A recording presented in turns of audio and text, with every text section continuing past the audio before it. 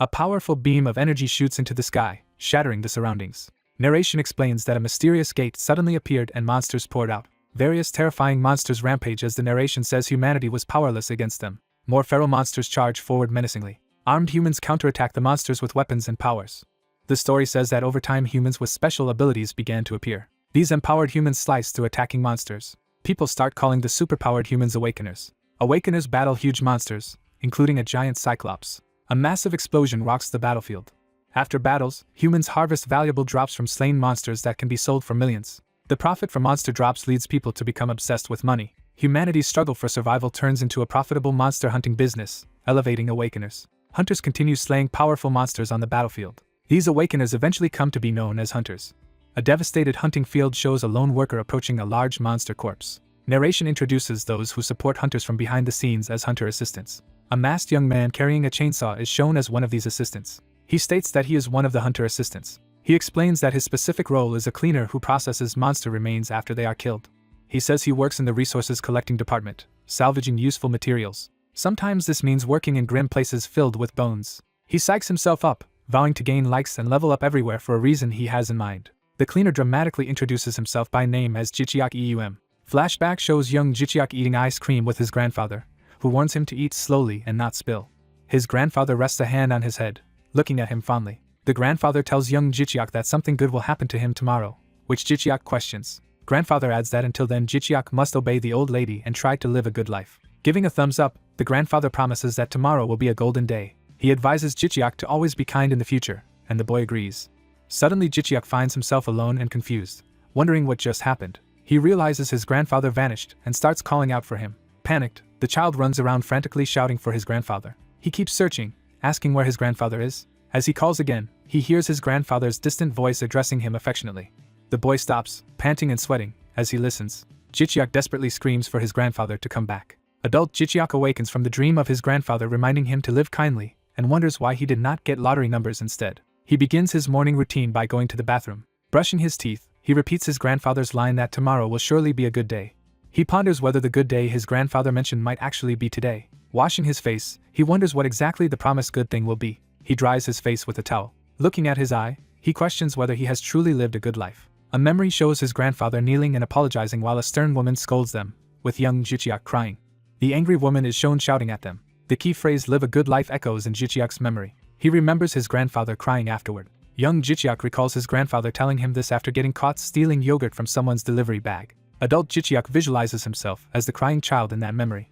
He concludes that this incident became his grandfather's final lesson. Recalling that lesson, he narrates that he now helps people in small ways, like pushing an old woman's cart. He clarifies he is not saintly, but his grandfather's words simply nudge him to help a little. Walking through the city, he says these memories motivate him to spare some time or money for others. He falls silent, reflecting on this habit.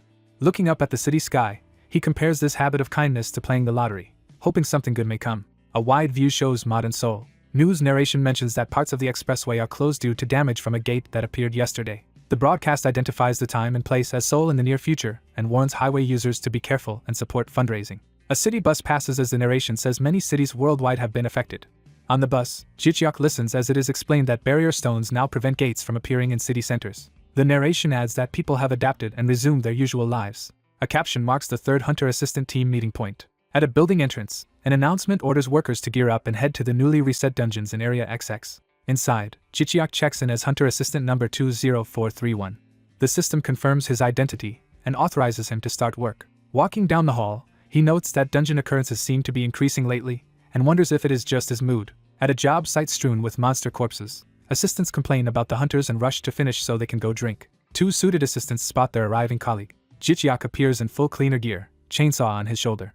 He marvels at the size of a monster corpse as he starts cutting, noting that they clean up these remains in dungeons. Suddenly he feels a powerful sensation and tells himself to wait. A strange, intense feeling surges through him. He staggers as something overwhelms his senses. Bent over the carcass, he grumbles that the stench is so bad he will lose his appetite for days. He resumes work, cutting through tough, stone-like parts of the corpse. He finds it surreal that he handles monster corpses so routinely now. Nearby monster blood pools on the ground. Other assistants load chopped monster parts into containers and trucks. A senior praises the clean cuts Jichiak made, saying they are textbook examples for new workers. Jichiak laughs that compliments will not change anything, but the senior says he is proud and someone must stand up for workers like them. The man gives Jichiak a thumbs up, calling him courageous and better than the rest lately, which surprises Jichiak. He then rallies everyone to give Jichiak a thumbs up in appreciation. The crew enthusiastically agree, giving Jichiak multiple thumbs ups while he wonders why this gesture feels so familiar. As Jichiak cuts, blue screens appear awarding him points and announcing that a mysterious god has taken interest and awakened his hidden abilities. Startled, Jichiak jumps back, shocking his co-workers. Blue energy swirls around his body as the awakening fully manifests. Panicking, he asks what is happening to him. Overwhelmed by heat and energy, he recalls the message about awakening. As his chainsaw hits the ground, he asks if this means he has become an awakened. Co-workers rush over asking if he is okay, while he insists it is nothing. He claims only that his feet feel slightly numb. His colleagues joke about how hard he worked and tell him not to overdo it. Jichiak reminds everyone to be careful since accidents have been frequent lately. He scolds himself for overreacting and tries to calm down. He notes that he must stay composed because his chest-mounted body camera is recording. A definition explains that the bodycam monitors assistants in real time to prevent them from stealing monster resources. Looking at his glowing hands, Jichiak muses that actually experiencing awakening feels strange despite hearing so many stories. When called to wrap up work, he responds, still thinking that awakening usually happens to people in their early 20s. He remembers a 31-year-old who gained fame as the oldest awakener and compares it to his own age of 28. Handling more monster meat, he admits he lacks confidence, perhaps from hearing too many stories. He thinks that awakening with only a mediocre ability would not be very beneficial. Seeing a dead hunter's hand on the ground, he fears that with a weak ability he would quickly end up as monster food. He silently contemplates this grim possibility. Surveying the battlefield, he reflects on how many hunters have died and notes that they had to cut open a monster's belly to retrieve a hunter's torn body. He concludes that it is hard to stay sane doing hunter-related work. While he labors, more blue screens repeatedly urge him to check the status window. The prompt continues to hover as he keeps avoiding it. Annoyed, he wonders what this thing is and why it keeps pestering him. A coworker asks if he is almost finished and urges him to hurry so they can leave, and Jichiak agrees. The status window pops up again, irritating him further. Elsewhere, 3 hunters converse quietly. One suggests they should keep something hidden from the government. Watching from afar, Jichiak thinks about how hunters enjoy privileges like immunity, pensions, and legal weapon ownership. Narration explains that despite these benefits, hunters also carry a duty to rush to gates appearing near their homes. It adds that such benefits are never free in this world. Later, Jichiak opens a locker room door. He thinks that becoming at least a C-rank hunter is necessary to survive, while those below D-rank are in constant danger. After work, his superior praises him for a job well done and Jichiak responds cheerfully. As they leave near a bus stop, co-workers say the team did well thanks to him and remark on needing young strength, while he modestly credits everyone. More blue screens grant him additional points for his sincerity, boosting his total. He sees his current point total displayed as 17 and is shocked. Riding the bus, he wonders what in the world this mysterious system is. At home, a caption identifies Jichiak's apartment as he looks for his medicine. Discovering he is out, he laments that each hunting trip leaves him bedridden for days. Grabbing his aching shoulder, he notes that hunting is dangerous and unpredictable, making regular work hard. A new blue message from the unknown god appears asking him to confirm something, leaving him stunned. He recalls that being directly chosen by a god for awakening is extremely rare and questions why he would be chosen. He remembers news about the world shock when the first entity identified as a god appeared. He narrates that people struggled to accept the existence of gods, and even more astonishing was that these beings protected and strengthened chosen awakeners. Opening the fridge and a drink, he wonders if his own awakening with a message is the same phenomenon. He drinks deeply from the can, thinking. Deciding to see what the system wants, he resolves to check it out. He raises his hand to invoke the system. Speaking the command to open the system, he triggers the interface.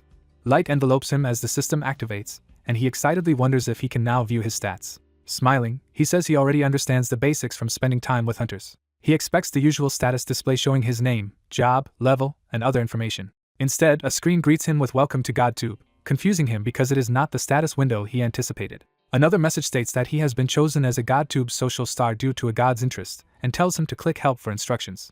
He notes that this interface feels very different from the normal hunter systems he has heard about. He admits he has never heard of anything like this before. A video suddenly plays of a man giving him a thumbs up and cheering him on. Frustrated, Jichiak wonders why he keeps seeing thumbs ups from everyone today. Realization dawns as he connects the repeated thumbs up to his grandfather. He remembers his grandfather giving a thumbs up and telling him to live a good life, realizing that this might be the good thing promised in his dream. Setting his drink down, he falls silent, processing this connection. He decides it is still too soon to know if this development is truly good or bad. Determined, he taps the interface to access more information and understand the system. The system explains that GodTube's social star is a job granted by the god, and from now on Jichiak must gather thumbs up from other people.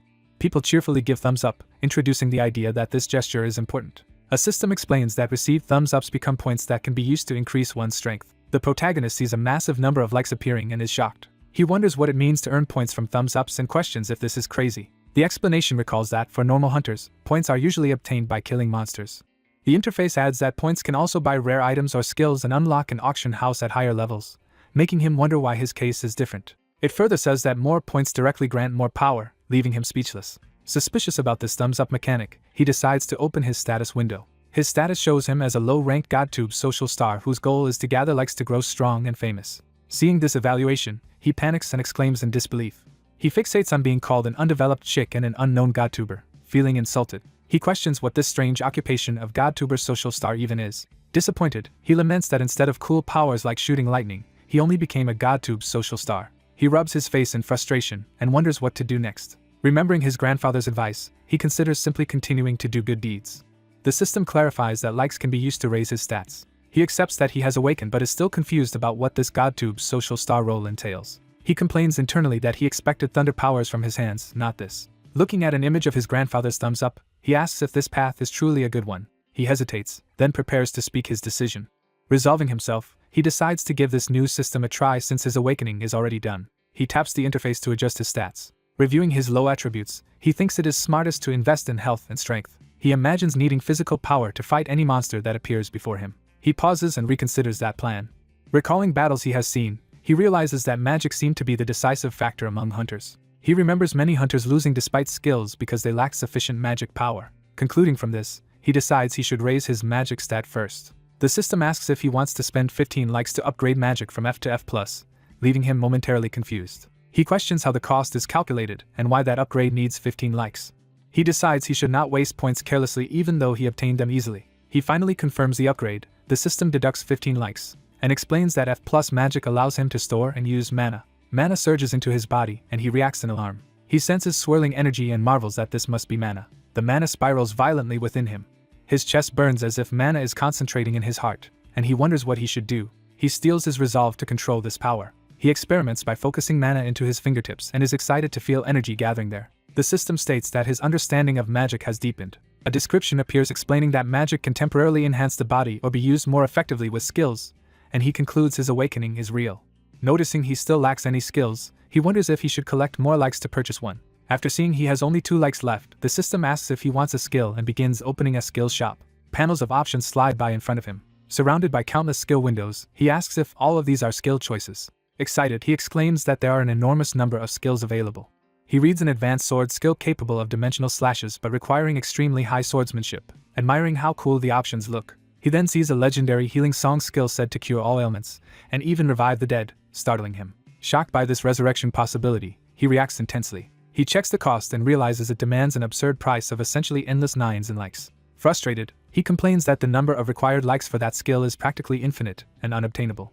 Feeling exhausted, he mutters that he is tired. He dismisses those impossible skills as pipe dreams and instead asks the system to show skills purchasable with just 2 likes. The system searches and reports hundreds of cheap skills available for 1 or 2 likes. Seeing the large list, he is impressed and surprised. He reads a basic breathing skill that simply improves health by proper breathing. Another cheap skill promises painless long walks. A third skill makes overeating easier by preventing stomach upsets, and he notes that only mundane skills appear because of his low points. He laughs at a pooping skill that ensures smooth bowel movements in any situation, finding the list entertaining. Moving to the 2-like category, he discovers a massage skill that enhances blood circulation and health, usable on both himself and others. He imagines using this massage on coworkers to earn their thumbs ups and concludes it is a good like farming ability. In his fantasy, coworkers praise his massage, say it feels great, and look forward to more sessions. Delighted, he calls the massage skill a hidden gem among the low-tier options. Determined to use 2 likes now to gain more later, he confirms purchase of the massage skill. The system processes the transaction and buys the massage skill for 2 likes. The next day at the Hunter Assistant head office, a coworker remarks on him arriving early despite yesterday's hard work. Another colleague points out how diligent a certain Mr. Kim is for coming early as well. They chat about Mr. Kim commuting daily from far away instead of using the dorm, and he modestly says he is used to it though he seemed tired yesterday. Mr. Kim explains he keeps working because he is broke and must earn money rather than rest. Jicheok cautions him about their dangerous job while his own uniform ID confirms his worker number. He falls silent as he fastens his uniform, thinking.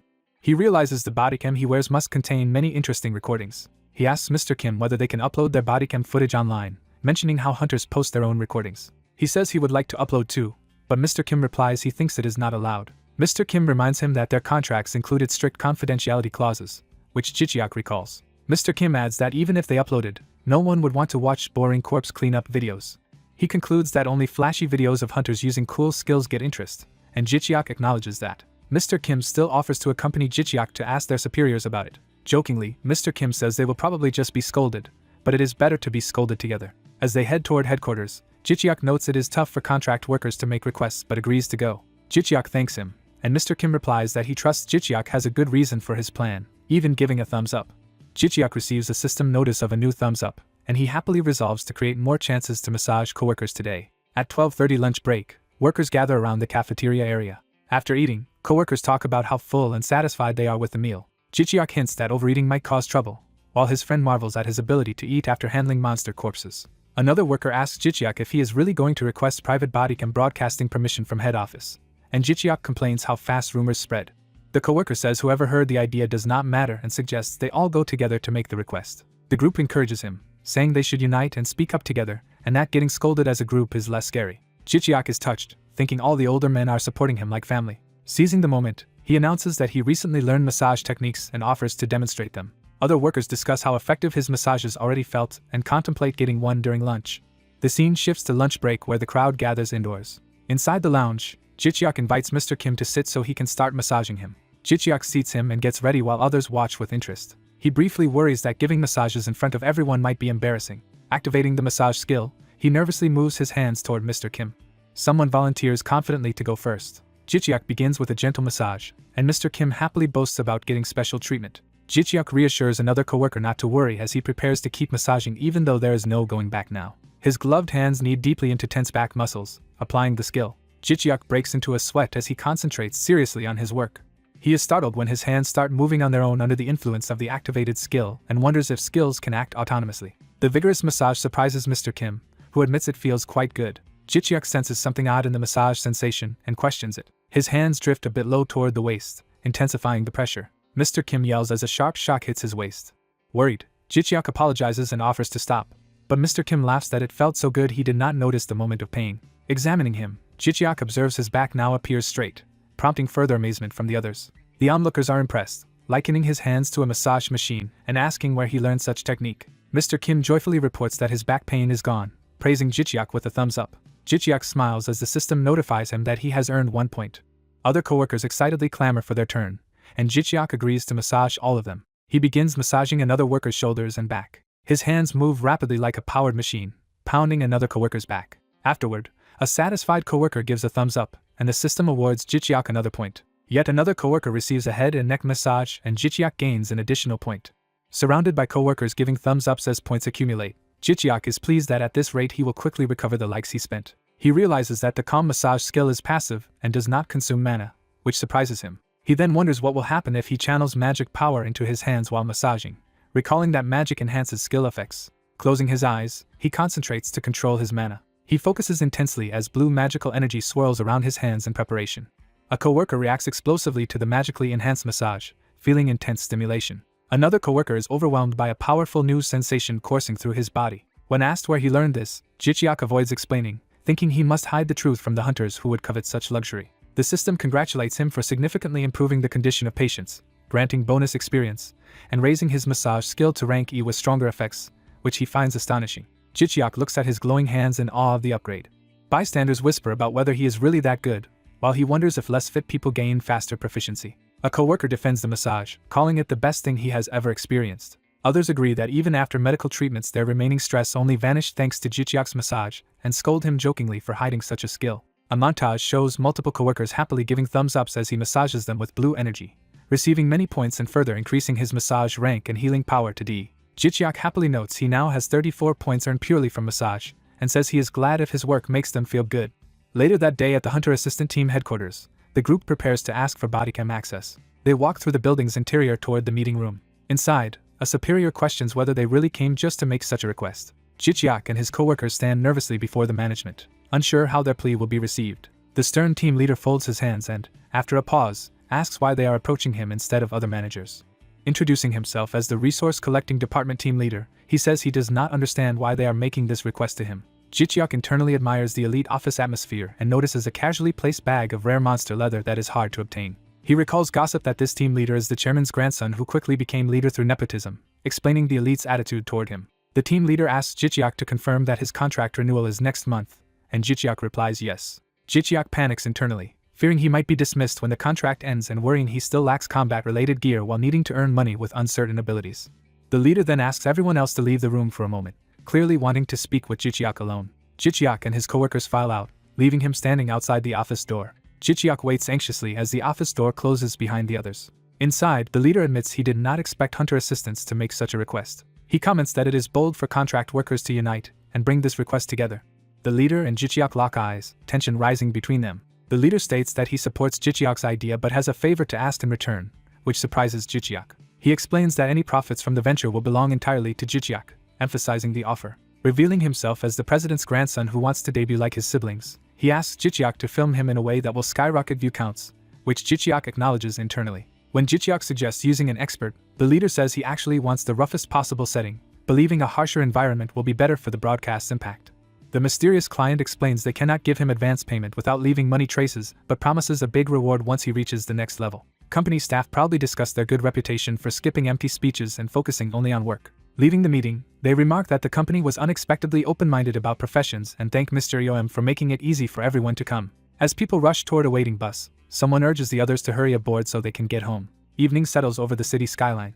The streets fill with pedestrians and traffic while the green bus makes its way through congestion. On the bus, he thinks the matter of the Sleep Dragon video is none of his concern, and he is pleased they allowed free use of the footage. He recalls being handed a tiny mechanical device that fits in his palm. The company man explained that the gadget is a durable micro bodycam used by hunters, ideal for filming even during combat. He was told that by using it he would be able to record in any situation. Now on the bus, he fastens the bodycam to his chest, noting that it differs from what they previously used. Reading the manual, he notes its automatic data transfer feature. Suddenly the bus lurches violently, his papers fly, and he gasps in alarm. The whole bus interior blurs as it shakes harder. Thrown around in his seat, he wonders in panic why the vehicle has begun to shake. His eyes widen in shock as the situation worsens. A close-up shows his dilated eye, emphasizing his terror. As the bus tilts, he looks out the window at the city whipping past. Seeing buildings dropping away, he curses, realizing something catastrophic is happening. From high above, the bus plummets toward the street amid streaks of motion.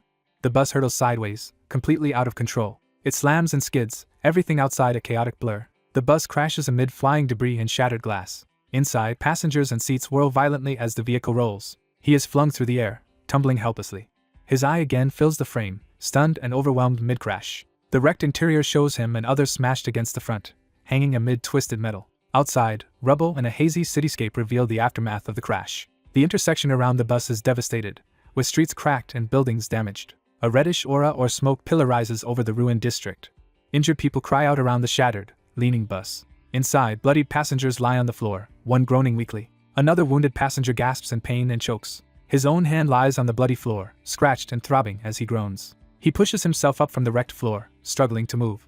Holding his aching head, he realizes how badly he is hurt. Looking around at the tilted interior, he curses and wonders if the bus actually flipped. Seeing blood dripping, he panics, trying to figure out whose it is. He clutches his injured arm, thinking that his whole body hurts. Feeling as if his body is smashed, he decides to use his massage skill on himself.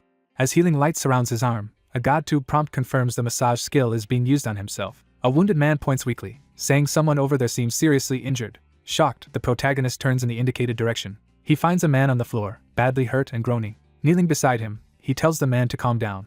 Pulling back the man's shirt, he sees a severe wound and realizes it is worse than expected. He presses glowing hands to the injury, activating his healing massage. He notes with relief that the wound is starting to close. While healing, he urges the man to hold on and thinks he can probably give first aid to everyone. Sweating with effort, he continues channeling energy into the patient. System messages report that the subject's wounds and abnormal conditions are healing. His massage proficiency is soaring, and he has gained the core trait first aid. Exhausted but focused, he keeps healing as another god tube window appears. Afterward, coughing passengers confirm they are alive as he asks if they are alright. A frightened boy asks why this happened, and the protagonist guesses that some kind of explosion occurred. Another man suggests they should try going outside first. The protagonist stops them, insisting that no one should leave the bus yet. Confused, someone argues they ought to go out and seek help. He explains that if this disaster is a gate manifestation, monsters may be outside, so staying put could be safer than rushing out. Trusting his status as an awakener, they nervously accept his advice. He tells them to endure a bit longer, and says he will go outside after finishing everyone's first aid. As he walks away glowing with healing power, bystanders remark how fortunate it is to have an awakener with him. GodTube notifies that his massage rank has risen and now automatically earns likes whenever used, as he continues healing another passenger. Notifications show he is receiving likes in real time while his glowing hands treat injuries. Colorful phantom thumbs swarm around him, and he realizes he is gaining likes just by massaging. Grateful passengers smile and thank him sincerely. Someone comments how lucky they are that a healer-type awakener happened to be riding the bus. He modestly says it was only basic first aid, while more likes accumulate. Watching the like counter skyrocket past tens of thousands, he wonders what kind of system this is but admits that having many thumbs up is beneficial. His bespectacled acquaintance reasons that the huge response is because he is saving lives rather than just giving ordinary massages. Nearby, a crying child clings to an adult, showing the lingering fear. Other rescued passengers give enthusiastic thumbs up, visibly relieved and supportive of him. Wiping sweat from his brow, he wonders if he has finally finished administering first aid. He reflects that he was so focused on suddenly using his skill that he almost forgot other details. Realizing something, he touches the device on his chest and wonders if the body camera has been recording everything. Remembering that the cam auto-activates from strong shocks or nearby monsters, he suspects that monsters must be around. He asks if anyone still feels unwell, but people answer that they feel fine. A passenger thanks him, saying the pain is gone, while he tells everyone to remain in the bus while he checks outside. He reminds them that what he did was only first aid and they should go to a hospital later, and they urge the awakener to be careful. He reassures them to wait a bit longer while he steps out. He climbs through the damaged bus doorway to survey the situation. Stealing his expression, he prepares himself mentally for what he might face. Outside he sees the city center in ruins, streets split and buildings leaning, confirming the scale of the disaster. In the distance, blue lightning and levitating debris herald the gate's energy while a terrified child cries in the street. Watching panicked civilians and wreckage, he thinks the whole area has descended into complete chaos. Stepping over rubble, he notes the pervasive stench of burnt flesh and blood. He also smells mixed oil and fuel, making the surroundings reek. Suddenly something catches his eye, startling him. He spots a massive swirling gate spewing bright blue energy and curses, realizing a gate has indeed opened here. The gate's energy shoots downward toward the city like blazing comets. He senses that the energy waves from this gate are unlike anything seen before and far more ominous. From the gate, hordes of goblin-like monsters pour out into the middle of Seoul, snarling and shrieking. Viewed from afar, the goblin swarm dives from the portal, prompting his shocked reaction. Seeing the group veer toward his position, he panics that the goblins are coming straight for him. Inside the bus, someone shouts that the monsters are heading their way. People scatter in terror while he urges everyone to run.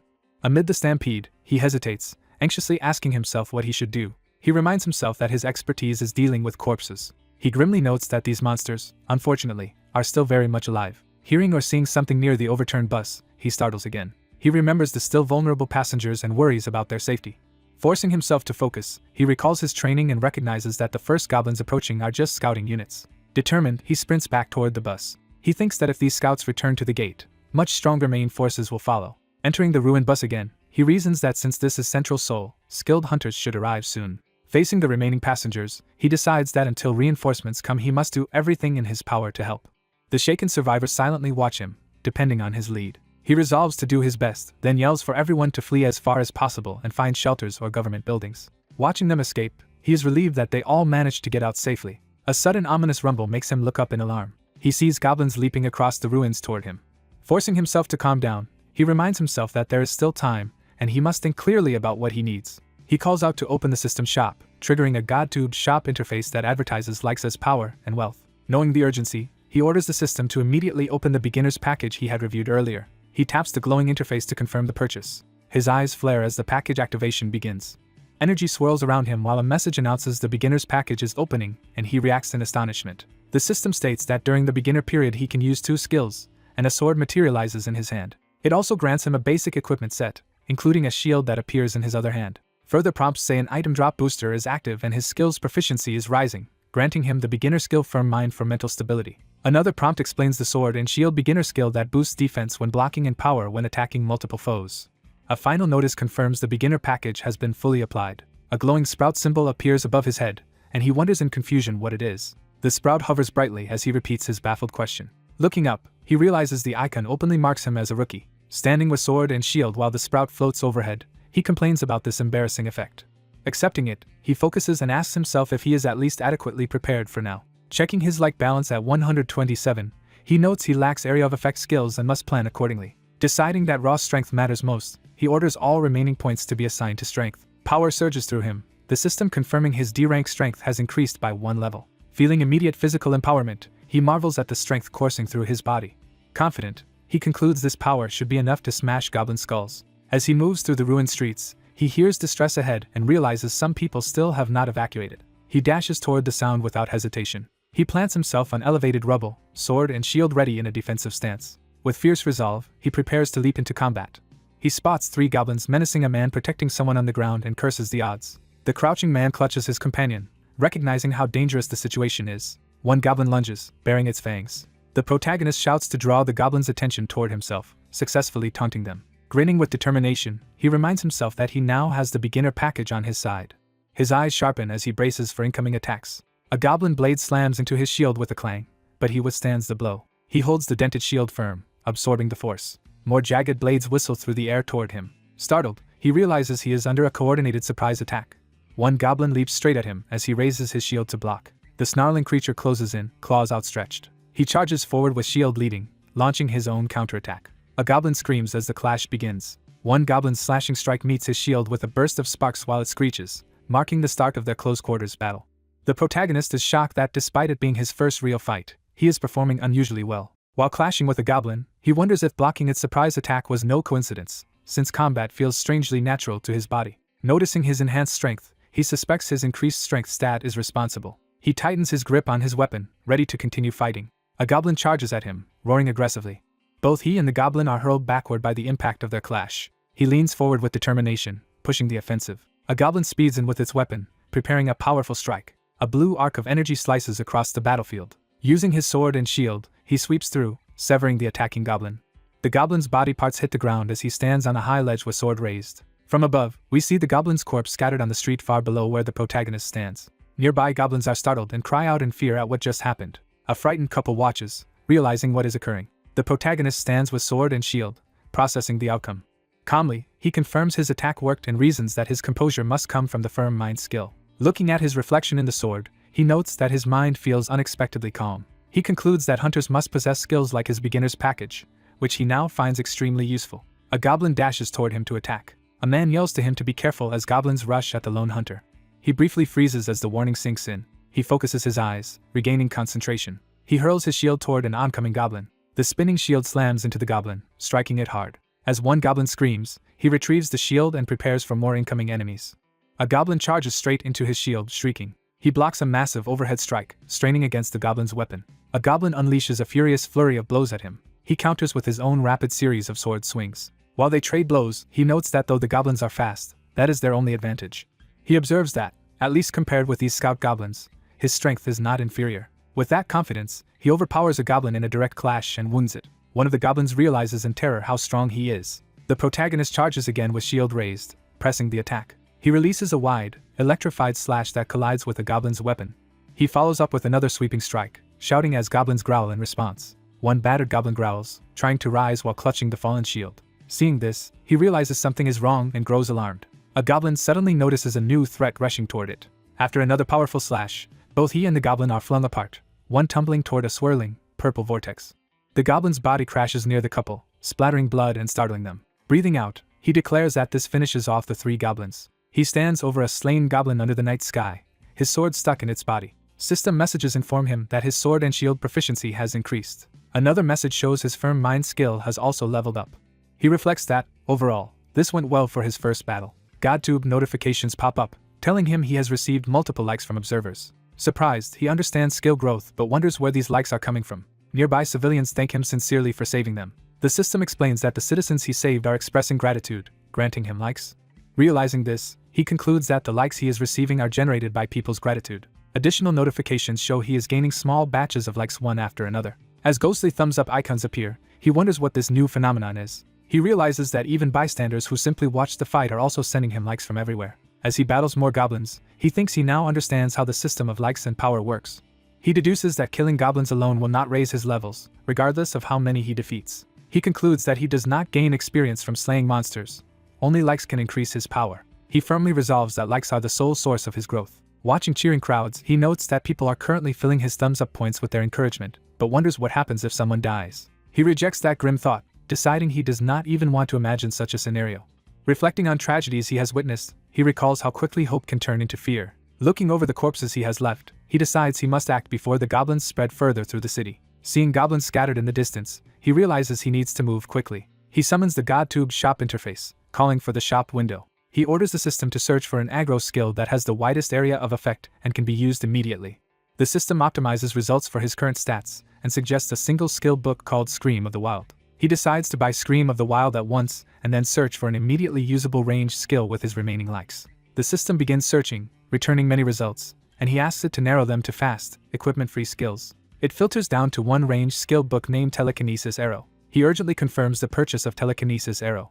The system completes the purchase, leaving him with 0 likes. A glowing skill book materializes before him amid swirling blue energy. As he reaches out, he reassures himself that spending all his likes on this book will be worth it. He touches the book and begins absorbing its power in a vortex of light. Energy surges around him as the new skills take root in his body.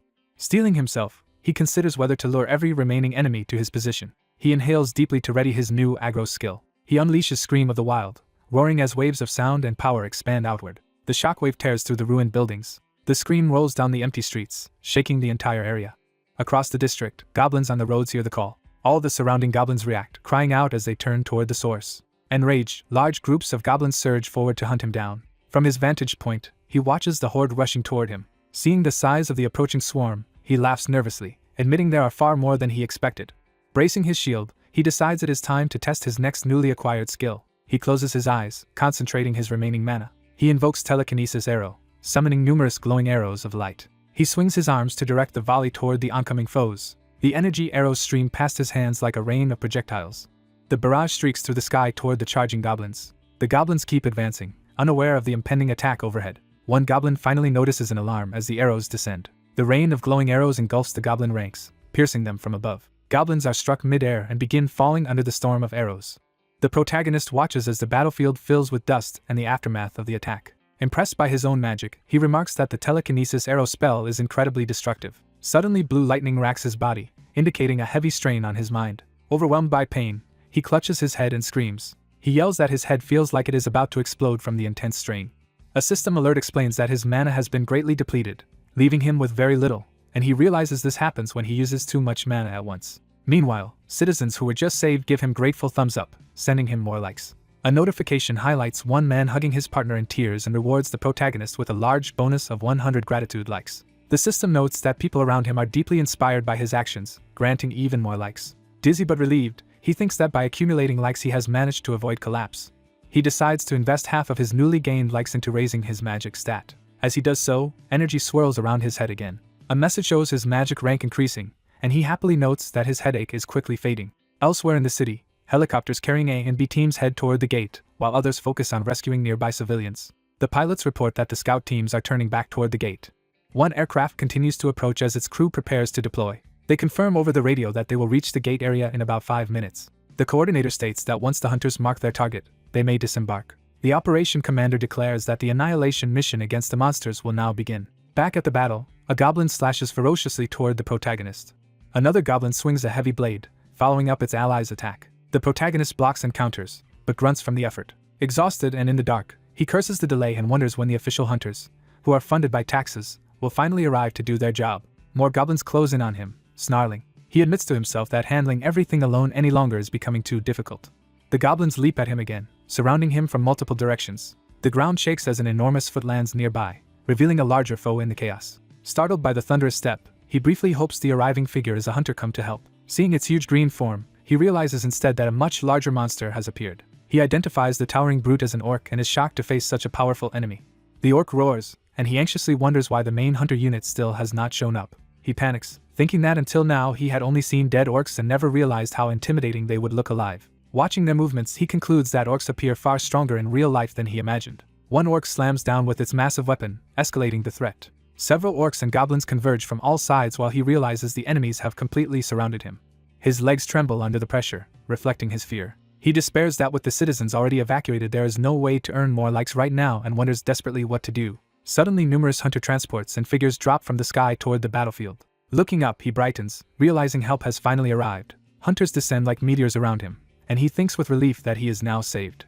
One hunter in goggles streaks downward, leading the assault. Charged with electricity, another hunter prepares to obliterate the goblins as the protagonist cheers them on to crush the monsters. A swordswoman hunter dives in with a flaming greatsword. Her slash explodes in a blinding arc that devastates the area. The aftermath is a storm of blasts and shockwaves tearing through the monsters' ranks.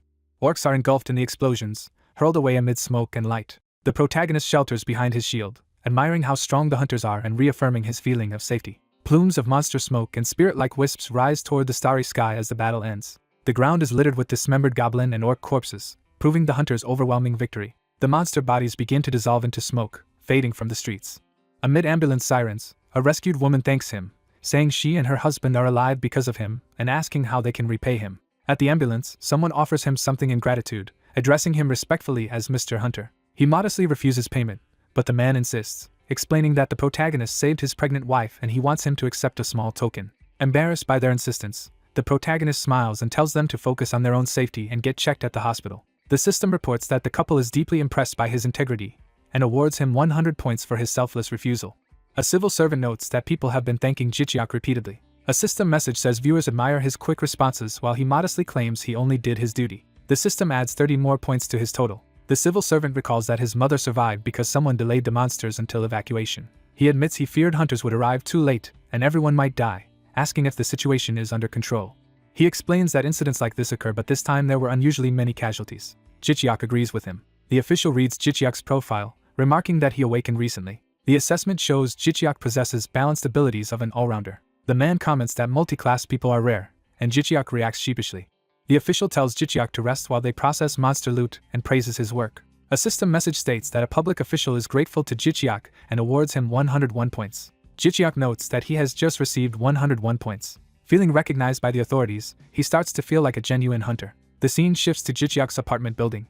Jichiak arrives home and takes off his shoes. Exhausted, Jichiak collapses spread-eagled onto his bed. Lying there, he reflects that fighting monsters today still feels unreal, like a dream. He vividly recalls battling goblins in the earlier fight. He keeps replaying memories of fighting monsters. A new quest notification appears from GodTube. Jichiak, surprised, looks up at the floating quest window. The quest explains that for his GodTube debut he must upload today's recording to earn a beginner skill reward. Examining the listed beginner skills, he thinks they all look very valuable and worth the effort. Holding the recording device, he wonders how he is supposed to upload the footage. The interface opens an energy vortex and instructs him to insert his data. Unsure about editing, he asks if he can just upload the raw footage. He decides to upload the data before going to sleep anyway. The recording is sucked into the swirling GodTube interface. Numerous data panes stream upward as the upload progresses. The system confirms that the upload has completed. Another message reports that the quest is finished and rewards are now being issued. As Jichiak sleeps, glowing GodTube energy swirls over him. A sepia flashback shows a younger Jichiak running, breathing hard. His grandfather runs with small Jichiak in his arms toward help. The sweating grandfather reassures his feverish grandchild that they are almost at the destination. They reach a hospital emergency room. The grandfather desperately hurries inside. Young Jichiak quickly calls out to his grandfather as they reach the reception. The grandfather encourages him, promising ice cream if his fever goes down, but saying he must first get a shot. The child trembles and tears up at the thought of the injection. A nurse injects the shot into the child's thigh. Jichiak cries loudly in his grandfather's lap after the painful injection. Later the grandfather buys him the promised ice cream. The child happily reaches out for the ice cream. Grandfather gently tells him to eat it slowly. Little Jichiak eagerly bites into the ice cream. The grandfather smiles warmly, relieved. Sitting together on a park bench, the grandfather tells Jichiak he wants nothing more from life. He asks Jichiak only to grow up healthy, and the boy cheerfully agrees. Back in the present, music plays as half-asleep Jichiak murmurs about his grandpa. Still groggy, he reaches to answer his ringing phone. He picks up the call. Lying on his bed, he answers hello, while the caller urgently asks what happened. Realizing who it is, he drowsily recognizes Mr. Kim. Sitting up in surprise, he insists he already finished the job yesterday, but Mr. Kim says he has awakened and is on the news now. Confused, Jichiak asks about the news, and Mr. Kim exclaims that he is currently being featured. Jichiak hurriedly ends the call, promising to call back. He rushes off with the phone in hand. He wonders what it means that he is on the news.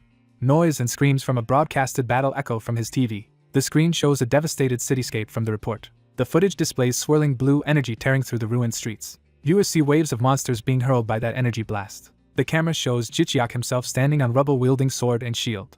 Staring at the TV, he exclaims in shock that the fighter on screen is really him. He critiques the video quality while watching himself fight a goblin. Standing before the TV, he confirms to himself that the person in the video is definitely him. The newscaster reports that citizens witnessed a hunter saving many lives and that the man appears to have just awakened. Interviewed citizens speculate he has 3 skills encompassing healing, strength, and magic, and one survivor credits him for their life. The announcer adds that witnesses say the hunter vanished silently afterward, and authorities have hidden his personal information. Watching, Jichiak wonders what all this commotion is about. The anchor mentions the clip has also been uploaded to a social media site. Jichiak realizes with alarm that this must refer to GodTube. The news states that the video is receiving a massive and rapidly increasing number of views. The report then narrates how the mysterious awakened person was filmed saving lives in the city center and invites viewers to watch the battle footage. Jicheok watches tensely, sweating. More clips show him fighting fiercely against monsters using shield, spear, and magic. He recognizes the sequences and reacts to the various battle scenes. He deduces the clip likely came from an official's body cam. He realizes the news video is exactly what he uploaded before bed. Standing in his room, he wonders if the video spread across the internet overnight. Doubting, he calls the system to verify whether this is real. The GodTube interface materializes in front of him. A system pop-up reports that he now has over 999 unread messages. Jicheok gasps in disbelief. He sees the like counter skyrocketing and reacts in shock. His eyes widen as the numbers continue rising. A message informs him that yesterday's upload has reached 3.5 million views and 200,000 subscribers. He questions how this could happen, wondering if such online popularity is even possible. Noting that likes are fewer than views, he compares the two metrics. The system clarifies that it tracks likes separately from views and shows his current total like count. Jicheok notes that, for a first video, around 80,000 likes is impressive. He reflects on the enormous numbers of likes, subscribers, and views displayed. Collapsing back on the bed, he wonders whether this situation is a dream or reality. He thinks that he simply slept and woke up to find himself a sudden GodTube star. The doorbell rings, drawing his attention to the front door. He wonders who would visit him, since he rarely has guests. Approaching the door, he asks aloud who it is. A voice outside identifies himself as Mr. Eum's visitor. Jicheok reacts with surprise as he reaches for the door. The visitor introduces himself as Junji Han, which Jicheok recognizes as the chief of staff. Jicheok opens the door. A well-dressed man with glasses greets him politely by name. A narrated recap explains that barrier stones were installed in big cities to prevent gates from opening. It notes that since then no gates had opened in city centers until this latest incident. Commentators discuss how experts are baffled and still researching without clear answers. They add that budget for buying barrier stones has been cut in half over the years. Analysts warn that without policy change, similar disasters could happen elsewhere and stress the need to secure more barrier stones. They explain that barrier stones are very expensive, in high global demand, and usually only drop from clearing 3-star or higher dungeons.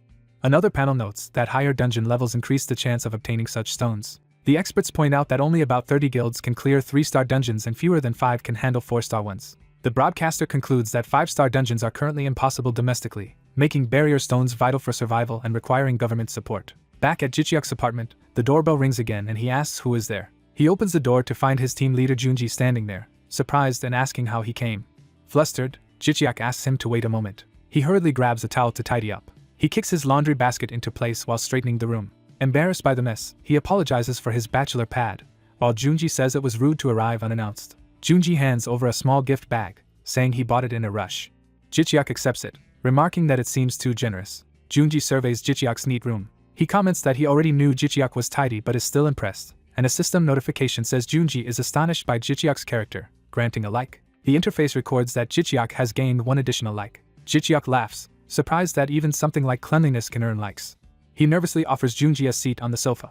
As Junji sits, Jicheok heads off to get him a drink. Junji takes a seat on the couch, feeling more nervous than during previous TV mentions as Citizen 1 or 2.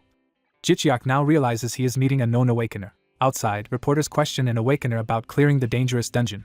Junji, now in combat gear, tells the press it was a very challenging dungeon and a rare experience. He adds that if the main forces of monsters had emerged, the outcome would have been far worse, and credits a subordinate for buying crucial time. Junji admits he dislikes calling Jicheok merely a subordinate. Another coworker praises Jicheok's talent and everyday work ethic. The press conference continues with Junji speaking at length to the cameras.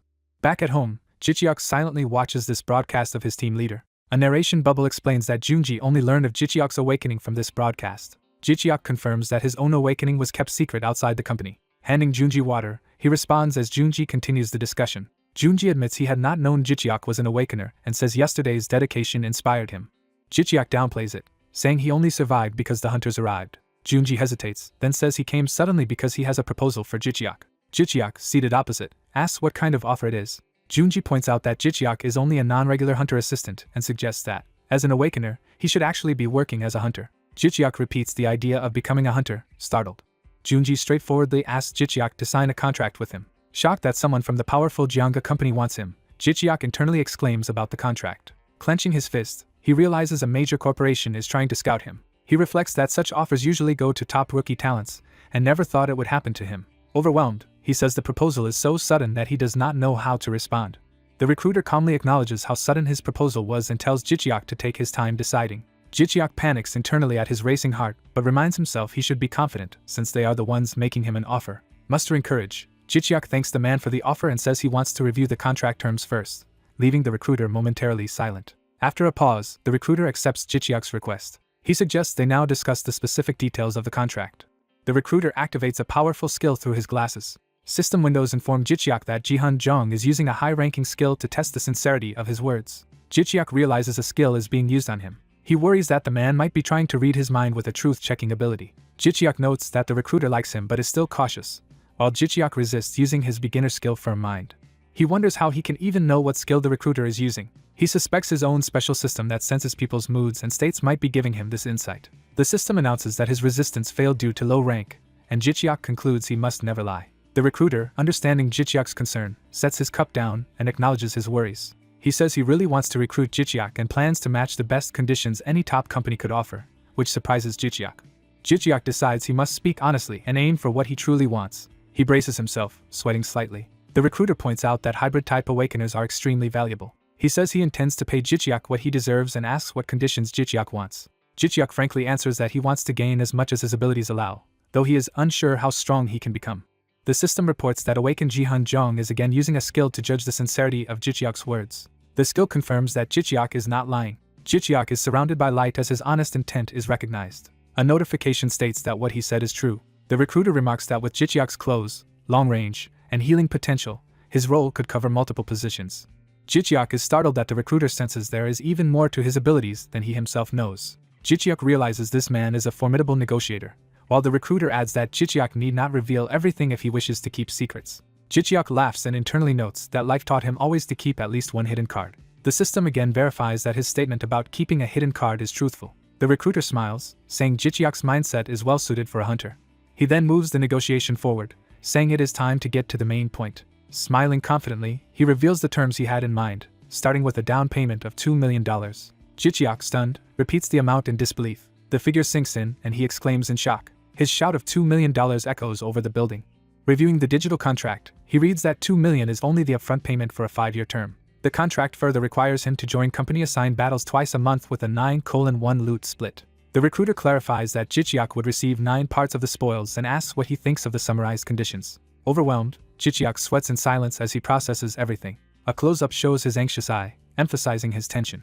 He suddenly erupts with joy, shouting that he loves the offer. Then, sobering as he rereads the generous terms, he wonders if such conditions can be real or if he is dreaming. The recruiter adds that the company will also fund his younger sibling's law school tuition, knowing the sibling abandoned university due to costs. Jicheok is shocked that they even know this personal detail, and wonders if they are an investigation agency. The recruiter further promises to assign Jicheok a manager for assistance, and asks if these conditions suffice. Jicheok admits that the offer is extremely good. The recruiter explains that such terms reflect the high expectations they have for Jicheok. Jicheok grips his phone, feeling the whole situation is unreal. He questions whether a person's life can change this dramatically in a single day. Looking at the TV, he reflects that all this happened simply because he appeared on a broadcast. His eyes widen as the reality of his sudden fame and value sinks in. He thinks to himself that he has received an unbelievably good offer. Seeing Jicheok deep in thought, the recruiter says he understands and suggests ending the meeting for the day so Jicheok can think. He reiterates that he will give Jicheok time to consider the proposal carefully. Jicheok apologizes for not deciding immediately despite the recruiter coming in person. The recruiter laughs it off, saying important decisions require caution, and reveals they have already begun preparing his contract. He explains he wanted to give Jicheok an informal preview because this is not a situation where tricks should be used. Jicheok can only respond weakly, still processing the implications. He worries that the matter has grown too big but reasons that now he at least knows his market value and can compare other offers later. Jicheok concludes that he will attend whenever they schedule him, and the recruiter agrees to contact him once everything is ready. They seal their preliminary agreement with a handshake and a promise to meet again. After the recruiter leaves, Jicheok silently watches the door. He exhales in relief once he is alone. Collapsing on his bed, he thinks about how serious things have suddenly become. Lying there, he recalls his grandfather's advice, believing that because he lived kindly as taught, nothing bad will come from this.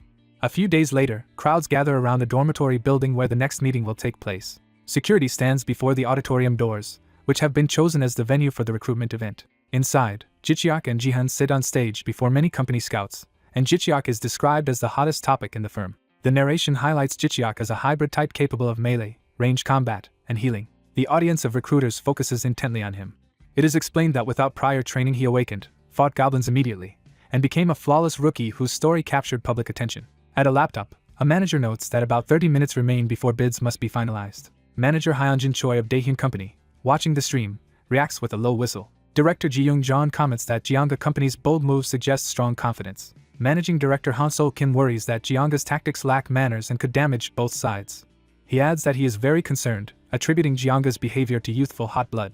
Hyunjin opens a water bottle, agreeing with that assessment. After a sip, she concludes that Jianga must be trying to provoke them. Manager Tae-young Lee reports that they are confident Jicheok has not yet signed with anyone. He says they can rely on their gathered information and that a detailed profile file has been attached.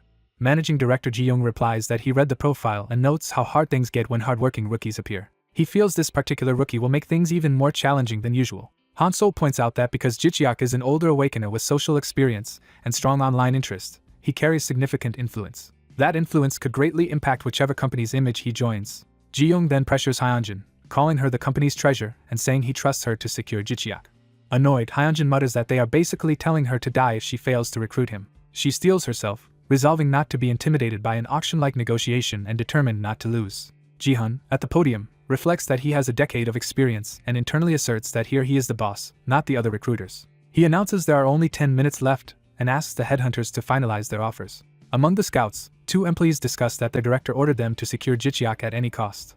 One of them nervously wonders if the managing director's prepared offer will be sufficient. Hyunjin sits silently among the others, thinking. She begins to organize her thoughts on how to structure Daehyun's proposal. Reviewing Jicheok's profile, she notes he has no parents, supports a younger brother in law school, and has excellent grades and certificates while working as a hunter assistant. She concludes that in such circumstances the brothers must value each other deeply.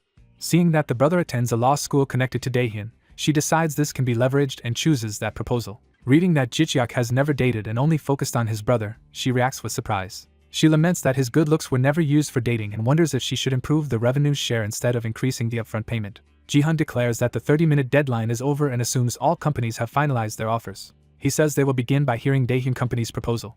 He repeats that the order will start with the Daehyun Group. Hyunjin rises, gripping the microphone as she prepares to speak. With determination, she agrees to proceed. Hyunjin formally greets Jicheok on behalf of Daehyun Group. She introduces herself to everyone as Hyunjin Choi, manager of Daehyun Group's external sales department. She explains they had little time to prepare but still tried to create conditions that would satisfy Jicheok. She asks Jicheok if he wants terms comparable to Jianga's offer. Ji-hun watches her in tense silence from the podium. Hyunjin dramatically announces that Daehyun proposes a 4 billion won down payment with a 5-year contract and an 85:15 revenue split in Jicheok's favor. The room erupts in shock at the magnitude of her offer. She adds that Daehyun will also fund Jicheok's brother's law studies at K University and provide housing support. Someone pounds the table in disbelief, shouting in surprise. Jicheok is stunned to hear an offer of 4 billion won. His eye widens as the figure sinks in. Hyunjin herself thinks the amount is unbelievable, noting it is twice what their chief of staff earns. Another observer notes that although the share ratio is slightly worse, the offer is still insane. Hyunjin promotes Daehyun as Korea's top construction company and promises Jicheok a home in a newly rebuilt luxury district. Jicheok listens, overwhelmed and sweating. She elaborates that Daehyun leads high-end apartment construction and is developing a 120-story luxury complex called Diamond Castle in Gangnam New Town. Jicheok swallows nervously as he imagines the scale of what is being promised. She notes that Jicheok's residency there would itself generate huge marketing profits for them. Smirking, she thinks all competing offers have now been rendered useless. She boldly claims Daehyun is the only company capable of offering such conditions, and tells weaker bidders they might as well leave if they cannot beat it. Ji-hun stays silent, weighing the implications. Narration explains that after Daehyun spoke, other companies also began presenting unconventional offers. Additional recruiters step up to the microphone to announce their bids. The narration then highlights that 4 proposals stand out above the rest. Those top 4 all include a 4 billion won down payment, each paired with different revenue splits, corporate backing, or a special item. Jicheok sits at the mic, sweating as he tries to process the choices. He internally screams, wondering what on earth he should do. He frets that he does not even know the true potential or limitations of his own abilities yet. A narration explains that many new awakeners enter an overconfident manic phase known colloquially as psychiatric illness. Despite passing through that stage of feeling omnipotent, Jicheok managed to stay unusually calm about judging his own abilities. His composure likely stems from having personally collected too many fallen hunters' bodies after battles. The moderator announces that it is finally Jianga Group's turn to present their conditions. Ji-hun acknowledges that everyone else has brought excellent proposals. He says he has listened carefully to them, and now it is time to reveal Jianga's own offer. He shocks the room by offering Jicheok an 8 billion won down payment plus a B-grade awakening stone. The amount leaves everyone mentally echoing 8 billion in disbelief. Jicheok is further stunned that a B-class awakening stone is included. The narration explains that such a gemstone is extremely rare and can grant awakening to ordinary people. The crowd murmurs, noting that Daehyun usually controls the B-class stone market, and questioning how Jianga can offer one. Hyunjin, alarmed, wonders what trick Jihan is using since she is certain the 2 known B-class stones are in Daehyun's vault. Jihan calmly states that simply reselling the offered awakening stone would bring Jicheok around 20 billion won on the market. He adds that the stone could also be used to awaken Jicheok's younger brother, making the proposal even more attractive. Faced with such stakes, Jicheok blurts that the situation is terrifying. He admits internally that the escalating offers are becoming impossible for him to handle. He agonizes over what to do with such massive proposals, finding it too hard to decide which is best. Jicheok feels utterly at his wit's end. He concludes that this decision is far too big for him to make alone. Someone calls out to Mr. Jicheok. Jicheok sits silently at a microphone, overwhelmed. The company representative says he knows this situation is new for Jicheok and suggests not deciding immediately. The representative announces they will give Jicheok time and asks companies to submit summarized contract terms. A female manager worries about the many uncertain variables in the negotiation. Jicheok sits on stage while the representative speaks. Jicheok internally fixates on the mention of an awakening stone and wonders where it came from. The representative checks on Jicheok, asking if he is alright. Jicheok admits he is confused and does not know what to do. He decides he needs advice and plans to call his brother. The representative agrees that involving his brother is fine. The female manager watches as Jicheok begins discussing things with the representative. In the waiting lounge, Jicheok's brother tells the representative to limit their liability compared to the compensation. Jicheok's brother Mucheok explains that failure to deliver B-rank awakening stones on time will cancel the contract and obligate the company to pay damages. The representative remarks that Jicheok's brother is impressive. Mucheok confidently assures him they will meet their obligations and invites any further counterproposals. The representative praises Mucheok's sharp mind and jokes about consulting his own legal team. Jicheok thinks he has no intention of being outdone by either the representative or his brother. Mucheok points out a problematic article in the contract, calling it unacceptable. The representative defends the clause as standard among awakeners and accuses them of pushing too far. Mucheok argues he is not trying to fleece them but to define responsibilities fairly, while the representative insists company rules still apply. Jicheok, rubbing his head, thinks this negotiation is going to be long. Later outside, Mucheok asks if Jicheok really intends to use the awakening stone, reminding him it could also just be sold for money. Mucheok says the reward belongs to his brother and volunteers to use the awakening stone himself since only ordinary people can use it. Jicheok notes that for someone already awakened, the stone is just a useless rock. Mucheok tells him not to hesitate, vowing to protect his only family just as Jicheok always protected him. Jicheok looks at his brother and thinks about how much he has matured. Mucheok sips his drink, reflecting that Jicheok probably expected a more touching declaration of protection. Jicheok fondly thinks that his little brother has truly grown up. Back in the lounge, the representative slams down the finalized Awaker contract and tells Jicheok where to sign. Jicheok and Mucheok are shocked at how thick the contract is. Mucheok admits he still dislikes parts of it but feels he has managed to protect his brother. The representative says he has already given them generous leeway and thinks the contract is acceptable. He reminds Jicheok of an important point he hopes Jicheok understands. Jicheok enthusiastically agrees as he prepares to sign. He reaches for the pen. After signing, he marvels that the contract will give him 8 billion won upfront plus a B-rank awakening stone and wonders if this marks the start of his hunter career. Mucheok tells the annoyed representative he has not yet chosen which company to join after awakening but is glad all the bad clauses were removed. The representative laughs that there will be other B-rank recruits and even higher ranks if Jicheok is lucky, while Mucheok agrees that everything depends on luck and potential. Jicheok finishes signing as the pen moves across the pages. The representative declares the contract complete as Jicheok's signature appears. They shake hands and wish each other well for the future. As they part, the representative adds that he has something more. He hands Jicheok a small rune-marked box as a gift, telling him to open it at home. Jicheok and Mucheok react with curiosity to receiving an unexpected gift.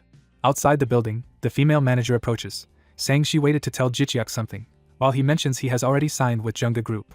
She hurriedly says her reason is not to contest the contract, prompting him to ask what it is about. Mucheok watches their conversation silently from a short distance away. The manager nervously explains she does not want him to misunderstand but that Junga Group is actually the last place she would choose. Jicheok asks her why she feels that way.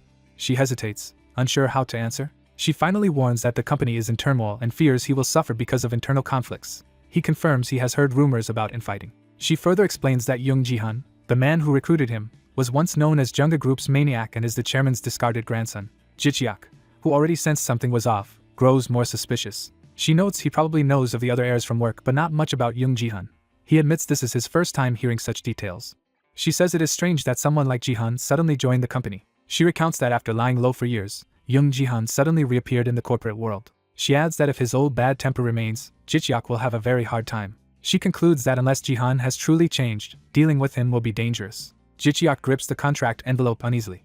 He panics internally, thinking Jihan should have told him this before the contract, and now the situation feels frightening. The manager apologizes for taking his time, calling it a senior hunter's concern, while Jicheok says he believes she spoke out of genuine worry. She hands him a business card. Jicheok looks at the card in surprise. She says that if his contract with Junga is ever broken, he should contact Deechin Group, which will offer him better terms. Jicheok is left stunned by this new option. He watches her walk away down the street. Mucheok suggests they go eat, and Jicheok agrees to look for a good place. As they walk, Mucheok asks what she wanted, and Jicheok says she just gave him her card in case he needed it. Mucheok is amazed she is still trying to recruit Jicheok even after he signed elsewhere. Jicheok falls silent while glancing back at the office building. He wonders if young Jihan really has such a dark backstory. Looking up, he thinks Jihan currently just looks like a handsome, picky third-generation chaebol heir. He questions whether the rumors are just a mischievous joke like Jihan once claimed. Mucheok calls him to hurry up because he is waiting. Over the meal, Mucheok suddenly tells his brother he plans to drop out of school. Jicheok explodes, asking if he is crazy after studying so long. Mucheok is startled and argues that it is stranger for an awakener to remain a lawyer when hunters earn far more. Jicheok challenges what happened to Mucheok's original dream of becoming a lawyer. Mucheok admits his real dream is simply to make lots of money and buy a building. Jicheok, exasperated, tells him to take only a semester off and reconsider continuing his studies. As Jicheok scolds him, his stomach growls awkwardly. Mucheok compromises that if Jicheok insists, he will at least focus on training his body before using the awakening stone, since a stronger body raises the chance of success. He agrees enthusiastically to work out properly this time. Jicheok warns that if any extra contract proposals come while he is away, Mucheok must not accept them and should tell him everything, then suggests they finish eating. Later, Jicheok researches and learns Young Jihan's father is the chairman's fourth son and that the older three children are all highly accomplished with many articles about them. In contrast, he finds almost nothing about Jihan's father, as if the man barely exists. Jicheok finally locates some old reports. The articles describe the fourth son's scandals with reckless spending and drunk driving accidents, though the damning links have since been deleted. He sees that those scandal links were also erased. Sitting on his bed, he wonders why so many links are gone. He suspects Junga Group suppressed the information because it damaged their reputation. As he moves around his room, he notes that while the other heirs married celebrities, the chairman seems to have completely written off his fourth son. Drinking water, he realizes Young Jihan, like his father, has very few traces left online. He reads tabloids about Jihan's teenage drinking, smoking, lavish spending and excuses, realizing the media treated him like a typical scandalous heir. Jicheok sighs in relief, concluding that manager Choi Hyujin's warnings about Jihan were true. Looking at Jihan's photos, he thinks the man appears like an elite honor graduate who has studied hard. He then recalls that Jihan still seemed slightly arrogant when dealing with him. Feeling drained, he tosses his phone aside and mutters that he must just be tired. Standing before the rune-marked gift box, Jicheok hesitates in silence. He remembers they promised to send the B-rank awakening stone within a week and wonders what could already be inside this box. Examining it, he suspects it is some gate-related item due to the runic markings. His eyes widen nervously as he prepares to open it. The box jolts open in his hand, revealing a wristwatch. Startled, he wonders if the plain-looking watch hides any special abilities. He decides to check his GodTube point shop, thinking he must have accumulated a lot of points. He opens the system shop interface and plans to look for an appraisal skill. While walking through the swirling interface, he reasons that hunters need appraisal skills to avoid being cheated on dungeon loot. Facing the GodTube screen, he notices the shop layout seems bigger and different from before. He commands the system to search for appraisal skills.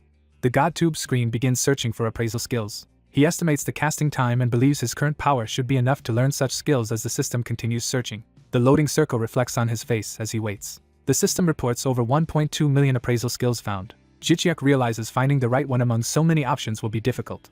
He reacts to a costly skill called Wise Man's Eyes priced at 100,000 points, shocked by how expensive it is. He notes he only has about 108,000 points in total. Concluding he cannot afford that, he decides to balance his skills and filter the list for cheaper growth-type appraisal abilities. The system starts a new filtered search. The search animation plays again. GodTube returns a single result.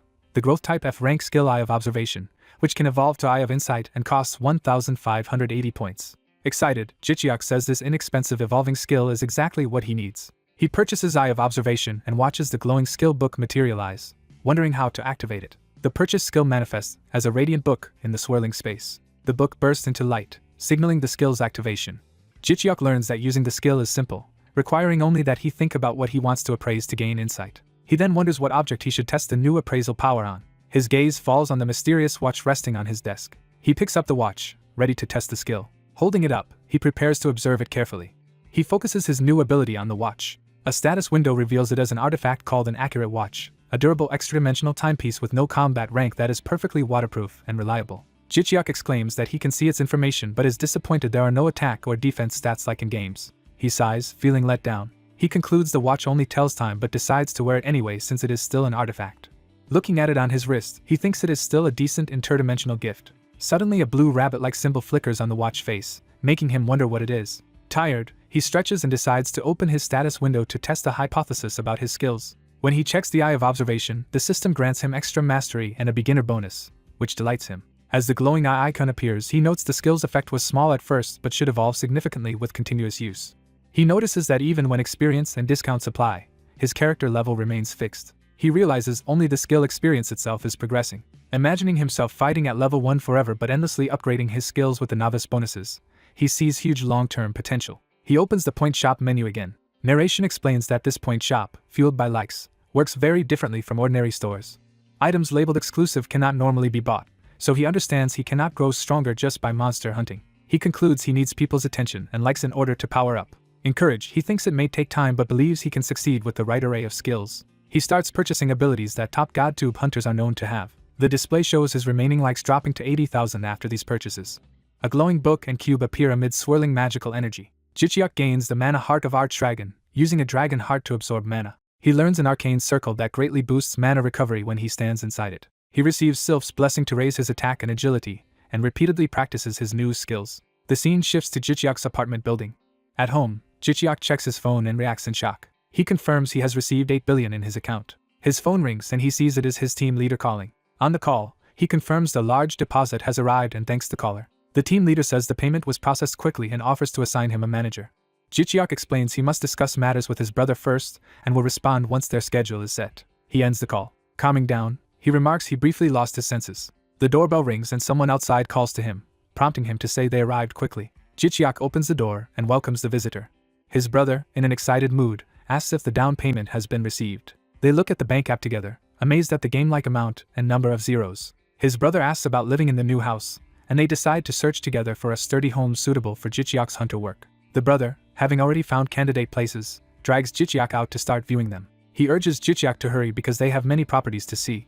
Jichiak notes internally how overly excited his brother is. They begin touring various buildings. They continue examining different properties as potential homes. They enter a modern lobby while discussing options. Outside another building, Jichiak takes a call and hears about a special hunter-related subsidiary being formed. The caller says Jichiak will be included among its elite members, which Jichiak acknowledges. Jichiak says he will look forward to it and asks to continue the conversation later. The caller agrees and informs him that his written hunter examination process has already been completed. Jichiak is surprised the hunter exam processing was so fast. He is told that as a former hunter assistant he was exempted from the written portion and can proceed directly to the practical exam. Thanking them, he internally celebrates that it is now time for the hunter exam. A montage depicts combat-ready figures and swirling energy, emphasizing the looming hunter exam. The hunter exam is explained as the test required to register officially as an awakener. It consists of both written and practical parts that must be passed for registration. Passing allows hunters to operate under government management with many benefits, but also high danger and responsibility. Jichiak reflects that former hunter assistants being exempt from the written test is fortunate, since that exam was even harder than the hunter written exam. He recalls how demanding assistant work was, requiring strict knowledge of monster ecology, corpses, and poisons, and difficult teamwork with hunters. Asking how the practical exam works, he is told he must hunt through an assigned gate under an inspector's observation. The examiner adds that unless safety issues appear it is not too hard, since they mainly check survival and fighting ability. Jichiak doubts it will really be as easy as described. The caller advises him to first take equipment and begin basic combat training, and Jichiak agrees while preparing to make a request. He asks for help finding a decent house in the area, saying it has been difficult. The team leader replies that if housing is the problem, he can solve it quickly, surprising Jichiak. 2 days later, Jichiak is picked up by car in front of his dorm. Riding in the car, he apologizes for bothering the person who came personally to get him. The man, who has his own driver, says he wanted to discuss something and drive himself, then tells Jichiak to fasten his seatbelt and leave. The car speeds along the road. It races through the city under clear skies. While driving, the man explains that the cooperation agreement with Jianga's trade team has ended and offers to prepare equipment suited to Jichiak's abilities. Jichiak asks how detailed he should describe his abilities. The man says more detail gives more accurate gear, but secrecy is allowed if Jichiak prefers. He advises that repeated battles will reveal powers anyway, so it is better not to lie and to at least show his main ability. Jichiak agrees to that advice. Their car crosses a long bridge among heavy traffic. They pass through a tunnel at high speed. The car approaches an upscale residential district. Jichiak marvels at how quiet the Seoul neighborhood is, and the man explains it is a Jianga safe house complex for their hunters. Driving inside, he adds that the complex was recently built for contracted hunters, which is why Jichiak had not heard of it. He says many skilled hunters have been leaving for the rival Dihian company, so Jianga built these complexes to retain talent. Jichiak recalls manager Choi from Dihian and realizes just how formidable she and that rival company are. The driver points out a particular house, saying they are almost there and that Jichiak can contract for it immediately if he likes it. Jichiak assumes it is a new unsold house, but is told the previous hunter resident died in a dungeon just yesterday. Shocked, Jichiak repeats that the owner passed away. He remembers seeing an obituary for a high-class Jianga hunter, and wonders if this was that person's home. The driver confirms it was an unfortunate accident. He then tells Jichiak they have arrived and should get out of the car. As Jichiak steps out, he internally questions the driver's casual attitude about someone dying in a house he is now showing but tries to dismiss his suspicions. They enter and walk through the spacious interior of the house. Inside, Jichiak feels an eerie, creepy atmosphere. Moving further in, they reach a luxurious living room that impresses him. Jichiak notices a framed photo and begins to identify the person depicted. The photo shows two men posing together, likely the deceased hunter and a relative. The driver explains the pictured man was the former owner and his uncle's right-hand hunter, who died during a succession struggle. Jichiak inwardly suspects the driver's family may have been involved in the man's death but tells himself he is probably overthinking. The driver remarks that only a few hunters in the country can afford such a large mansion for shelter.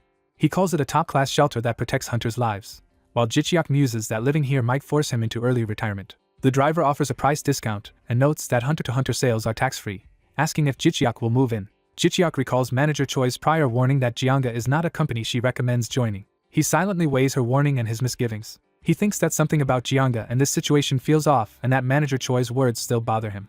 Yet he reasons that with many hunters living here the place should be safe and that such housing is rare. The driver hands over the house contract and says Jichiak can head to the training center afterward, where many hunters are already waiting for him. Jichiak is surprised to hear that those hunters are waiting specifically for him. The driver smiles and calls him this year's rookie. Jichiak again rationalizes that a hunter-dense complex guarantees safety and that this kind of house is hard to find. The driver repeats his instructions about the contract and training center and mentions the waiting hunters. Jichiak again asks in surprise if all of that is prepared for him. The driver reaffirms that as the rookie of the year, all this support is for Jichiak, who mentally blames his brother for not telling him. Jichiak then asks when his brother will receive his awakening stone, and hears that Muchiak plans to get it next week and is extremely determined. Jichiak thinks that with only one chance at awakening his brother simply wants to be fully prepared, while silently studying the contract. Remembering his strong younger brother, he resolves not to fall behind and dislikes the idea of the older brother being weaker. The driver suggests they now head to the training center, and Jichiak agrees. They leave the house and walk through the residential area. The two approach another building within the complex. The driver announces that they have arrived at the hunter's training center. Jichiak looks up with curiosity. They stand before a heavy door that begins to open. Walking down a corridor inside, the driver explains the facility is hidden from outside view to protect hunters' ability information. Jichiak comments that the hidden facility is impressive. The driver leads him further in, asking Jichiak to follow. Jichiak looks around, confused by what he is about to see. They pass other muscular hunters in training attire in the hallway. Two people nearby observe them. Jichiak notices hunters wearing colorful sportswear, learning that uniform colors and marks distinguish different teams. At an elevator, the driver notes the hunter teams are well classified, likening it jokingly to organized gang rivalry. Jichiak laughs awkwardly and notes to himself how much internal division the company has. He reflects on the severity of Jianga's succession conflicts, realizing they are more serious than he imagined. The elevator arrives at another floor. The doors open with Jichiak and the driver inside. Jichiak stares ahead in surprise at what the new floor reveals. He sees a huge gym where numerous hunters are vigorously training. Impressed, he exclaims that the facility is great. He adds that the training area is incredibly large. A caption explains the center offers optimal conditions for hunters and trainers. The view shifts to the weight training area of the facility. Punching bags hang as part of the equipment. Hunters practice striking drills and sparring. More hunters train intensely with weights. While one remarks in amazement. Jichiak, awed, thinks the facility truly matches a major company's resources when someone calls out to him as brother. He turns his head in response to the call. Jichiak runs over and asks his brother when he arrived, scolding him for not informing him. Muchiak, sweating from exercise, says he came to relieve stiffness from staying home and greets the team leader. The team leader praises Muchiak's effort while Jichiak fumes beside him. Jichiak complains that Muchiak should have told him he was coming, and Muchiak apologizes, saying excitement made him forget. Jichiak, startled by his brother's physique, remarks that Muchiak's body seems even better shaped. Muchiak credits the skilled trainers, and Jichiak thinks his brother's body now looks tough enough for a hunter. A trainer reminds Muchiak he cannot leave mid-session, so Muchiak tells his brother to watch while he quickly finishes. Jichiak and the team leader step back as Muchiak returns to training. Jichiak watches intently, focused on his brother. A trainer comments that Muchiak has not awakened yet but already looks like a hunter. The team leader tells Jichiak that Muchiak will soon be sparring with a real hunter, surprising him. Jichiak objects that his younger brother is still an ordinary, non-awakened person. The team leader assures him no awakened abilities will be used, only pure hand-to-hand skills, and that they will keep it safe. Jichiak still feels it is risky for a normal person to fight a hunter. He double-checks that no abilities will be used, and is told to trust the hunters since Muchiak himself accepted the match.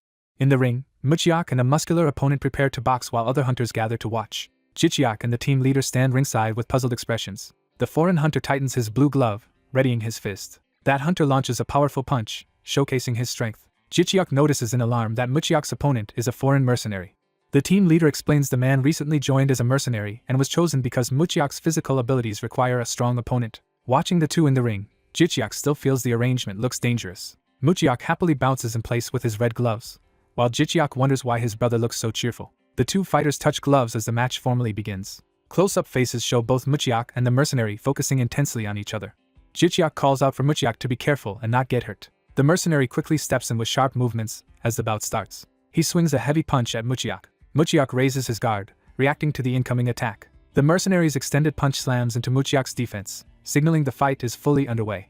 Muchiak charges in, breathing hard as the spar begins. Spectators remark in fear that the pro hunter's punch is so strong they can feel the wind from it. The mercenary throws a powerful punch while onlookers worry Muchiak might be badly hurt. Someone anxiously notes that even without using abilities, the opponent is still a professional hunter. Muchiak's feet shift quickly as he moves in the ring. The mercenary advances with a flurry of blows while Muchiak rushes toward him. Muchiak shouts as he steels himself to attack. He launches a high-speed kick or strike at the mercenary's body. The mercenary reacts in surprise, narrowly avoiding or blocking the attack. Muchiak smiles confidently, and observers are shocked that this supposedly ordinary kid fights well and shows no fear against the mercenary. The mercenary, facing a dark silhouette of his opponent, speaks warily. A coach or staff member praises Muchiak's performance, and says even the opponent must be surprised. Buoyed by the praise, Muchiak thinks he can actually win this fight. He plants his foot decisively, preparing another charge. The mercenary dashes in while Muchiak holds his ground in a ready stance. The mercenary grows frustrated as Muchiak keeps slipping past his attacks. Muchiak watches the incoming blows above, tracking their motion. From above, their movements cross as the mercenary presses the attack and Muchiak evades. The mercenary's punch stops against Muchiak's guard, drawing shocked exclamations. Muchiak clenches his teeth, bracing against the impact. They trade heavy blows at close range, each trying to land a decisive hit. Muchiak fires a fast red-gloved punch toward the mercenary. The mercenary's face reddens in alarm as he realizes he has been hit hard. Muchiak's counterpunch smashes into the mercenary's head, stunning him. Muchiak, pleased, notes that his punch landed cleanly. The mercenary staggers and drops toward the mat while Muchiak stands ready. The mercenary looks dazed and shaken by the blow. Muchiak smiles calmly, maintaining his composure after knocking the man down. Spectators gape in astonishment at what just happened. Muchiak's friend exclaims in disbelief that the pro hunter is actually down. The analyst comments that Muchiak's punch connected squarely with the mercenary's jaw. He further evaluates that Muchiak is far more capable than expected, holding his own against an experienced hunter. Another observer agrees, surprised that the boy they thought only studied is fighting like this. The analyst highlights that Muchiak's eyesight and reaction are especially impressive, noting he has not yet taken a proper hit. A sequence shows how Muchiak has been repeatedly dodging the mercenary's attacks.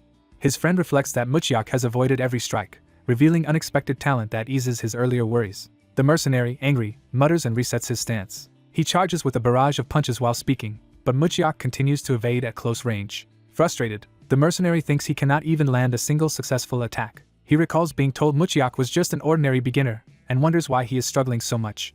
Simultaneously, Muchiak wonders how the hunter keeps dodging everything he throws. Muchiak's punch is blocked by the mercenary's raised blue glove. The blocked strike presses into the mercenary's hardened body. The mercenary clutches his midsection in pain, cursing Muchiak for hurting him. He panics internally that losing to a rookie would ruin his position in Jianga Company.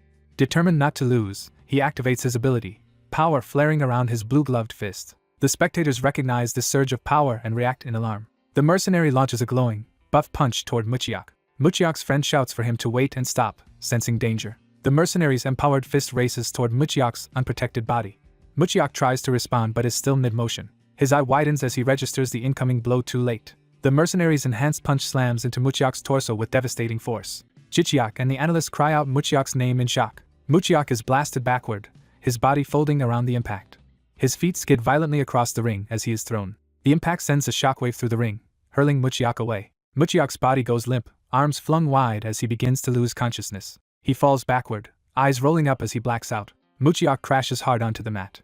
Lying there dazed, Muchiak barely clings to awareness. The mercenary looks on with a cold, satisfied expression. Bystanders gasp in dismay at the brutal outcome. The analyst also reacts with shock at what has happened. Jichiak rushes toward Muchiak, furious, demanding to know what the mercenary has done. He kneels by his fallen brother, shouting for Muchiak to wake up. Muchiak coughs blood violently as his injuries show their severity. Trainers and others run over, calling out to Muchiak and asking if he is all right. Jichiak orders someone to call medics, accusing the mercenary of using his forbidden ability. An official excuses it as an accidental use of skill in the heat of intense sparring. Jichiak angrily questions how such an expression could belong to someone who supposedly made a mistake. He concludes the mercenary cheated by using his powers because he was losing. Muchiak, barely conscious, insists to his brother that he will be fine, while Jichiak tells him not to move and a system message announces a massaging skill being applied. Jichiak's healing touch glows as the system notes, first aid has been used, granting bonus proficiency. Jichiak realizes Muchiak's injuries are too serious for his skill alone to handle. He urgently thinks that they need a true expert healer. Muchiak lies sweating and pale, still in critical condition despite the healing. An organizer explains they will warn the mercenary for misusing his ability against an ordinary person, apologizing for the situation. Medics arrive, asking everyone to move so they can transport the patient. They carefully lift Muchiak onto a stretcher. Muchiak is carried away with an ice pack on his chest while Jichiak walks alongside, distraught. The analyst watches soberly, taking responsibility in his expression. Jichiak comforts Muchiak, promising he will recover and vowing to make the mercenary kneel. Muchiak stirs slightly on the stretcher, reacting to his brother's words. Someone squeezes Muchiak's gloved hand supportively as he is taken away. The medics carry him out of the room while others look on. A voice calls out to Jichiak, getting his attention. Jichiak and the analyst turn with grim faces toward the speaker. The analyst apologizes, admitting their mismanagement, while Jichiak angrily asks what they will do if Muchiak is seriously harmed after being told it would be safe. The analyst again accepts fault, promising the company will take responsibility for Muchiak's care and seek compensation from the mercenary. Jichiak, burning with anger, demands a chance to spar with the mercenary himself. The analyst is startled by this request. He warns Jichiak that fighting the mercenary is too dangerous, but Jichiak insists he wants to earn a personal apology. The two lock eyes silently as the analyst gauges Jichiak's resolve. Seeing Jichiak's determination, the analyst concedes that he has already made up his mind and agrees if Jichiak is sure. Jichiak, face dark with resolve, commits inwardly to the decision. The analyst goes to speak with the mercenary, explaining the new arrangement. The mercenary responds uncertainly to the proposal. The analyst continues outlining the terms while the mercenary listens. Jichiak declares that they should fight properly as awakeners and vows to force the mercenary to kneel before Muchiak. The mercenary listens, his expression unreadable. He faces Jichiak and the analyst in the ring, preparing for the new match. The mercenary gives a crooked smile, amused or confident about the challenge. The analyst relays that Shelton has accepted and promises to kneel and apologize to Muchiak if he loses. Jichiak thinks to himself that this opponent clearly does not intend to apologize easily. Watching the mercenary smirk, Jichiak assumes he is overconfident and vows to defeat him with his skills. An official notes that because Jichiak is a rookie awakener, they will grant him a handicap. The analyst explains that Shelton will allow Jichiak to attack first for up to 3 combos. Jichiak asks what exactly 3 combos means, recalling a term from history, and the analyst clarifies it refers to weapons clashing with each other. Jichiak confirms that if their weapons do not touch, it does not count as one combo. The analyst agrees but warns him not to drop his guard, explaining that Shelton is a defensive awakener who can harden his body like metal. He adds that Shelton only promised to let Jichiak initiate the first 3 exchanges, not that he would refrain from blocking. The analyst checks again if Jichiak truly wants to proceed under these conditions. Jichiak, resolute, answers that he does. Jichiak enters the ring armed with 2 wooden swords while Shelton faces him with only his gloves. Jichiak notes that with swords against empty hands, the mercenary must rely on close-range fighting. The referee explains the simple rules: surrender, incapacity, or leaving the ring counts as a loss, and since both sides agreed on the 3-combo handicap, Jichiak will attack first. Shelton looks slightly tense as the match is about to start. The referee signals for both fighters to get ready. Jichiak and Shelton take their positions in the ring with the referee between them.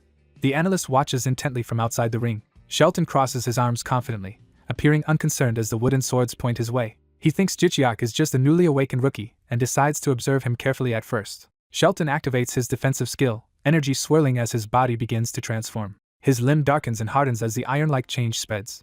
Fully turned to an iron body, he stands like a living metal statue. Jichiak dashes forward, saying he expected this and is ready. He prepares to activate his own abilities in response. Jichiak calls upon a buff called Blessings of Sylph, summoning wind spirits. A system message states that spirits bless him, boosting his agility and strength as blue energy surrounds him. The wind swirls around Jichiak, his hair and clothes lifting as his power rises. Spectators realize he is a spirit user, likely commanding wind spirits, and watch in surprise as he runs. The analyst wonders when Jichiak learns such a skill. Empowered by wind, Jichiak advances on the metal-bodied Shelton. Shelton, confident, thinks that even with 3 free attacks Jichiak will not be able to scratch his hardened body. Jichiak, wrapped in swirling wind, promises to make the mercenary even dizzier with what comes next. He activates another skill, Wind Cloud Walk, and a system message notes wind and cloud energy infusing his steps. Jichiak surges forward even faster, carried by the wind. He leaps high, spinning with both wooden swords as the wind propels him toward Shelton. Observers, including the analyst, are astonished by the sudden burst of speed and movement. Jicheok circles Shelton at high speed, creating a vortex of wind as he maneuvers around the ironclad fighter. Shelton, confused, wonders why Jicheok is moving around instead of attacking directly. Jicheok closes in, thinking triumphantly that he has caught him. He triggers yet another ability, announcing the use of the skill Shadow Stealing. Jicheok steps precisely on Shelton's shadow as part of the technique. A system message explains that by stepping on the opponent's shadow, he steals some of their speed and defense attributes. Another message says the stolen stats will last 10 minutes, and Jicheok happily notes that siphoning even a fraction of Shelton's high defense is worthwhile. Shelton believes Jicheok is only trying to confuse him with flashy but useless skills and thinks such tricks cannot bring him down. Onlookers murmur in awe, wondering who Jicheok really is to use such powers. The system informs Jicheok that an impressed official has given him likes for his fancy skill as he continues to move, empowered by wind and stolen defense. While swinging his staff, he thinks he must end the fight quickly because his stamina and mana are inferior. He unleashes his skill Telekinesis Arrow, sending multiple energy bolts forward. The telekinetic arrows streak rapidly through the air. The bolts arc down toward the muscular opponent standing on the arena floor. The big fighter notices the incoming attack mid-motion. His eyes widen as he locks onto the approaching arrows. The staff user vows to make Shelton regret giving him a handicap as the arrows explode on impact. A blinding shockwave from the explosion fills the arena. Spectators watch the massive blast roil around the stage. Smoke from the explosion swirls and begins to clear.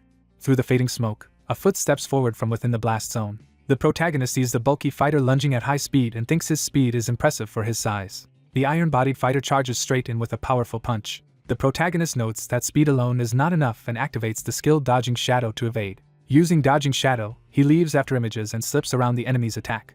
The big fighter yells in frustration as his strike misses. The protagonist glides past another blow, surrounded by blue energy. His afterimages weave among the enemy's sweeping attacks. He smirks slightly, confident in his evasive movement. As the furious opponent swings wildly and curses for him to just get hit, he continues to dodge using shadows.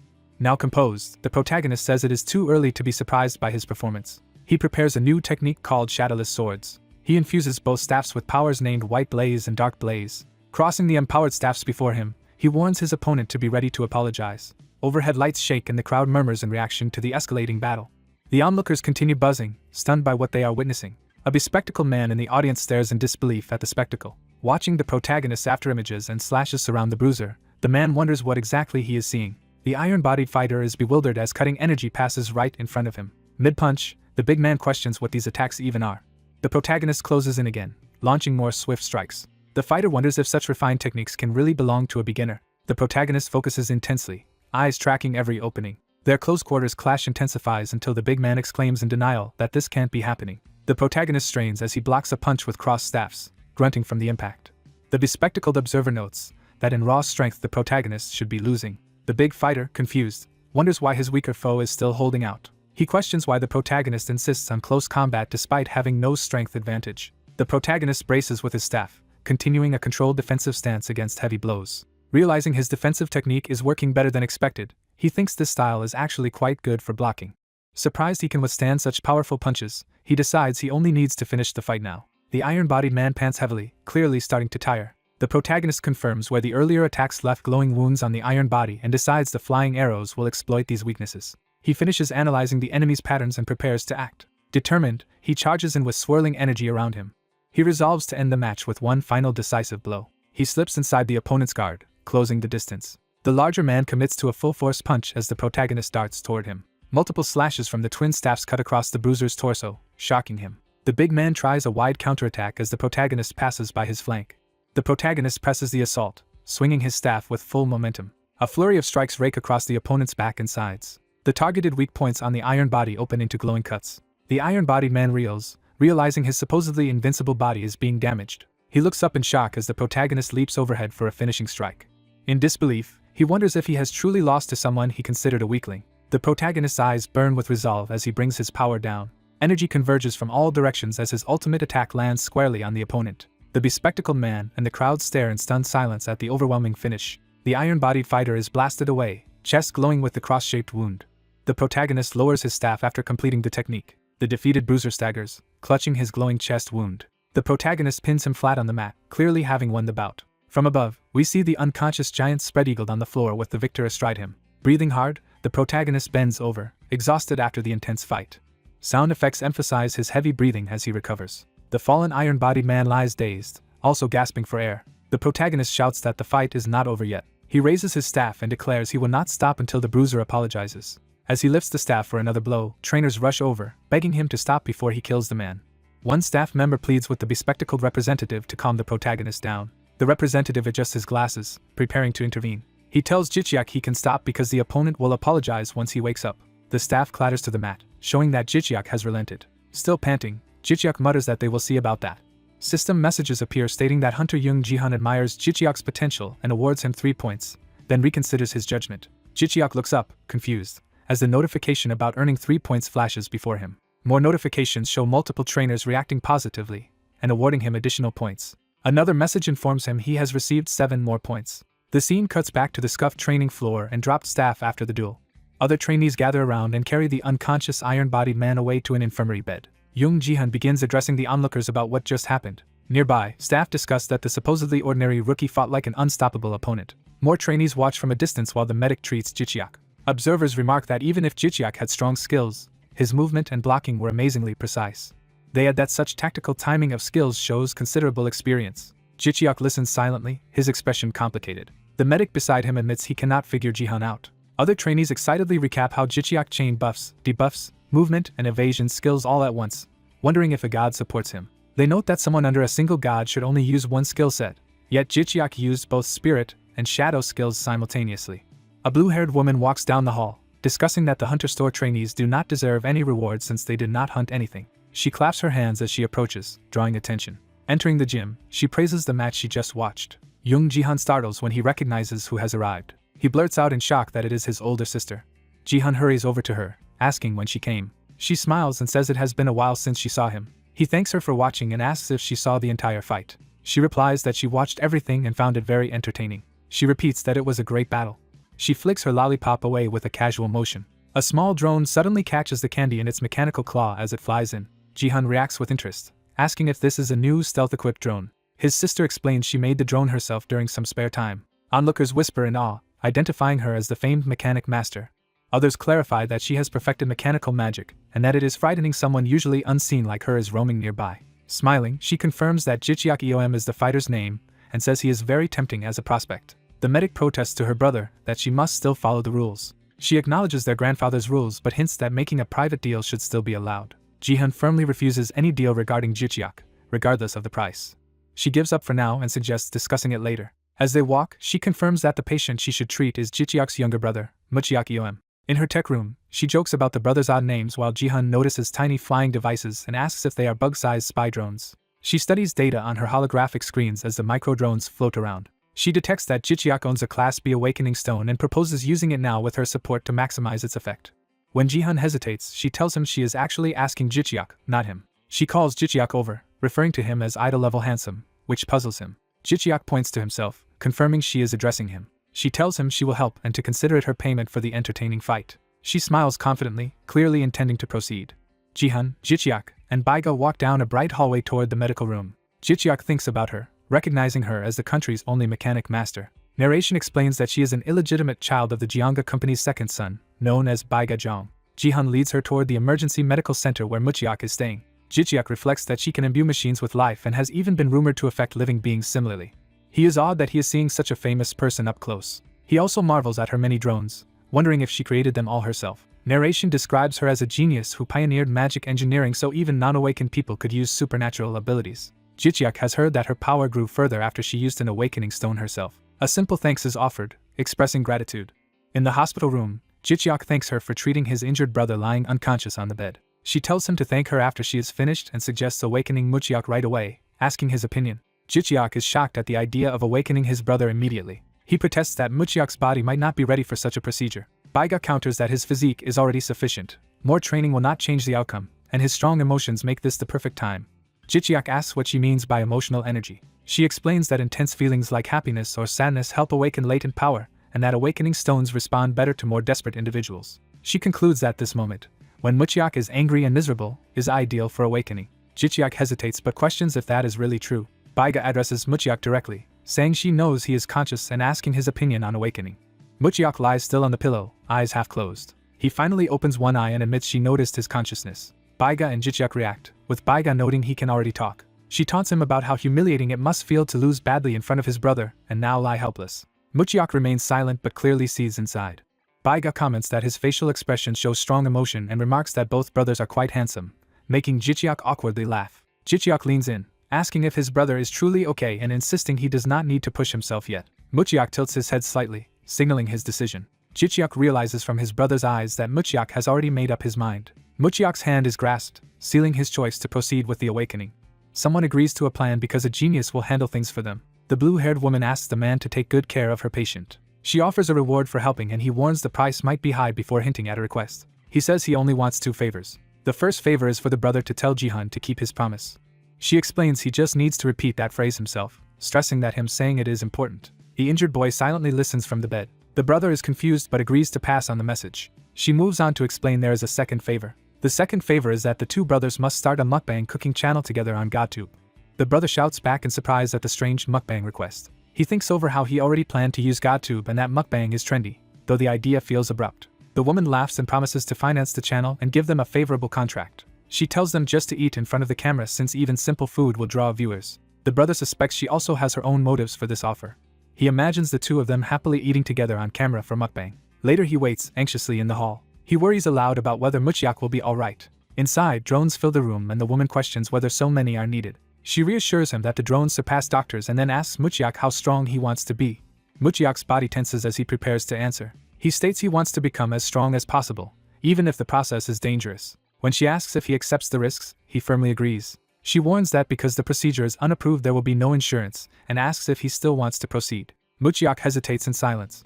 He recalls using his legal knowledge to research rumors around this mechanic. He remembers she is famed as a mechanic master, and even called a mad scientist. Among the rumors, he recalls stories alleging she conducts human experiments. She admits official permits take too long and risk leaking her technology, so she bypasses them. Realizing the rumors are true, he processes what she said.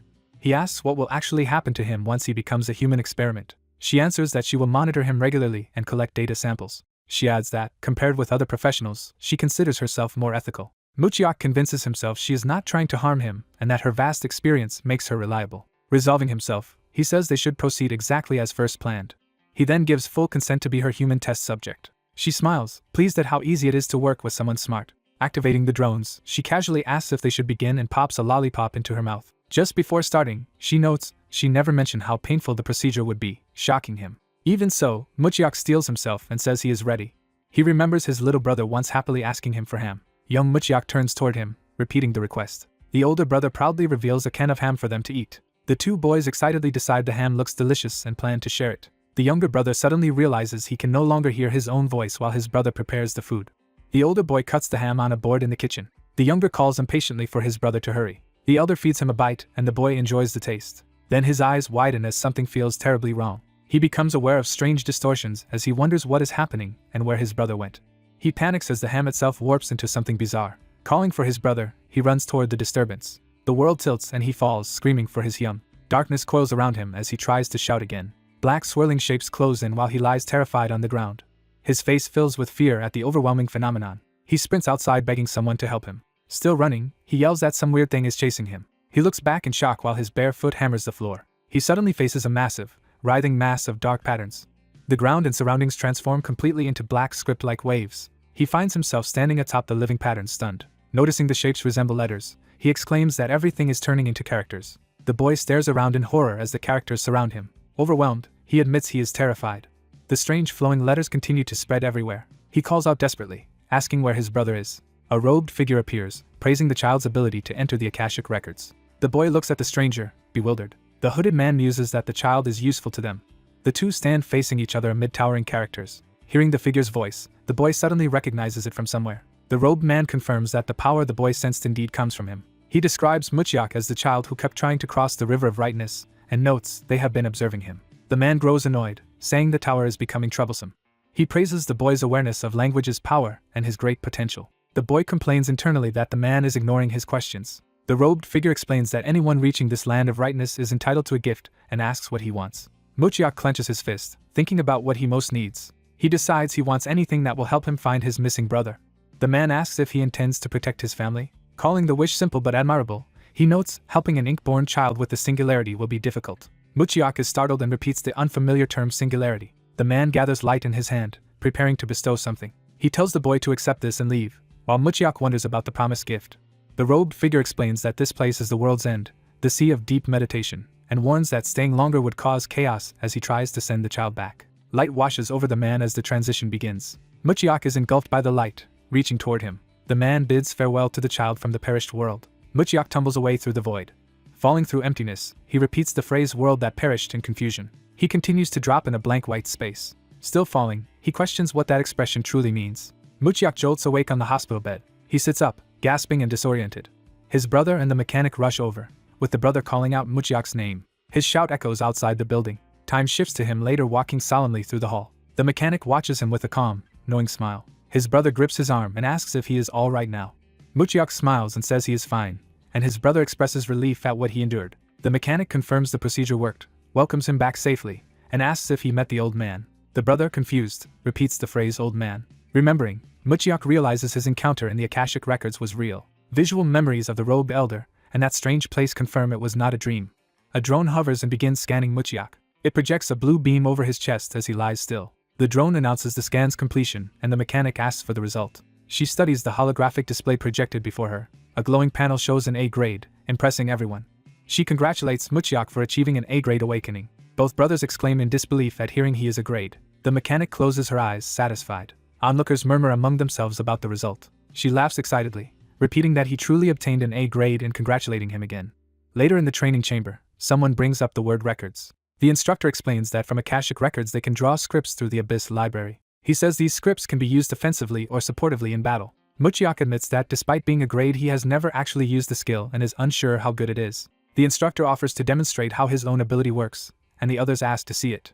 The brother eagerly thanks him and asks for a demonstration. In the chamber, the instructor warns he is a bit nervous since it is his first live use. The brother and instructor watch Muchiak seriously as he prepares. Muchiak closes his eyes to focus. He tells himself he only needs to write whatever words come to his mind. He concentrates harder, maintaining that focus. In his perception, swirling patterns of script begin forming. He gradually deciphers them and recognizes the phrase iron body. He snaps his eyes open, understanding what to invoke. Energy and script-like aura rise around his body as his brother looks on. The characters wrap around his limbs, coating his arm and torso. He activates the technique by declaring the record iron body. The scripted aura suddenly rushes from him and envelopes his brother as well. The brother feels the dark lines etching over his shirt and body. Staring at Muchiak, he asks if the activation was successful. He feels power coursing through him as the markings continue to spread. He notices his skin hardening under the effect. Realizing the strength of the technique, he likens it to Shelton's iron body skill. Delighted, he smashes his fists together and laughs that his body now feels as hard as steel. The instructor watches, thinking the outcome matches his expectations. The brother asks if iron body is the only script Muchiak can use or if there are others. Muchiak replies that he sees only a few beginner scripts such as iron body, haste, dense, and light. The instructor is surprised that is all Muchiak claims to see. He comments that while those are good, they seem insufficient alone to justify an A-grade rating. Muchiak shrugs and says he honestly has no idea. His brother thinks that expression means Muchiak is hiding something while pretending innocence. He wonders if there is actually more to Muchiak's power than he admits. He then considers that Muchiak might simply prefer not to explain everything outright. Muchiak decides there is no need to argue with an A-grade veteran and instead shifts to signing the contract. The brother is startled, questioning whether they are really moving straight to contract signing without negotiating the terms first. After much back and forth, one man admits he expected the other to reject the supposedly unfair contract. The fighter adds that he was also surprised the other guy signed the contract so easily. The fighter explains he signed because he thinks the contract fairly balances both sides. He reasons that teaming up with his older brother in dungeons will be advantageous if they are on the same team. The brother, startled but convinced by that logic, begins to accept the idea.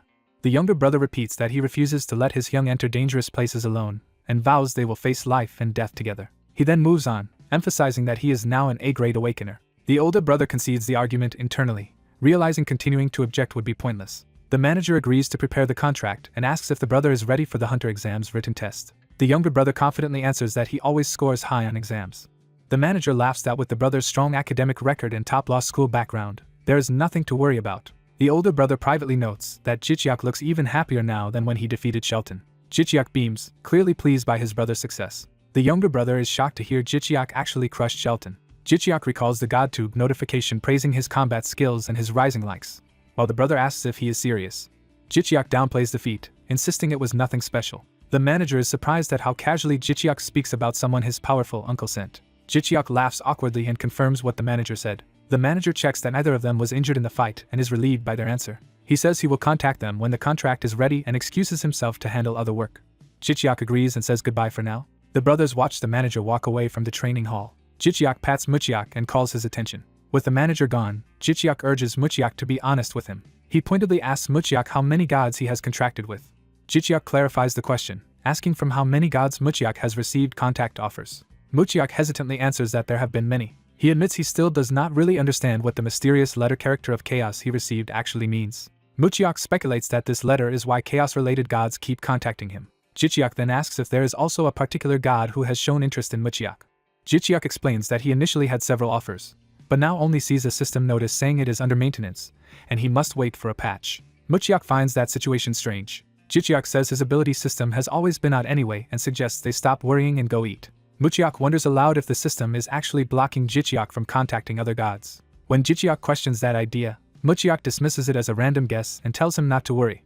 Jichiak internally rejects the blocking theory, thinking it is unlikely. Time shifts to a busy cafeteria filled with people. Groups of people move along the cafeteria line, getting food. Jichiak reviews the clues about Muchiak's patrons, reciting the phrases "Four Eyes Record the Truths," "Papyrus of Ibis," and "Someone Close to Huanghui." He muses that although no names are stated directly, these titles clearly point toward specific beings.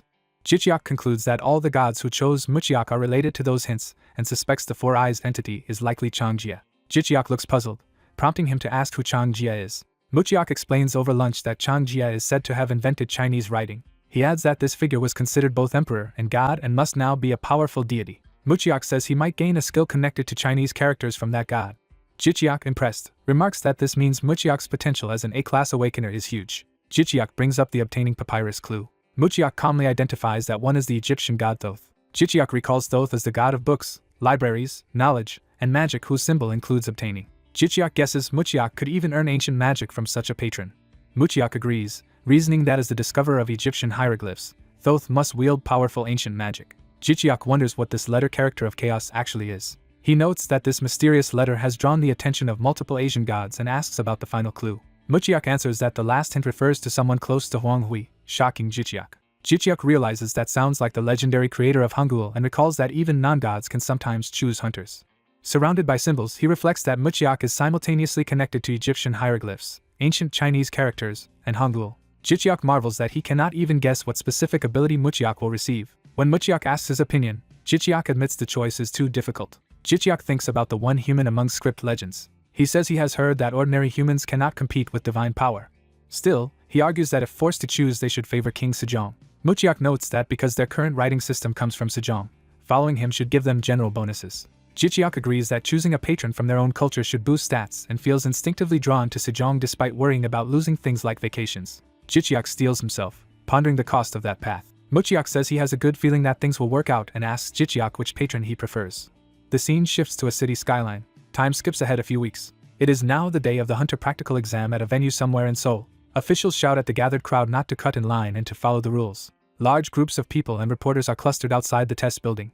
Muchiak notes there seem to be more reporters than hunters, and Jichiak blames the viral video of Muchiak versus Shelton. As they walk inside, Jichiak comments that the entire country must be curious about the rookie who beat a veteran. Jichiak says he can feel the attention because his online likes are still skyrocketing. The narration confirms that his likes really are enormous now. Suddenly the brothers stiffen as someone approaches. Their CEO appears, saying of course he would come to such an important day. He tells Jichiak he was shocked to see him ranked number 1 in recommended videos and that the whole nation obsesses over his every move. Jichiak admits he never expected things to blow up this much, and worries aloud that a peaceful life is now impossible. The CEO adds that the incident gave him a good excuse to remove troublemaker Shelton from their side. He explains Shelton was mediocre yet constantly problematic, so even his uncle thinks dismissing him was for the best.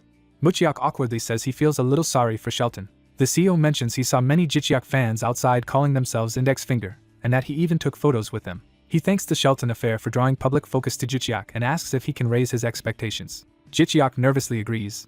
An examiner announces that candidates should proceed to the exam rooms and verify their identities at the entrance. As Jichiak gets ready to go in, Muchiak wishes him luck and the CEO calls Jichiak back for a moment. The CEO says he recruited someone from Zhongjin to assist Jichiak. Muchiak clarifies that Zhongjin is a subsidiary of Jianga Company run by CEO Jihun Zhang. A woman hurries over, greeting Jichiak enthusiastically as the staff member assigned to support him during the exam. Jichiak and Muchiak politely return her greeting. Jichiak reminisces inwardly about his own days working as a hunter assistant. The staffer leads Jichiak toward the restricted exam area. Muchiak and the CEO watch Jichiak go, both looking thoughtful. Jichiak, about to start the process, marvels that he used to only clean up monsters' corpses, and now he is taking the official test. He confirms his identity via a fingerprint scan as the system verifies examinee Jichiak EOM. Nearby, the female staffer is told that support staff must receive an entrance pass. Jichiak silently vows that he will definitely pass the exam. Walking down the corridor with other candidates, he notes how nervous he has become. Seeing similar expressions, he realizes everyone else is nervous too. A loudspeaker instructs examinees to change into inspection suits in the changing room. The announcement adds that after changing, they must wait for further instructions to enter the inspection room. A staff member points out the changing room door. Inside, candidates undress and put on the white inspection outfits. Jichiak also changes into the inspection clothes. He buttons the uniform, fully ready for the check. The narrative introduces the basic inspection room where hunters' bodies will be examined. Inside, staff run tests like lung capacity and eyesight, asking examinees to follow directions. Technicians record measurements on clipboards. One staff member reads off data while continuing the examinations. Jichiak is called next and told to enter a large circular machine. He hesitantly asks about it. The examiner explains it is a device that measures hunters' overall strength. The examiner cheerfully tells him to lie inside for 1 minute. Jichiak wonders if it gauges level or total stats and which metric it uses. The examiner instructs him to stay still and relaxed until they say the test is over. While lying down, Jichiak hears that the results will be released a week later. Blue scanning beams sweep over his body as the machine measures him. The hum of the scanner fills his ears as the procedure continues. After inspections, an official announces that the next stage is the practical test and directs everyone to change into suitable combat suits. Another official tells those without personal gear to wear the basic suits provided in the changing room. Jichiak is surprised, realizing he could have prepared custom equipment. The female staffer calls out to him again across the hall. She checks that his basic inspection is finished and says the CEO asked her to give him something. She hands over a large plastic-wrapped package, which he accepts while asking what it is. She explains it is a pre-approved combat suit prepared specifically for his test. She notes there is no magical buff, but the suit is made from black ogre hide and resists heat and impact. She adds that it was crafted by a famous Italian artisan, likely making it the priciest test suit material. Jichiak is overwhelmed by the generosity, and wonders if this is what reckless spending looks like. She also presents his special watch. Jichiak confirms it is his watch, and she says it was checked and deemed safe to wear. He examines the familiar timepiece. Jichiak puts the watch on, thinking its only advantage might be its durability. He admits he had expected some hidden, otherworldly function from it. He then joins others in the practical test waiting room. Many examinees stand around in various combat outfits, talking quietly. Jichiak dons the black ogre-skin suit and gloves. He finds the suit a perfect, comfortable fit. Looking around, he notices many others also brought their own specialized gear. Suddenly something catches his attention, and he whips his head around. He sees a red-haired man violently lifting another candidate by the collar. Jichiak mentally reacts, wondering what just happened. A spilled drink and ice cubes on the floor show the start of the altercation. The victim flails while held up, yelping in pain. The red-haired man berates him for not following instructions about how to serve his coke. Terrified, the man apologizes repeatedly. The red-haired bully insults the group's upbringing as he continues choking the man. Other examinees glance over with mixed annoyance and indifference. Some smirk, clearly amused by the bullying. Jichiak is outraged that no one intervenes, recognizes the red-haired man from somewhere, and starts moving toward them. He confronts the scene as the bully falters for a moment, and the victim hastily offers to get another drink. The black-haired youth yells for the attacker to stop before he kills the man he is holding. Facing the red-haired hunter strangling a staff member, the youth demands he release the man instead of asking about his identity. Annoyed at being ordered, the red-haired hunter grumbles that everyone seems to be trying to start a fight with him today. Still gripping the victim, the red-haired man incredulously asks if the newcomer really does not recognize who he is. The youth calmly answers that he does not know him, leaving the red-haired man offended that he is unrecognized. The youth ignores the posturing and orders him again to lower his arm and let the staffer go. Realizing his arm is being forced down, the red-haired man is shocked by the unexpected resistance. The scene reveals the youth effortlessly overpowering the red-haired hunter's grip as both men and the staffer hang in a tense standoff. The red-haired hunter curses and prepares to fight, accusing the youth of challenging him with sheer strength stats. The youth focuses intently, his eyes showing he is ready to act decisively. Using crushing strength, the youth makes the red-haired attacker groan in pain and scream while still holding the staffer. The red-haired hunter staggers in fury and frustration, cursing the youth as he tries to recover his footing. Nearby examinees look on in stunned silence at the sudden conflict between hunters. Humiliated but seething, the red-haired man growls that he has heard of the youth's high basic stats and prepares to take things further. The youth asks the onlooking staffer if he actually knows who he is. The staffer answers that he recognizes the youth from the widely seen Shelton video. Flames suddenly erupt from the red-haired hunter's hand as he prepares a fiery attack while still holding the staffer and facing the youth. The fire user blasts the helpless staffer with flames, making the man scream in agony. The youth, now also engulfed by the spreading flames, panics and demands to know what the red-haired man is doing. From a distance we see the staffer writhing in fire as the red-haired hunter unleashes his power despite the youth's protests. The youth, burning but still conscious, cries out that the attacker is insane and is doing this only because his pride was wounded. He angrily reminds the fire user that hunters are forbidden from using their skills to harm ordinary civilians. The red-haired hunter dismisses the warning, boasting that as a protected member of the Society of Flame and under the Hunter Protection Treaty he has nothing to fear. The youth internally fumes that hunters are abusing the legal immunity meant to safeguard their lives. Deciding he cannot just scold and let this go, the youth grabs the attacker's flaming arm, vowing not to allow a person like him to walk away freely. The red-haired man screams as his burning arm is restrained, shocked by the unexpected counter. The youth notes that his auger gloves are holding up well against the flames. He thinks Young Ji-han was right that investing in quality gear was worth it, then activates his shadow stepping ability. The burned staffer gasps for breath as the healing energies begin to work, and the youth reflects that there are more lunatics here than he expected. The enraged fire user suspects the youth is using the same curse skill from the viral clip and accuses him of it. The youth confirms he is also using a healing skill so the burns will recover quickly even if he cannot stop the flames at once. Surrounded by blue healing light and red fire, he orders the attacker to calm down, suggesting his rudeness is due to his recent awakening. He lectures the red-haired hunter that flaunting strength here is foolish because everyone present is dangerous. He calmly warns that if the man keeps escalating, he will only embarrass himself and might even be expelled from the test, prompting the attacker to hesitate. Other powerful-looking examinees glare toward the confrontation, clearly displeased. More candidates watch tensely, measuring the trouble being caused. The youth releases the flames upward, sending them toward the ceiling instead of the people. The injured staffer is now covered predominantly in blue healing light. Realizing his burns are rapidly fading, the red-haired hunter retreats with the threat to get revenge later, while the youth answers that he is ready anytime. The youth finishes healing the staffer, who gratefully says he is fine, and the system informs the youth that Staff 2 is thanking him sincerely. A system message pops up saying he has received 10 thumbs up, and onlookers wonder who this youth really is. The recovered staffer explains that the attacker is Yom Radu, an awakened from the Society of Flame who awakened not long after the youth did. Hearing the surname Yom, the youth realizes why the man looked familiar. Other members of the Society of Flame laugh with Yom Radu, remarking that such backing explains his boldness. Yom Radu smirks, recalling that as a support hunter he has seen many overconfident rookies with so-called hunter disease. He thinks that such arrogant newbies need a ruthless beating once to wake them up. Footsteps signal the approach of officials, interrupting the standoff. An official announces the arrival of the examiner and orders everyone to line up. The examinees, including mannequin silhouettes, quickly form orderly rows. More rows of candidates in different outfits line up, showing the large turnout.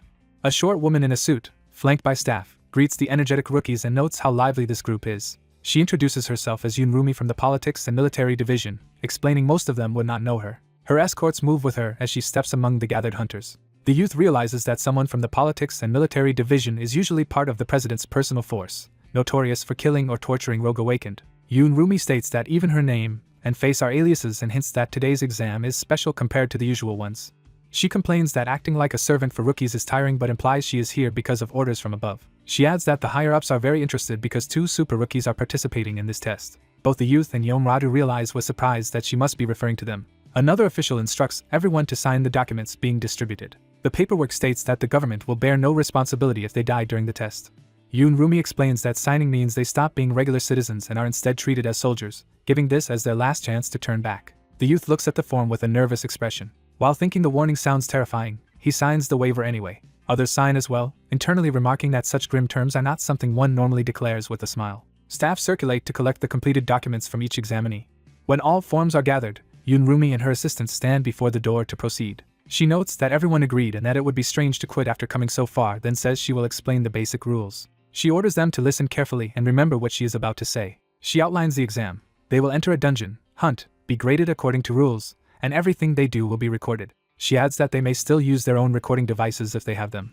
She clarifies that communication to the outside is blocked, so social media or similar networks will not work. Lastly, she stresses that this examiner from politics and military is infamous for viciousness, setting a grim tone. She coldly states she does not care whether they live or die and that they must protect their own lives. She gives one final chance to withdraw, asking if anyone truly wishes to turn back. Several examinees gulp nervously but no one steps out. Taking their silence as consent, she moves to the next phase and orders everyone to put on blindfolds. The examinees don blindfolds that dull their senses and are arranged into lines of 5. After picking weapons they prefer, they ready themselves for the trial ahead. Still blindfolded, each group is led through a glowing gate into the dungeon. Outside the portal, we see them stepping from a rocky canyon toward the swirling blue entrance.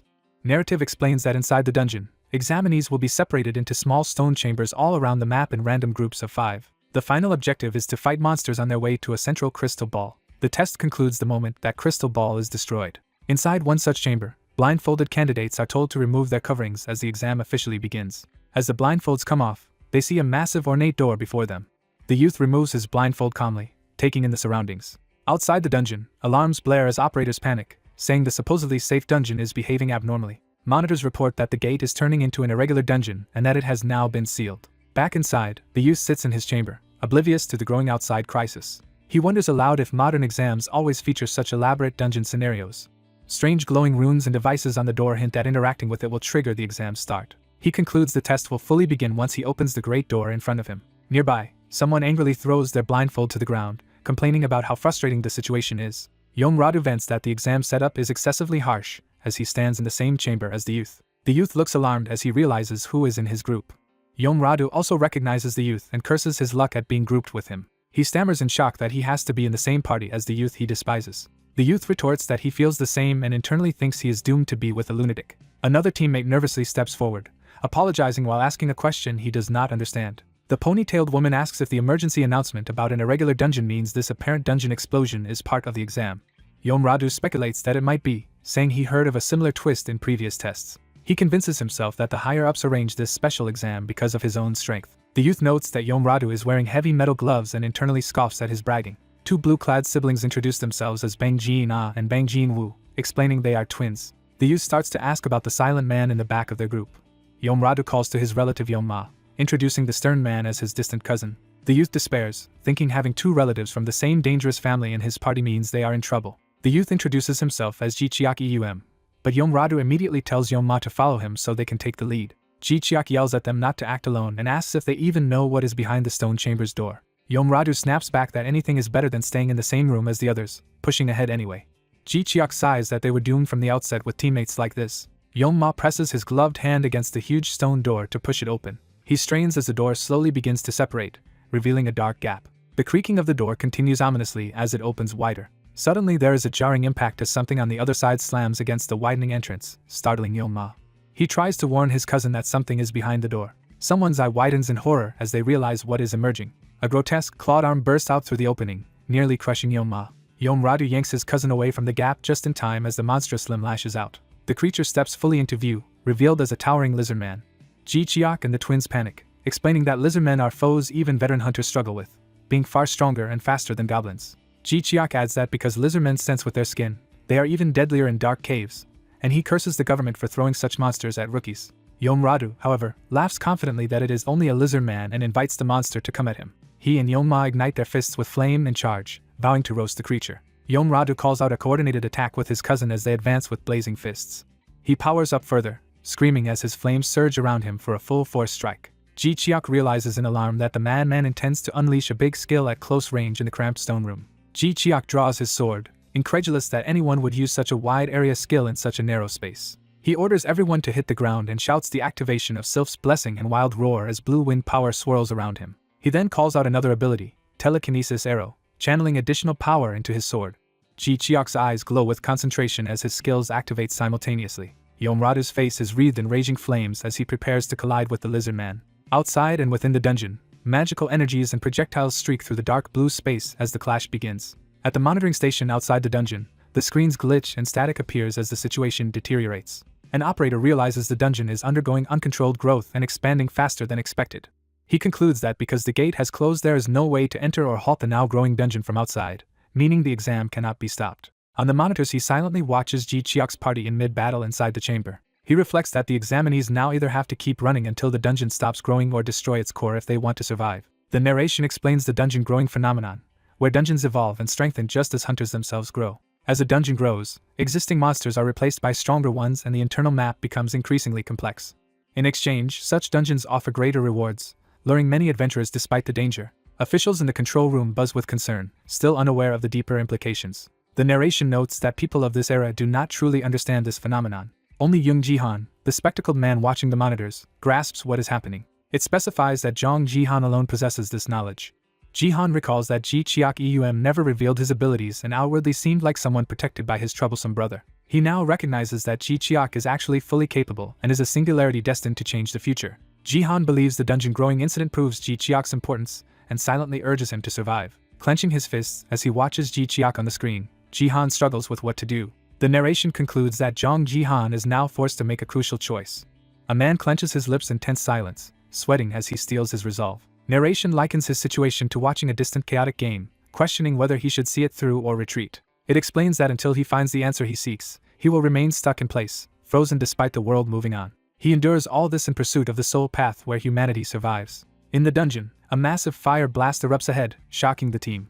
The black-haired hunter angrily thinks the fire wielder is recklessly endangering those behind him. A GodTube quest window appears, assigning him the Temple of the Scale Demon mission with extra rewards for earning 100 likes. Reading that the dungeon is actually intermediate rank, he panics at having been misled about its difficulty. A giant lizard man roars amid flames as the battle intensifies. The red-haired fire user laughs manically and attacks, intent on killing the monster. He dashes and cloaked in flames, preparing another powerful strike. His blazing fist smashes into the lizard man with explosive force. The fiery blow tears through the creature, sending flames and debris flying. He and his ally continue pummeling the monster together, reveling in the fight. One of his subordinates yells that more lizard men keep pouring in. Yomradu belligerently shouts back to let them all come. The horde of lizard men charges while the fire users cut them down. Watching from behind, Jichiak and a teammate grumble at the pair's disruptive explosions. The twins criticize Yomradu's group for ignoring teamwork and recall disliking them from the start. Jichiak silently observes, thinking instead of something more pressing. Noticing the lizardman's unusual scale color, he realizes these are different from ordinary ones. Jichiak points out Yomradu and his henchmen are abandoning them and simply running ahead. Another hunter calls after Yomradu, shocked they are really leaving the others behind. Yomradu mocks them, saying of course he would not team up with them. He orders Jichiak's small group to beg on their knees if they want to follow him. The twins scoff at his arrogance, saying he just spouts whatever he wants. Jichiak remarks that flame skills should be used on monsters, not humans. He reasons that Yomradu knows this too, yet still acted that way, and notes that even all of them together may struggle here. Jichiak advises the twins that Yomradu's power could make passing easier and suggests they join him if survival matters more than pride. The twins exchange a conflicted, wordless look. Jichiak waits calmly for their decision while they stand on either side of him. The twins ultimately choose to stay with Jichiak, distrusting Yomradu who they fear would sacrifice them. Jichiak smiles, accepting them as comrades while recalling Yomradu is still just a human opponent. A quick flashback shows Yomradu nearly burning someone earlier, underscoring why the twins trust Jichiak more. The twins insist they already know how skilled Jichiak is and excitedly offer to show their own abilities. Jichiak is surprised as they prepare to demonstrate. The sister reveals she is a blacksmith-type fighter who wields a huge hammer in combat. She explains her brother uses threads with a sewing ability to set traps and attack. They admit their skills are not very strong but promise to do their best while Jichiak encourages them to work together. Jichiak notes that Yomradu's pair has already vanished deeper into the dungeon. He decides they should set off as well, leading the twins onward. The twins agree enthusiastically as they leave the starting area. The trio advance through the stone corridors of the temple. Meanwhile, Yomradu relentlessly burns through lizard men, pushing ahead without rest. Jichiak follows more cautiously, using Eye of Observation to study the lizardman's carvings on the dungeon walls. While examining a wall, something he sees suddenly catches his attention. He discovers a hidden space behind a mural of a golden demon god and asks the blacksmith twin to break the wall. She steels herself, exhaling in preparation to swing. Using her power hammer skill, Bang Jaina smashes the wall with a mighty blow. The impact blasts the stone apart, opening a passage. They rush into the newly revealed Scale Devil's hidden temple, wondering if lizard men will follow. The brother checks on his exhausted sister, who admits the hammer skill drained her heavily. Jichiak notes and thought that a single use of her skill leaves her spent, likely because she is a low-level awakener. As they continue through the vast hidden area, they marvel that such a huge secret temple passage exists. Jichiak explains that in dungeons like this, murals and statues usually provide clues to the correct path. GodTube notifies him that his knowledge impressed the twins, granting him 3 likes. He stops them, suggesting they prepare a countermeasure since they do not know what threats may emerge. Jichiak casts Sylph's blessing on the twins, surprising them as blue wind wraps around their bodies. A notification shows Bang Jaina and Bang Jinwa's attack and agility stats increasing. Grateful, the twins thank him repeatedly while their trust in him deepens. Jichiak sees he has received 6 more likes and thinks his investment in magic power is finally paying off. He rallies the team to move out again, and they answer eagerly. Using the secret passage, they bypass many lizard man-filled corridors. Someone secretly watches the trio from a dark vantage point as they proceed. At the same time, Yomradu keeps fighting ahead unaware of the passage, while Jichiak's party eventually reaches its end. Emerging well ahead, Jichiak says they must have outpaced Yomradu, and should now prepare for what comes next. A rumbling sound alerts them that something is approaching from behind. Jichiak warns that lizard men are coming and orders the twins to maintain formation while he leads. Drawing his blades, he notes the narrow corridor will limit how many enemies can attack at once. He activates the movement skill Fleeing Shadow and darts forward. Jichiak charges with fierce determination toward the oncoming monsters. The twins ready their hammer and threads, gearing up to support him. Lizard men appear in the distance, advancing through the arches. The creatures roar and rush them en masse. One lizardman's eye widens as Jichiak's attack nears. Jichiak unleashes a rapid multi-strike combo, slicing through multiple lizardmen. Energy trails streak through the air from the ferocious slashes. The brother hurls his thread ability to ensnare or cut enemies. Jichiak's foot impacts, launching himself for another assault. The sister leaps overhead with her hammer, startling the lizardmen below. Her hammer crashes down in a powerful blue impact. She and her brother follow up with sweeping hammer blows and thread attacks that batter the monsters. She thinks that since Jichiak already weakened them, their job is simply to finish them off. The twins continue fighting while urging each other to keep moving as they restrain more lizardmen. Panting, Jaina begins to realize something about Jichiak's strength. A system message states Jichiak has slain 5 lizardmen alone and grants him the Lizardman's Challenger title, causing lizardmen to feel fear. Afterwards, Jichiak and the twins stand among corpses, deciding to process the bodies. They spread out and start working on the fallen lizardmen as Jichiak observes. Narration explains that after defeating the lizardmen, the trio begins dismantling the corpses. Jaina methodically drives a tool down, helping with the dissection. Jinwoo also assists, concentrating on his part of the grisly work. They extract magic crystals and collect blood and scales as valuable materials. Containers of blood and stacks of scales pile up while Jichiak watches thoughtfully. He remembers something and decides it is time to bring out a special ability. Godtube introduces Scrooge's alchemy, an alchemy package promising cheap materials and big profits. Jichiak is relieved the alchemy package is still available for purchase. He confirms the payment, buying the alchemy skill. Jinwoo notices and tells his sister that Jichiak seems to be planning something again. She turns curiously, asking what he means. Jichiak activates Scrooge's alchemist survival camp, surrounding himself with a magical alchemy setup. The system provides a camp with cauldrons, bottles, and neutralizers as part of the deal. Jichiak is pleasantly surprised by how useful the setup appears. The twins stare in amazement, wondering what this strange arrangement is. He explains he just learned a new alchemy skill and that it is perfect now that they have many ingredients. The twins are stunned to realize he even possesses alchemy on top of everything else. He begins brewing, but the system warns his low alchemy level makes success unlikely, with only a 30% chance. His first attempt fails and the ingredients in the cauldron are ruined. Another attempt also fails, destroying more materials. After several tries, the system finally announces success, to Jichiak's and the twins' delight. He has created a new item, Lizardman's Stamina Booster, a potent potion that regenerates stamina and agility for 6 hours. Delighted, Jichiak calculates that each bottle could sell for a large sum. Through repeated failures and successes, he manages to brew a total of 5 bottles. 5 purple potions float before him, the culmination of their efforts. While they keep killing lizardmen and turning parts into potions, the grind continues. Jichiak steadily pours collected blood into the cauldrons to brew more.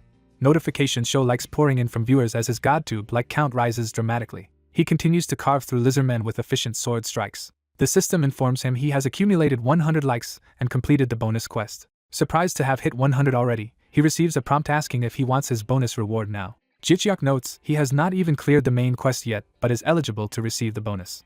He agrees and the system begins updating his Godtube-based interface as the reward. Jichiak reacts with startled curiosity to this sudden system update. He wonders what exactly this update entails. A countdown and magical effects signal the update installation. The countdown finishes as light engulfs the interface. The system declares the update successful. Jichiak exclaims in awe as the new interface appears in front of him. The updated system reveals that from now on he can earn likes from his enemies too. He is baffled by the idea and questions how enemies could possibly like him. Before he can ponder further, another group of lizardmen charges at him. One lizardman screeches as it lunges in for the attack. Jichiak rushes forward, eager to test how the new feature works in combat. A lizardman's claw swipes down toward him as the fight erupts again. His swift slash bisects the monster, its death cry echoing. Jichiak follows through with focused determination. He unleashes a sweeping attack that decapitates another lizardman. A surviving lizardman screams in terror as it witnesses the carnage. The interface notes that this lizardman fears his blow, indicating the enemy's emotional reaction. Jichiak immediately gains a like from the frightened monster, proving the new system works. He continues slicing through foes, beheading yet another lizardman. Another enemy is deeply shocked by his strike, its fear again being tracked by the system. Jichiak receives another like and laughs, realizing how to exploit the mechanic. He revels in the fact he can now farm likes even from enemies while cutting them down. Smirking, he thinks to himself how overpowered this updated system feels. Empowered by the realization, he keeps executing wide-sweeping sword techniques. A blinding flurry of white slashes fills the corridor as he attacks. The twins, still using threads and hammer, watch in astonishment at his overwhelming power. Narration notes that just when they were nearing exhaustion from the lizardman battles, the weary trio moves onward through the temple, still pressing ahead. Jinwoo suddenly notices something and urgently calls his sister's attention to it. The protagonist looks up, puzzled by something above. The group reaches a massive door, and wonders if it is the dungeon boss room and the end of their trial. Jichiak, uncertain, remarks that a boss monster should usually appear at the dungeon's end. The team concludes the unseen boss must be behind the door, and realizes their work is not over. Another group led by a red-haired man arrives, mocking that the test takers survived and reached this place. Jicheok recognizes the red-haired hunter Yeonladu is alive and wonders if he has teamed up with others. Jicheok's twin companions stare silently in shock at the newcomers. Yeonladu and Jicheok face each other tensely before the door. Yeonladu insists he will open the boss door himself, and Jicheok thinks that if he is that ready to risk his life they should let him. Jicheok allows Yeonladu to go ahead and open the door first. Yeonladu pushes the boss door open and Jicheok cautiously steps inside behind him. Yeonladu continues to shove the heavy door open further into the dark room. He peers inside warily, gauging the darkness beyond the doorway. Yeonladu orders everyone to follow him in and to stay alert because they cannot see what may emerge from the dark. As they enter, some test takers whisper that the place feels creepy and worry whether they will be alright. Jicheok's team checks the area, finds no traps, but he still urges everyone to stay cautious. Jicheok is convinced their final mission is hidden somewhere in this chamber. Yeonladu ignites a ball of flame in his hand to light the way. The combined group advances through the dark with Yeonladu's fire, while nervous test takers watch anxiously. The camera lingers on a shadowy part of the room, building tension as they move forward. A mysterious voice from the darkness demands offerings, startling everyone and prompting someone to shout back in fear. Behind them, the entrance doors begin closing ominously. The doors shut almost completely, trapping everyone inside. The heavy doors slam fully closed, shocking those nearest them. The other test takers scream in terror as they realize they are sealed in. People panic when they see the closed door and realize they have walked into a trap. A winged demon statue on a pedestal speaks again, stating it wants 2 people. The crowd squints at a bright light in front and points out that something is up on the pedestal. Jicheok reacts in shock as he finally sees what is there. The shot reveals the lower half of a large red humanoid figure standing on the pedestal. The entire demon is shown, and the test takers exclaim that the terrifying creature looks like an actual demon. Yeonladu quickly commands everyone to prepare for battle and to spread out instead of clumping together. The examinees cry out in disbelief that they are facing a real demon. Some hunters sprint to take positions as others shout for them to hurry over. Jicheok tells his twins the demon seems extremely strong and suggests they retreat for the moment, which they agree to.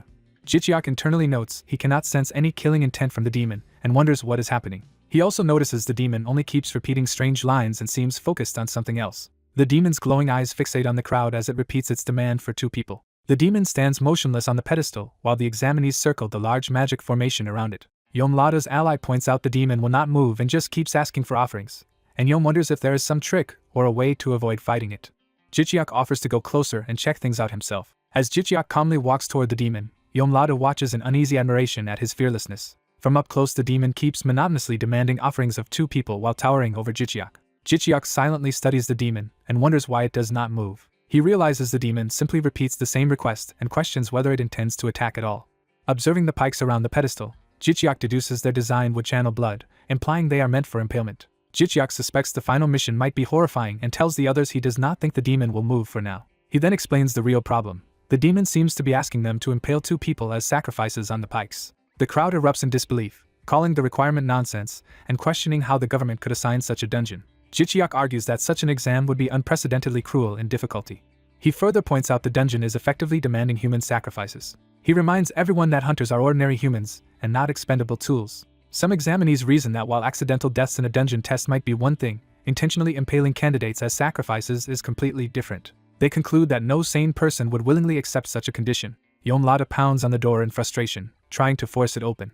He curses when the door will not move at all, realizing they are completely sealed in. Furious, he blames the exam proctors for trapping them and keeps striking the door. The group devolves into despair, shouting that they were set up and expressing that they do not want to die in this place. Jicheok and one of the twins observe the panicking crowd with serious expressions. Jicheok thinks the situation is deteriorating, realizing that inexperienced test takers naturally find this overwhelming and are slipping into panic. A desperate hunter swings his weapon wildly while screaming to be let out. One candidate bolts toward the demon, declaring he will destroy everything as others try unsuccessfully to restrain him. Jicheok yells for the rampaging man to stop. Ignoring him, the man rushes the demon shouting to be freed. He leaps high, raising his sword to strike the demon.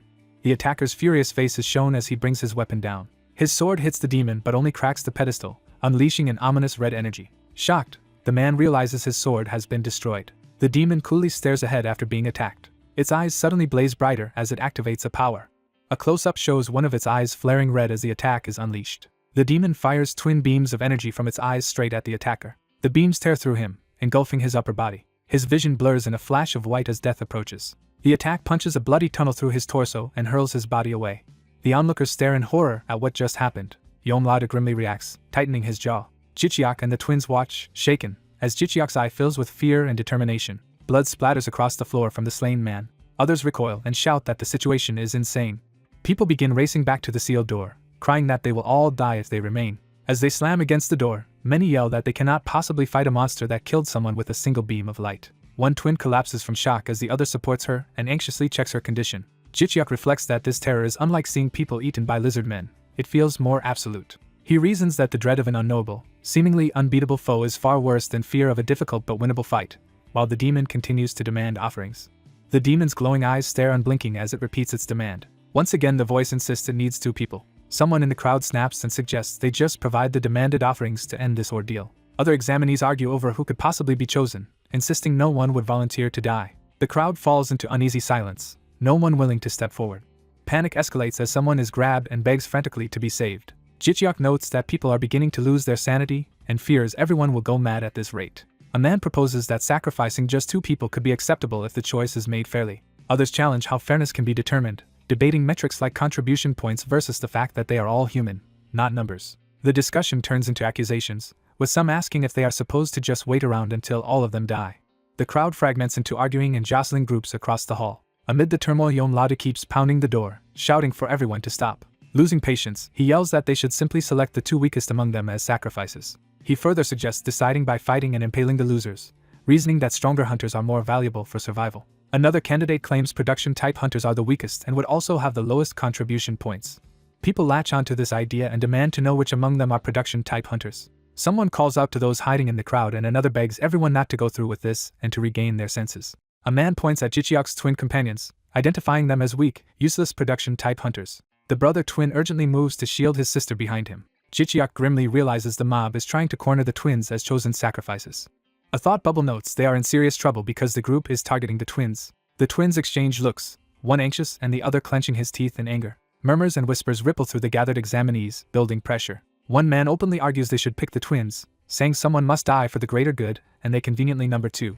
Yahello smirks to himself, finding the situation developing in a way that amuses him. Internally he anticipates enjoying watching Jicheok struggle again after daring to oppose him earlier. Jicheok reflects cynically that humans are weak and will do anything to live as long as they are not the direct victims. He steps in front of the twins and addresses everyone, asking whether any of them truly wants to become a murderer. He explains that if they sacrifice innocent comrades, then all 18 remaining examinees will share the guilt. Jicheok insists that if they fight together instead, no one has to be a murderer or victim and, as hunters, they can win. Yahello scoffs at Jicheok's idealistic speech, calling it nonsense. Jicheok declares that no dungeon is unconquerable, even as the demon keeps calmly requesting offerings. The unseen voice again repeats its requirement of 2 people. A hesitant hunter admits he also does not want to kill anyone but questions whether Jicheok can really guarantee victory without casualties. Jicheok answers that they must make such an outcome happen and insists there is a way.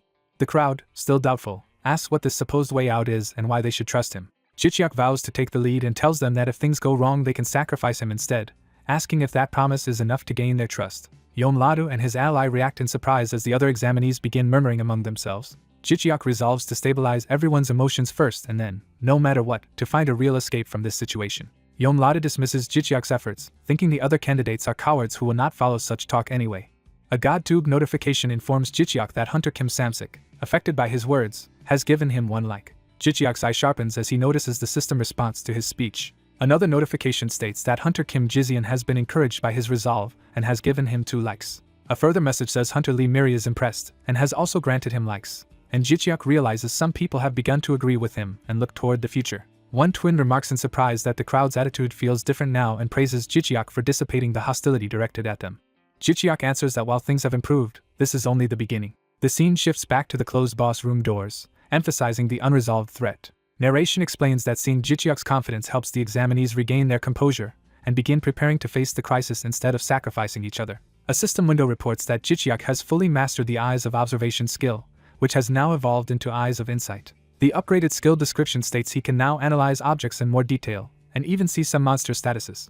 Additional text describes Eyes of Insight as a D-rank growth skill that identifies objects and monsters and can later evolve into an even stronger vision ability. Jicheok realizes he reached full mastery by analyzing murals earlier and plans to use this new insight to learn more about the demon. Activating the skill, he visually scans the demon, data outlines appearing around its form. The system reveals the creature is a greater demon with a water attribute, and that offering 2 awakeners would let it evolve into a stronger demon baron. Jicheok concludes the demon has refrained from attacking because it is waiting for sacrifices to power its evolution. He announces to the others that he now understands why the demon refuses to move. Curious hunters ask how he figured that out and urge him to explain how they can defeat it. Jichiak explains that the demon is trying to evolve using them as sacrifices and therefore cannot attack first, and he also confirms it is a water-attributed demon. Some hunters deduce they should counter a water attribute with wood or lightning attacks and feel hopeful now that they know its element. Jichiak urges everyone to abandon the idea of clearing the dungeon by sacrificing 2 people because the being is an actual monster disguised as a device. The crowd's mood shifts and several turn away from Yomladu, listening instead to Jichiak's explanation. Annoyed, Yomladu wonders who Jichiak really is to sway people like this. Jichiak begins buffing equipment with a series of beginner craftsman skills, imbuing a sword with strengthening effects. He hands the enhanced sword to the sister twin, explaining its power will last for an hour, and she gratefully thanks him. Jichiak modestly says they helped him gain this skill, so there is no need for thanks, while a notification states the twins feel embarrassed yet appreciative, and grant him several likes. The red demon orders everyone to charge forward. 2 trainees sprint determinedly. More hunters run towards the demon, ready to fight. The demon stands calmly on a pedestal as the hunters approach. The demon mocks the humans as fools. The black-haired hunter thinks the demon will not attack first. He begins a ritual, invoking the one who rules over shadows, the black dragon of darkness. He starts chanting the summoning spell. The chant instructs the spirit to appear on his left arm. He continues reciting the incantation. A system message reports that a low-ranking darkness spirit answers his call. Dark energy envelopes his left hand. The dark aura swirls and intensifies around him. The summoned spirit coils around his body. His eyes focus as he channels the power. A description explains the black dragon of darkness summoning, stating the chant, that stronger inner darkness strengthens the summoned spirit, and that a blood-soaked smile awakens it. Other hunters are amazed, and several named teammates are said to be deeply impressed by his black dragon of darkness. He gains 8 likes from viewers. He recalls the demon's eye beam from earlier and hopes the spirit of darkness will counter it. The demon prepares to retaliate.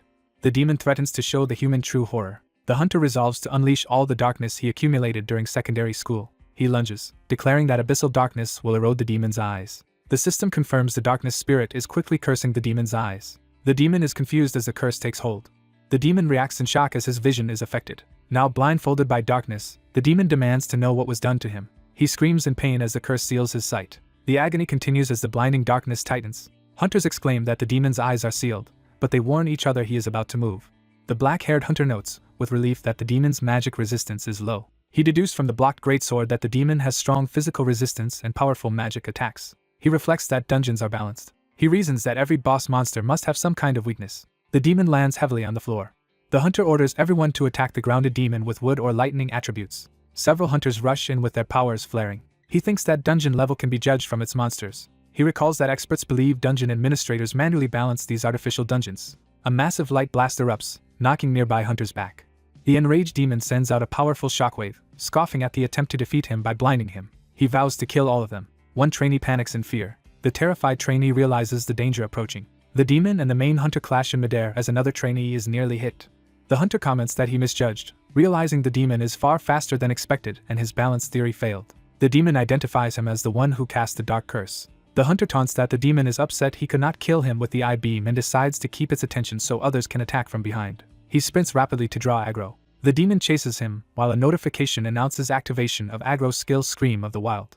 The demon continues pursuing the focused hunter. The hunter sharpens his gaze, fully alert. He dives toward the demon with his blade ready. He groans with effort as he attacks. The demon snarls, baring fangs. While exchanging blows, the demon laughs and admits the human's skills are not bad. The hunter worries that at this speed the demon will soon catch him. Other hunters complain that the boss is moving too fast for them to land attacks. A teammate notes that although it looks like the main hunter is being pushed back, he is actually dodging every strike. The demon swings his tail at the hunter. The hunter invokes his ability Shadow Steel. The demon's shadow stretches on the ground. Dark energy snakes from the demon's shadow toward the hunter. The system reports that the demon's movement speed and part of his defense have been reduced. Another message states the hunter has absorbed that stolen speed and defense, and he is glad the strong demon lets him take even more power. The demon, feeling weakened again, wonders what the human has just done. Elemental attacks from all directions slam into the demon, stunning him. Explosion and fire engulf him as he cries out. The hunter sees that everyone is now attacking the demon with everything they have. Another attacker charges with a powerful strike. He rallies the group, saying they can win if they keep pressing the assault. The demon's body becomes riddled with wounds. His legs are also damaged as he braces himself. He bursts with energy, laughing. He admits the attacks hurt, but only somewhat. He claims the hunters have already reached the limit of what they can do. Observers react in alarm to his resilience. The demon roars and prepares another charge. The main hunter blames himself for being careless. He realizes the demon's counterattack now puts everyone in danger. A hot-headed fire user pushes forward, yelling for weaker ones to move aside. That fire user declares he will kill the demon himself. He unleashes his maximum firepower, challenging the demon to dodge it. Multiple flaming projectiles streak toward the demon. The demon braces to endure the incoming barrage. Huge explosions consume the battlefield. The demon emerges burn-scarred, grunting. Still on fire, he furiously calls the attacker an insect. He crouches amid flames, ready to counter. The fire user promises to cook the demon thoroughly. The demon snarls back, sparks and embers flying. The fire user's flaming fist races toward its target. The fiery punch continues its charge. From the side, we see him closing in to strike the demon. He is shocked as something goes wrong mid-attack.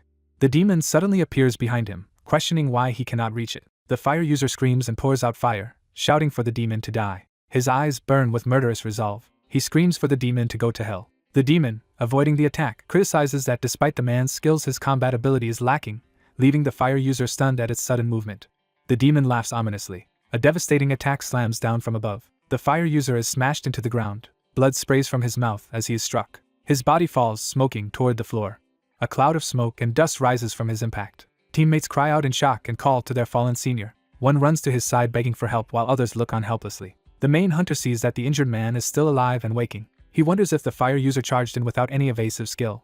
The demon laughs loudly, surprised that humans he considered insects have troubled him this much. A teammate points at the demon, excited that Mr. Yomrado's attack appears to have been effective. They notice the demon's back is significantly damaged. They spot a glowing bead-like object embedded in the wound. The demon drools oddly as it staggers. The hunter remembers that if a crystal-like bead is broken, the test will end. He recalls the initial rule that smashing the crystal ball concludes the test. He recognizes that destroying the bead on the demon's back must be the real objective. Meanwhile, the enraged demon vows not to let the insects die peacefully. He roars that he will annihilate them all. He releases streams of poisonous-looking liquid while screaming for the insects to die. The hunters react in shock as the unknown substance spreads. People scream as the liquid surges toward them, and one shouts in confusion about what it is. Victims are splashed, and one realizes in horror that it is venom. Chaos erupts as trainees flee, and someone shouts that anyone touched by the venom is finished. The demon laughs hysterically, declaring that everyone trapped in the sealed room will die. He says he will make them experience real pain and die. Venom waves race toward fleeing hunters. One trainee is about to be engulfed by the poison. The main hunter sprints through the rushing venom. He concludes that at this rate everyone will die. He thinks his only option is to use a last resort. He pulls out Lizardman's Berserker Pill, which greatly raises his stats at the cost of stamina and possible death, lasting 30 seconds. As the demon advances laughing, the hunter prepares to act. He swallows the dangerous pill, deciding he has no other choice. He braces himself and charges, shouting to go. He feels that thanks to the pill they now have a real chance to win. His eyes turn red as the Berserker effect activates. He groans under the strain of the transformation. System messages announce all his stats have doubled while his stamina rapidly drains. Another warning states he will die after 30 seconds unless he cancels the pill's effect, and he roars in response. He admires how powerful this buff is and orders all remaining likes to be invested into his strength. The system confirms that consuming all his likes has raised his strength to B rank. Combined with the Berserker pill, his strength temporarily reaches S rank. Surrounded by surging energy, he stands ready with his sword. His body tenses as the overwhelming power courses through him. His legs bulge with enhanced strength as he prepares to move. He feels energy flooding his body. He also senses his life force rapidly draining, likening himself to a candle about to burn out. As the demon spreads more venom and taunts the humans about tasting death, the empowered hunter prepares for a final decisive move.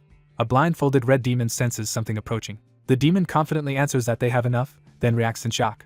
Empowered, Jichiak rushes toward the demon, declaring it is now the demon's turn. His rapid strikes slam into the demon, while a countdown drops to 24. The demon is hurled around, screaming in pain as the timer falls to 23. Jichiak keeps attacking midair, dual swords in hand. Surrounded by blue energy, he dives down to continue the assault. The timer continues down to 21. Jichiak repeatedly stabs the demon as the counter reaches 20. The demon, spitting blood, cries out in disbelief at Jichiak's sudden strength while the timer hits 19. Jichiak notes to himself that there is still enough time left. The timer ticks down further to 17.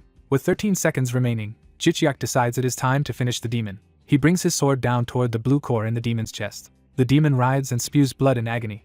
Jichiak glares intensely, fully focused. A huge burst of light and energy explodes from the impact. The blast continues to flare outward. The on-screen counter drops to 09. Jichiak keeps pounding the demon's core with powerful blows.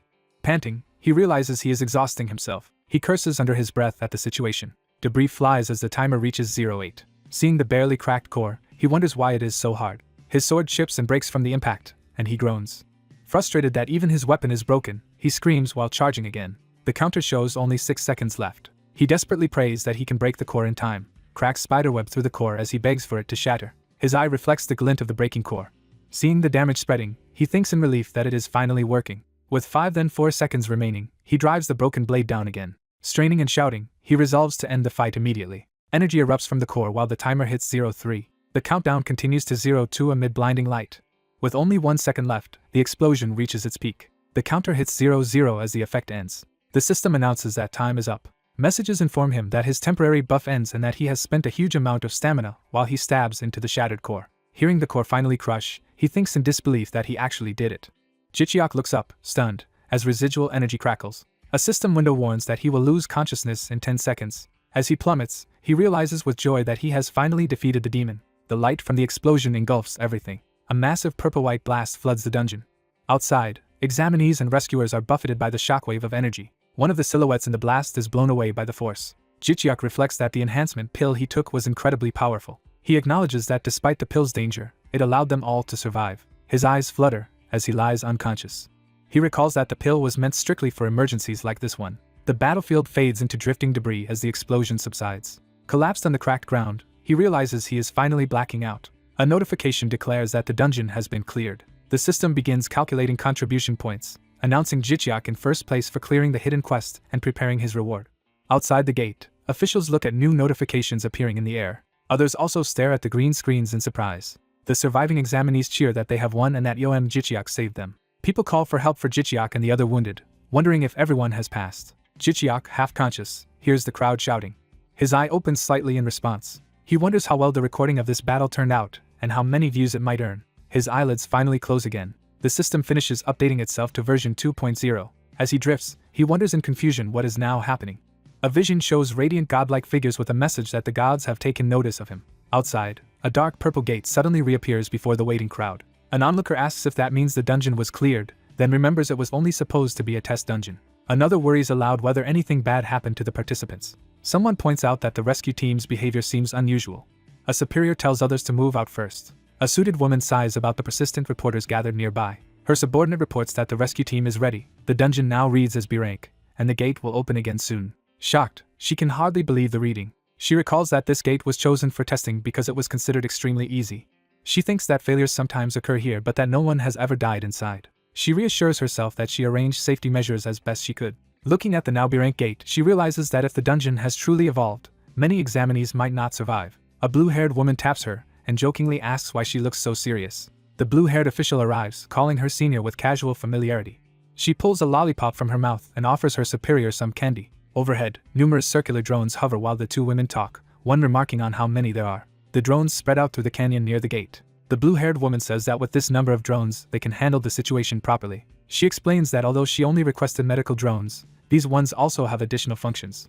She remarks that the ministry surely knows those extra functions are really meant for exploring dungeons. Shouts go up as people see the purple gate begin to open again. The rescue coordinator confirms that the medical team is ready at the gate. Orders go out for the rescue team to move into position. A rescuer notices that the examinees are finally starting to come out. Exhausted survivors run out of the gate towards safety. One staggered participant is helped along while gasping for breath. Another examinee cries out in relief that they are alive. Rescuers rush injured people away, shouting that some wounds are very serious. Medics lay wounded participants on the ground and begin treating them. Jichiak is carried out unconscious on a stretcher. Seeing the badly wounded, the suited woman curses and wonders what on earth occurred in that supposedly safe test. Reporters note how severe the injuries look and question why so few people are returning. One reporter recognizes Radu among the survivors. Radu limps out of the gate, cursing under his breath.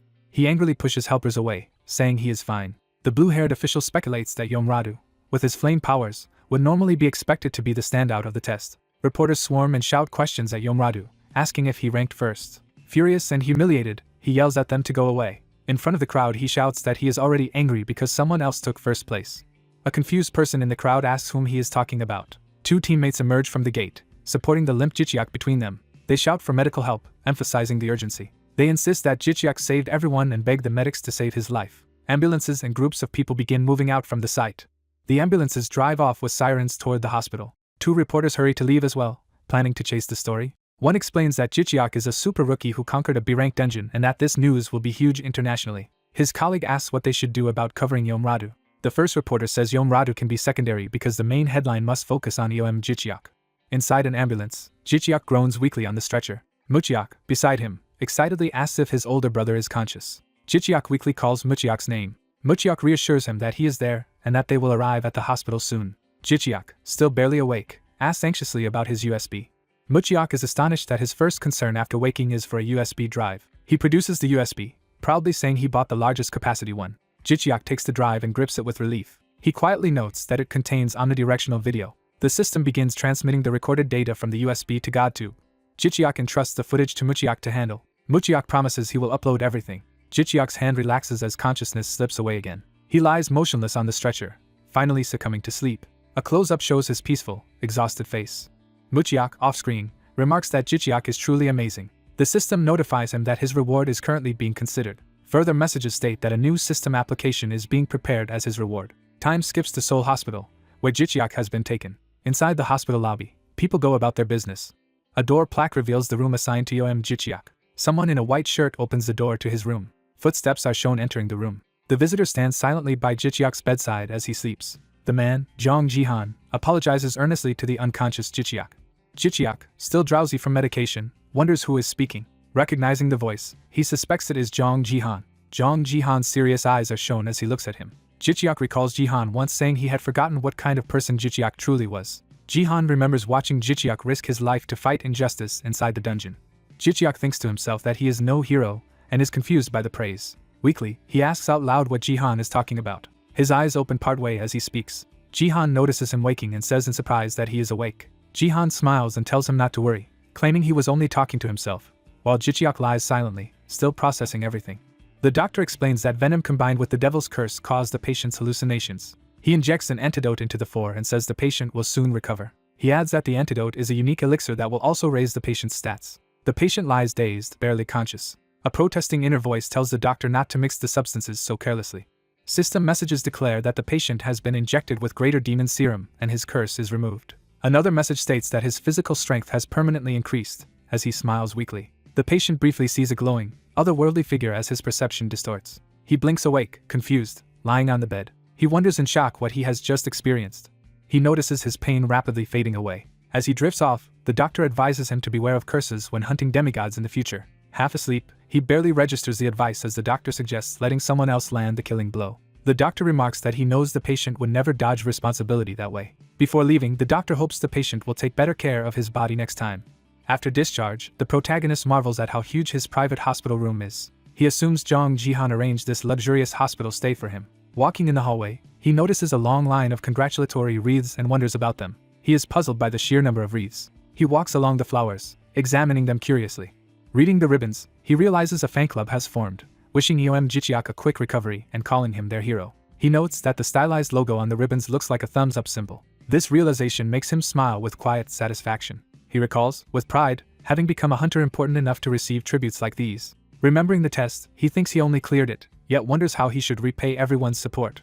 He considers thanking each supporter individually. System windows appear, telling him hidden quest reward calculations are done and that main quest rewards are being processed. He muses that the main reward is taking unusually long but is glad the hidden quest settled quickly. He raises his thumb toward the interface to interact. The system announces that settlement of the hidden quest has begun.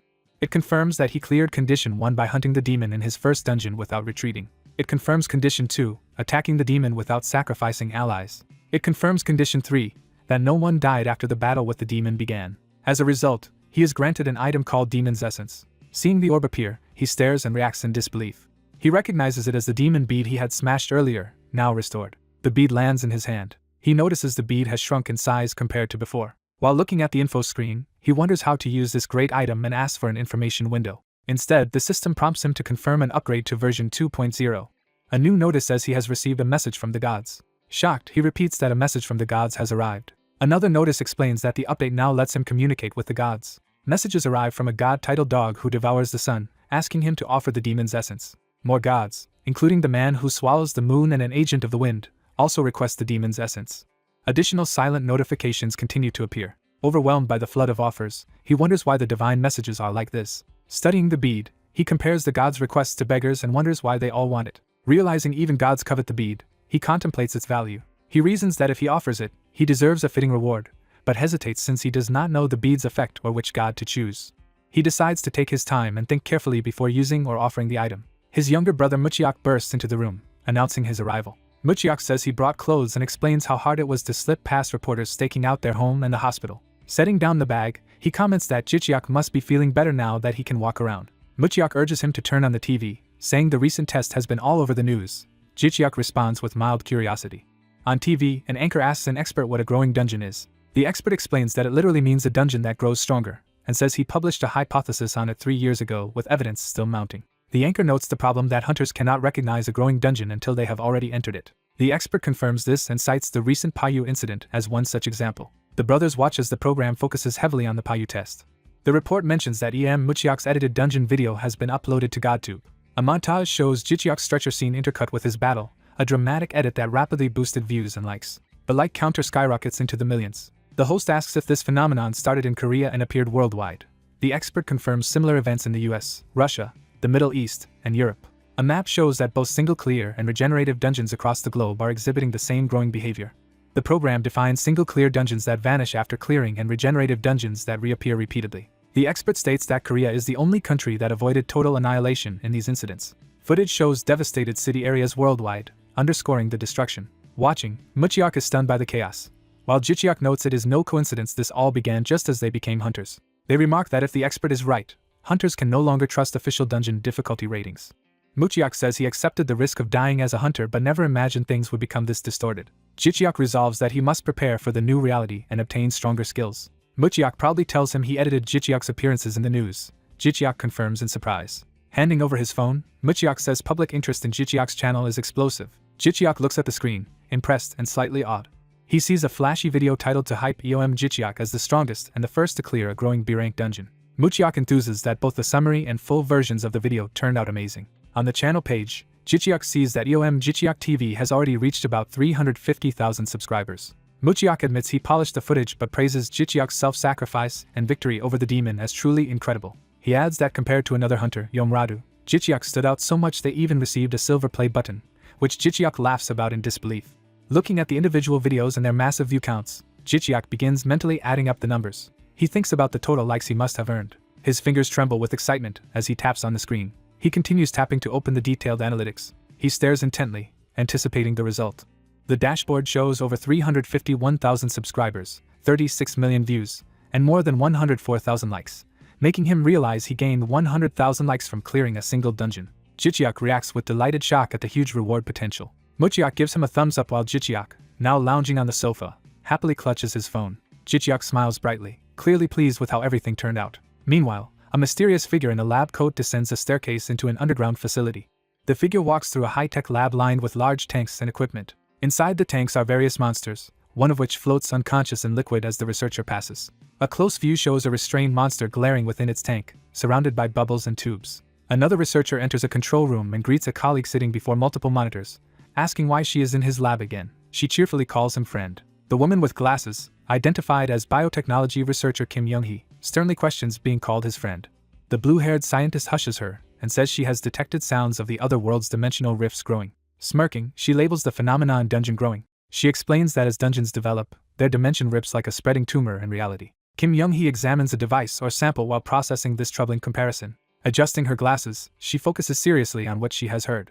The blue-haired scientist visualizes the rift noises as fluctuating signals in a dark, starry void. Kim comments that it sounds like yeast fermenting, while the other says it is really the sound of dimensions tearing, a symphony heralding the world's end. Kim falls silent, then places the device down, calling the situation ominous. The blue-haired woman replies that it is inevitable since everything grows and ages, implying they cannot stop it. Pouring wine, she says they might as well enjoy themselves despite the looming catastrophe.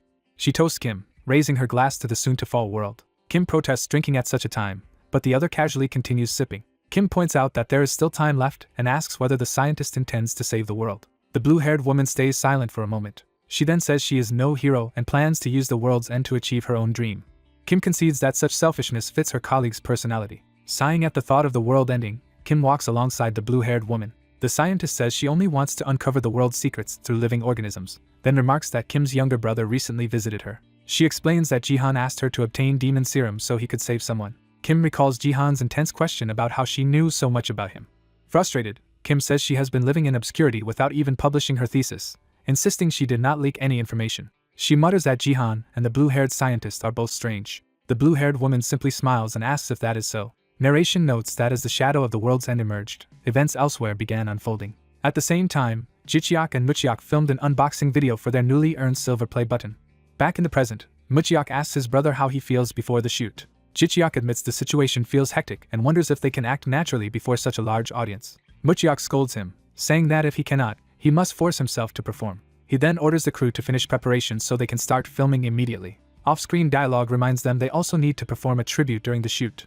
Muchiak adds that he will begin intense training from tomorrow and promises to handle editing so Jichiak need not worry. Jichiak, surprised, asks why an already A-tier hunter wants to become even stronger. Muchiak answers that he wants just enough power to help his brother and prevent him from facing such danger alone again. Touched, Jichiak softly calls his brother's name. Muchiak smiles and says he needs his own hunter license if he is to enter dungeons alongside Jichiak. The production staff adjusts lights and equipment, preparing for the shoot. Narration states that filming proceeded smoothly as news of Muchiak's upcoming training spread. Their video centers on presenting the silver play button. The brothers pose together, happily holding the plaque. The finished video is uploaded to GodTube.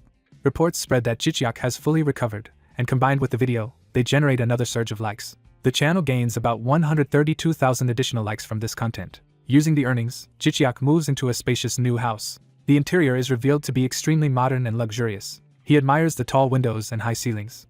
Walking through the huge living room, he comments that he still is not used to such high ceilings. Exploring the chef-level kitchen and built-in wine storage, he notes how lavishly everything is furnished. He continues touring, taking in the grand architectural details. Seeing the enormous bathroom, he concludes that the house truly has everything. Returning to the living room, he notices a cardboard box placed on the table.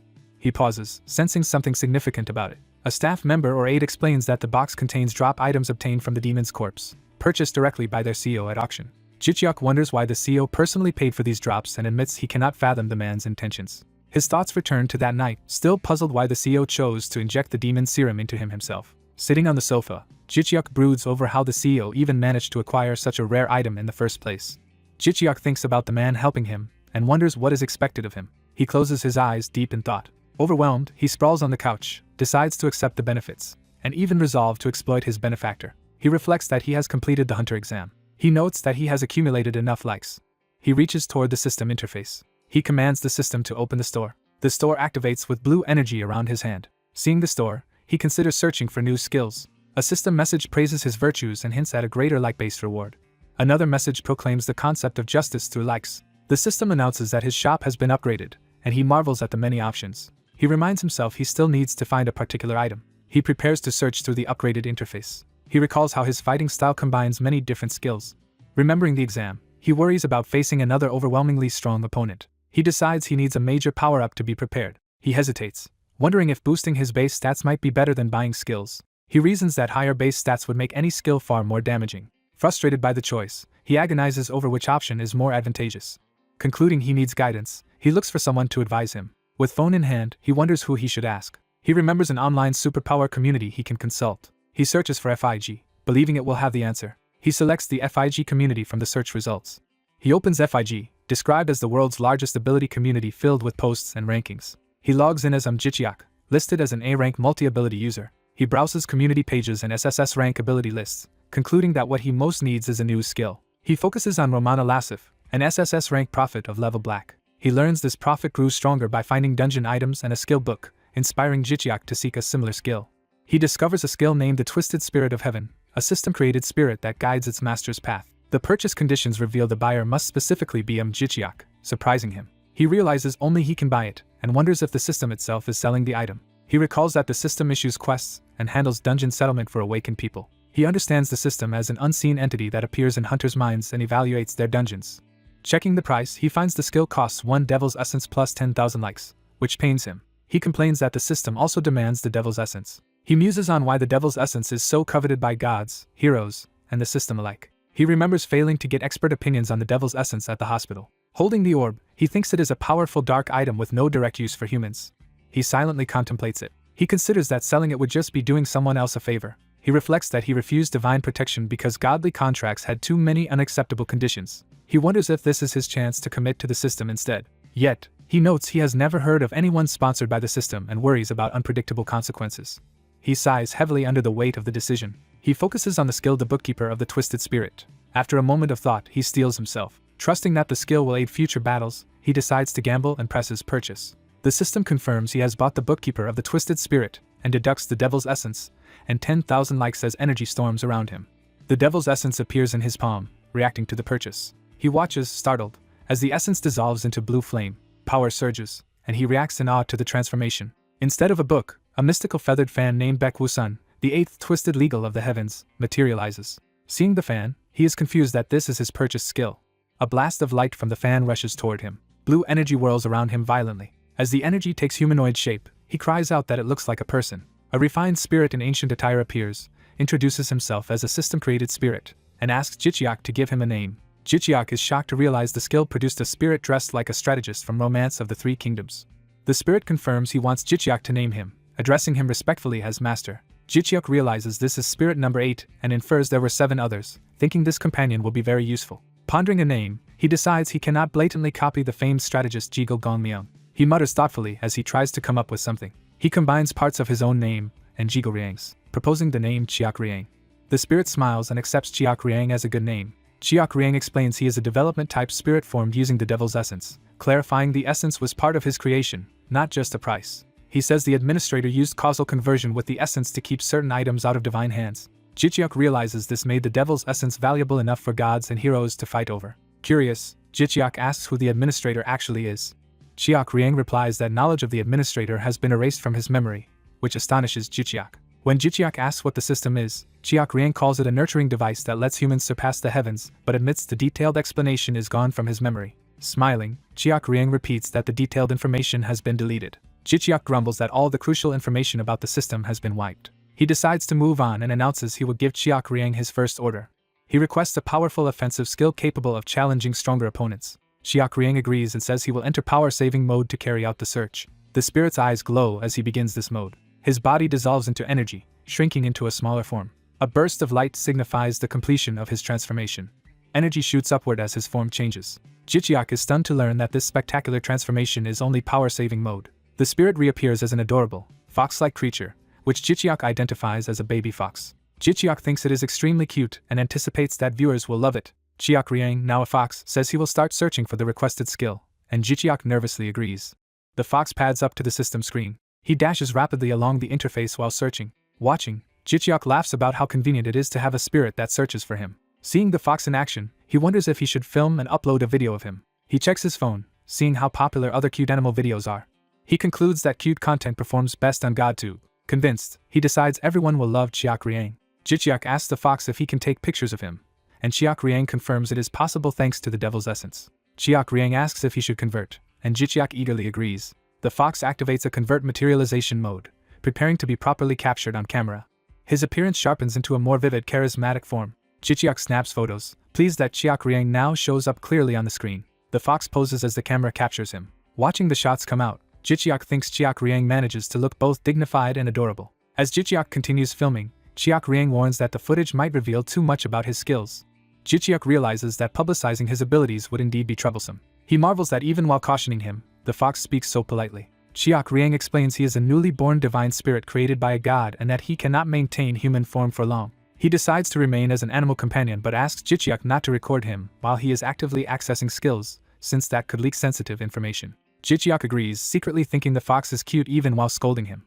Cheok Ryang says the system made him sociable and intentionally beautiful and cute, so Jicheok is free to take advantage of his appearance. Jicheok happily pats the fox's head, fully intending to do exactly that and mentally thanking the system for making him so cute. Cheok Ryang announces that he has finished searching and Jicheok asks to see the results. After analyzing Jicheok's personality, Cheok Ryang determines that, at level 1, Jicheok can only safely invest likes in certain ways. He filters out short-term power spikes and recommends 2 martial arts skills optimized for long-term growth, starting with the heaven and earth breathing technique.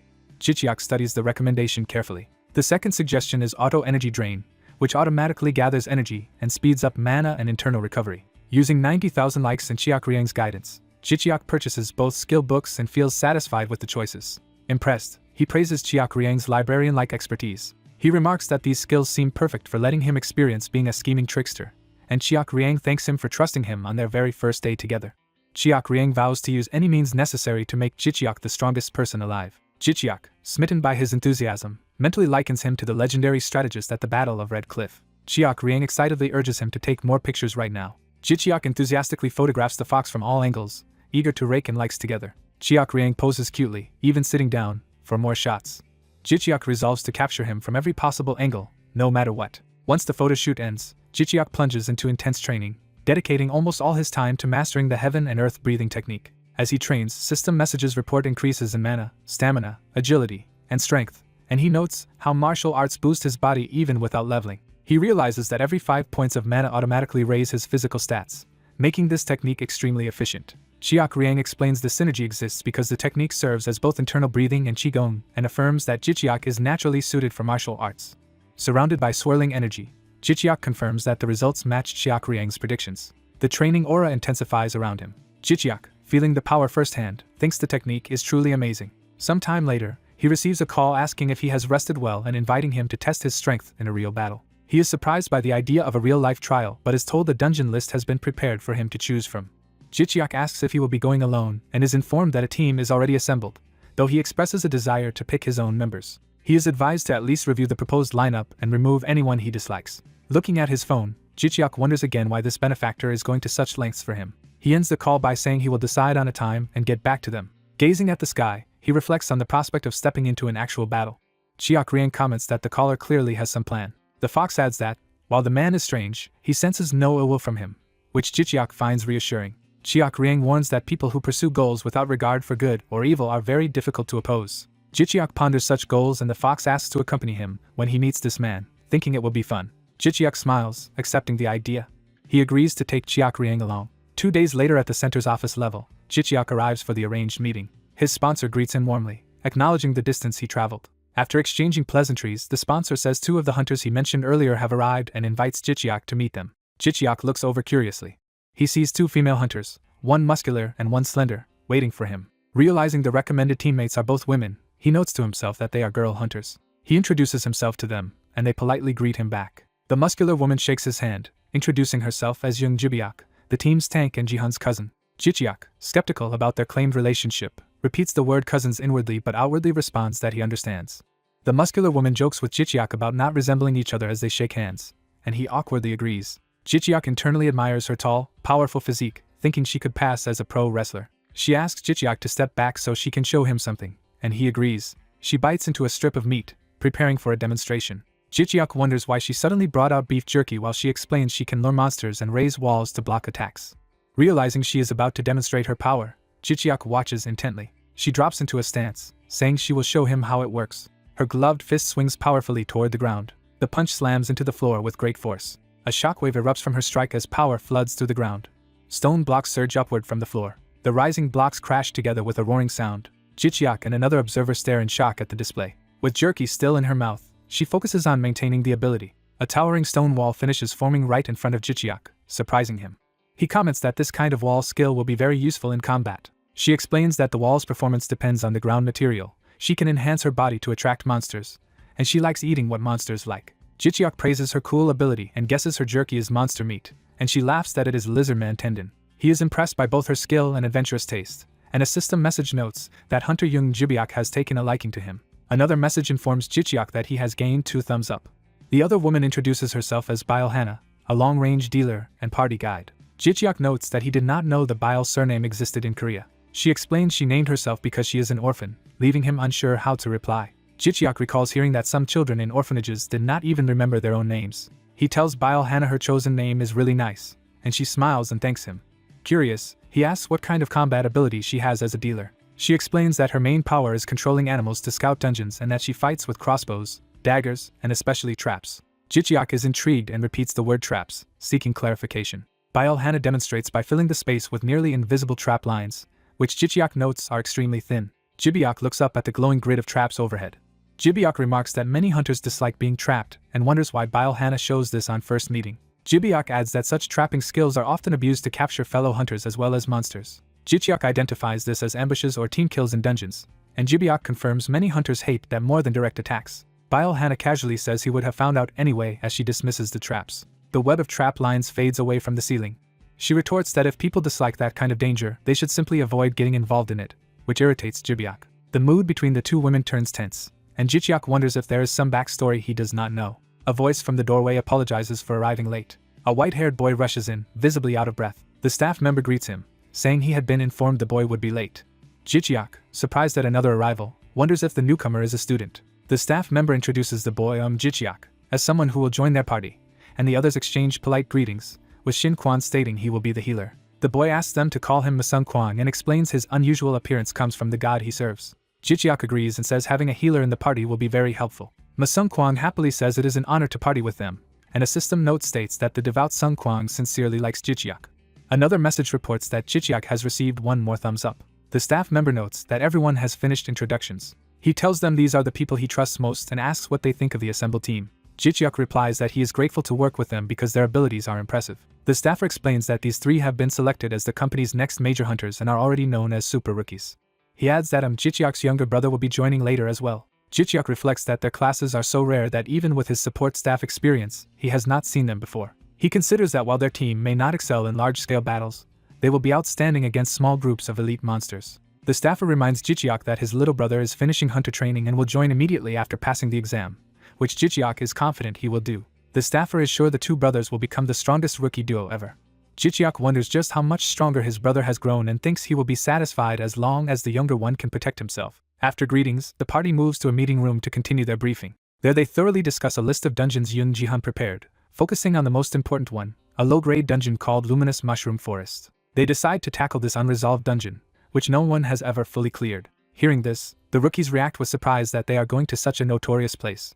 Elsewhere, someone calls out asking where Qi Liang has been. The fox spirit answers that he was secretly watching over Yung Jihan, and reassures that he can transform freely without humans noticing. With the dungeon chosen, Jichiak excitedly decides to go acquire a weapon, walking along with Qi Liang on his shoulder. Qi Liang comments that his master looks very enthusiastic. Jichiak recalls that awakened craftsmen produce 4 main categories of special items. He reviews the first type, common weapons and shields that can always be bought and are decent and visually appealing. He notes that these standard items are not especially cost-effective but are fairly priced. The second type is numbered gear made from rare beasts, produced in tiny yearly quantities. Because these are so popular, missing a year means waiting for the next batch or buying at auction. The third type is limited items crafted from materials that will never appear again, obtainable only through auctions once the stock is gone.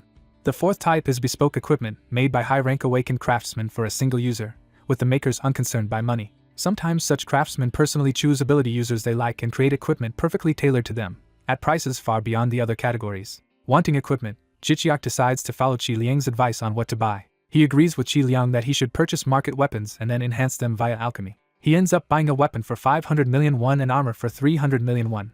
The weapon is AC plus grade twin sword of an unknown craftsman. The armor is AC plus grade jacket of an unknown craftsman. Lights flicker overhead as he prepares for the next step. Qi Liang asks if they are now going to cut corners using Jichiak's own crafting. Jichiak confirms he will effectively create his own made-to-order gear with his hands. In the underground alchemy room, he and Qi Liang stand before a huge cauldron, ready to use alchemy as a cheaper substitute for hiring a craftsman. Qi Liang suggests they begin by engraving elemental attributes onto the weapon. Jichiak leans over the cauldron and starts the process in earnest. He focuses intensely, activating his special alchemy skill. The system announces the activation of Alchemy of Scrooge as colorful energy pours into the cauldron. The twin swords and jacket are engulfed in swirling magical flames. Power erupts from the cauldron, astonishing both Jichiak and Qi Liang. After 2 enchantments, the twin swords transform into a twin sword of light and dark. That weapon then evolves further into a mono blade, while the jacket becomes a jacket of flame, and then continues changing. The jacket's final form is named Black Flame Top. Jichiak and Qi Liang stare upward in amazement at the results.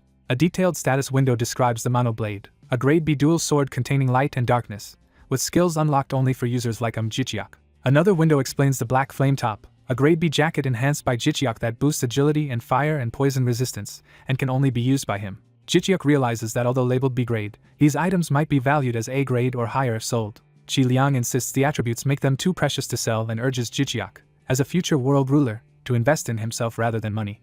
Qi Liang then tells him to hurry with his remaining preparations. Jichiak agrees, noting he must still train before entering the dungeon. Using alchemy, he brews potions, creates emergency rations, and lightly reinforces everyday gear like shoes and clothes. With preparations finished, he packs his bag and heads off for intensive martial arts practice. Scenes show him wielding the new monoblade and testing the black flame jacket's defenses.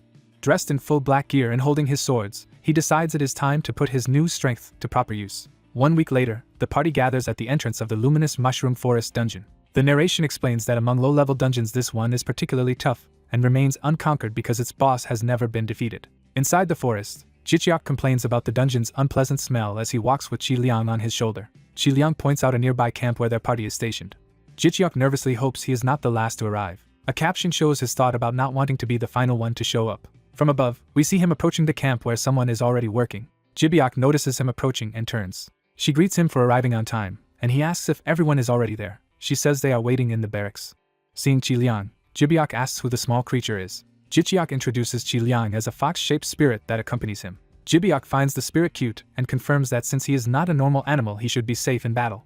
Chi Liang coyly agrees with that assessment. Jibyok is deeply charmed by Chi Liang, and a system message grants Jichiok 3 more thumbs up. Jichiok happily notes that Chi Liang's cuteness works in reality too and wonders if this is another way to farm thumbs up. Jibyok reports that they have confirmed their team is the only one in this dungeon and reminds him of the laws restricting dungeon access. Jichiok explains that only one team is allowed per dungeon to prevent hunters from killing each other, and Young Jihan praises his knowledge from serving as an assistant. Jichiok's younger brother peeks out from the tent, surprised to see him. The younger brother runs over excitedly, calling out to his older brother. Jichiok scolds him for disappearing from home under the pretense of preparing to be a hunter only to turn up here. The younger brother cheerfully admits he came early to hunt and apologizes for not contacting him. Jichiok reflects that things have been hectic for himself as well. He asks if his brother passed the hunter exam, and the younger confirms he is now A rank and has already leveled up further in this dungeon. A status note describes the brother's class, Archivist rank A, whose abyssal letters empower him and harm enemies. Jichiok thinks it still feels unreal and wonders how much that ability has changed since he first saw it. The rest of the party walks over, and Young Jihan remarks that everyone is now assembled. Young Jihan is surprised that Young Jihan himself is also present as financier and silently questions what role he is playing. Young Jihan declares that with all members gathered they can start the hunt, reminding them they already reviewed the hunting strategy. Close UPS show Bile Hana and Masung Kwang ready and attentive. Young Jihan tells the experienced hunters to proceed as usual and instructs newcomer Jichiok to observe their hunting style first. He further asks Jichiok to mentally simulate fighting while watching the others before joining in. Jichiok agrees readily, saying he will do whatever is requested. The scene shifts to inside the dungeon where numerous mushroom monsters begin moving. Jibyok steps forward eagerly, shouting for the enemies to come at her. She channels power into her fists, preparing her barrier ability. She invokes her skill Barrier Shield. Energy surges around her as she charges the approaching mushrooms. A massive energy field erupts around her, forming a defensive zone. The mushroom monsters swarm toward her, tentacles flailing. From a distance, Jichiok and Young Jihan watch, impressed that Jibyok has initiated the fight with such charisma. They comment that her bold frontline stance and spirit show she has all the qualities of a tanker. Jibyok plows into the mushroom horde, shielded by swirling energy. Her eyes sharpen with focus as power floods around her. She slams the ground, sending colored shockwaves out from her position. In response, towering stone walls rise, blocking and trapping the mushrooms. The mushrooms are forced back and contained against the sudden walls. Jibyok continues her fierce assault, fully empowered by her barrier skill. Bile Hana sprints into position, drawing her crossbow. She begins firing bolts rapidly toward the trapped mushroom monsters to finish them off. Muchiok draws his handgun while rushing into battle. He fires repeatedly at the approaching enemies. The team drops into an area swarming with mushroom monsters. The bullets pierce and blow apart the mushrooms' caps. Two observers are shocked that Muchiok is using a simple handgun. The scholar explains that normal firearms do not affect monsters, so Muchiok enchants his bullets with magical letters. The letters shown represent various effects, and it is noted that Muchiok can currently use only short words. The explanation continues that bullets are imbued with enhance and destruct letters and then fired directly at monsters. The hail of enchanted bullets knocks mushrooms away. One mushroom's body is blown open by the shots. Watching Muchiok fight, someone praises his tactical thinking and says his letter ability could reach A rank and take him to the top. The protagonist admits he had only considered using letters to buff Muchiok's body. He reflects proudly that his younger brother's ability turned out to be amazing. Muchiok continues to fire his pistols while dashing forward. In mid-fight he suddenly notices something unexpected. The mushrooms abruptly split apart into many smaller pieces. The team realizes the mushrooms are dividing into numerous tiny ones. Muchiok and another teammate struggle as the multiplying mushrooms overwhelm them. The tanker complains he has no time to reactivate his defensive skill amid the onslaught. A teammate warns that the monsters are breaking through the stone wall toward their position. The trap specialist confidently reveals she has already set traps to intercept the mushrooms. The rushing mushrooms are ensnared and slammed into the trapped nets. With the monsters caught in the nets, the team moves to secure them while they struggle. Muchiok thanks the trap user, saying her preparation let them catch their breath. She insists they stay alert, warning that the smallest mushrooms will still slip through the gaps. The net bulges as the smaller mushrooms begin squeezing out. Muchiok keeps shooting into the trap swarm but laments that weapons are becoming ineffective. He decides to switch to close quarters combat as the fight turns into melee range. He sharpens his focus, eyes intense as he prepares. Surrounded by colorful energy, he charges and starts slashing through mushrooms at high speed. From afar, a teammate shouts in amazement at Muchiok's wild charge. The observer asks if this explosive slaughter is also part of the Archivist's letter ability. The familiar comments that the Archivist's versatile power is perfectly suited to support Muchiok, likely concentrated in his limbs. The familiar suddenly notices something new and reacts in surprise. Another teammate summons flying pig angel creatures and declares it is now his turn to act. The pig angels swarm forward through the air. The winged pigs circle Muchiak's party, surrounding them with healing and buffing light. One teammate happily notes that his strength is rising under the pig angel's blessing. The summoner sends the pig angels toward the trapped mushrooms to support the front line. A huge flash erupts as their combined attacks hit. The narrator remarks on how well the team's abilities complement one another. From their vantage point, the analyst notes that, in his experience, this party's coordination is excellent. The archivist decides he has observed enough and suggests that he and his familiar join the action. The whole group gathers on the cleared battlefield, ready to proceed deeper. The analyst, focused on his tablet, tells the others to distribute loot without him, unconcerned with rewards. The protagonist finds the aloof analyst strange for not participating in the hunt. He reasons that the analyst is not just freeloading but must have a different objective. During a break, a teammate compliments Muchiak for fighting in close range despite being a long-distance dealer. Muchiak modestly credits his own training and says his older brother is actually more impressive. The brother is surprised the conversation turned to praising him and asks why. Watching the slightly awkward mood, the protagonist senses something odd in the group's atmosphere. Someone asks if Bail Hana might be interested in Muchiak romantically. The analyst calls everyone's attention. He relays that Muchiak wants to participate directly in the next battle and asks the party's opinion. Muchiak jokes that his brother must be itching to fight. Hana points out that the tanker Young Jibiak's opinion should matter for this decision. After considering, the tanker agrees to let Jichiak join in. The tanker proposes that Jichiak, as a short-range dealer with crowd control, cover any enemies that slip past him. He adds that Jichiak's skills will allow new tactics and let them push deeper into the dungeon. Jichiak accepts the plan. Muchiak encourages his brother, saying joining sooner will also give better broadcast content. The summoner remembers Jichiak's streams on GodTube. Excited, he says he will appear in the video this time and wants to watch it later. The archivist assures him Muchiak edits videos very well, so it will be enjoyable. Their leader tells everyone to check equipment and get ready to move, and the group agrees.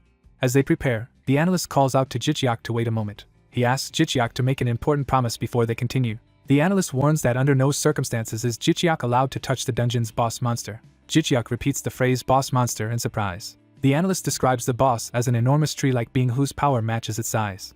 He explains they can only clear the dungeon safely by not waking that boss. Jichiak replies that he will keep the warning in mind. Internally, he decides there is no reason to risk his life fighting a boss just for video content. As they head down the optimal route, the analyst cautions that stray monsters and stronger mushroom spores will appear, so everyone must prepare detox items. Entering the spore-filled zone, notifications show that the party members have been poisoned by the mushroom spores. Jichiak's system reports that his black flame-top gear is granting resistance, so the poison will not seriously harm him. He observes that other teammates are using their own skills and artifacts to detoxify themselves. Magical artifacts glow as they activate various cleansing effects. He is impressed again at how easily Muchiak handles such hazards with his letter powers. Hana notices something ahead and reacts with a start.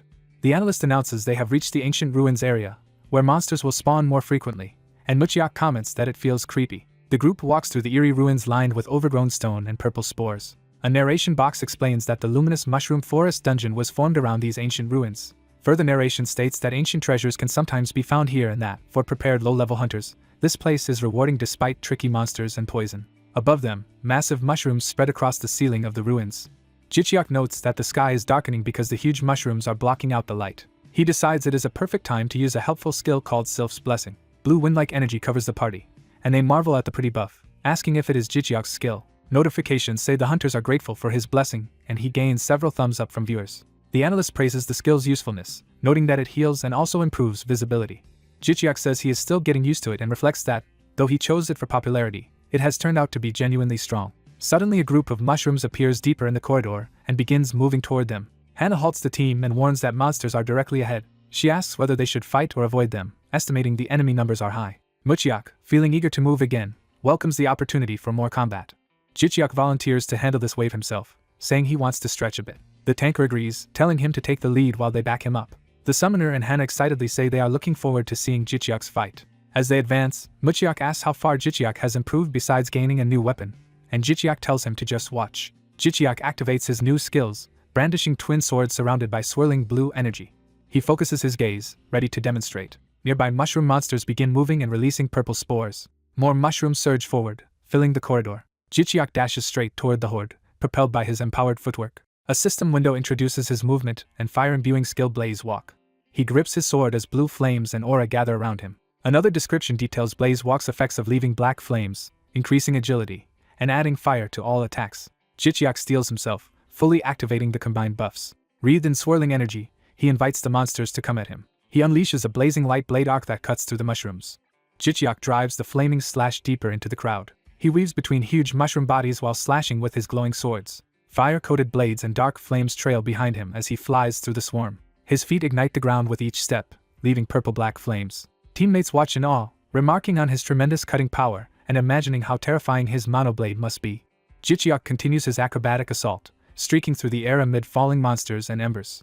Notifications state that the hunters are amazed by his technique. Another notification says he has gained 8 more thumbs up from viewers. The party stares, shocked at how incredibly fast he is moving. The tanker jokes that the battlefield now smells like grilled mushrooms and says he wants to eat some later.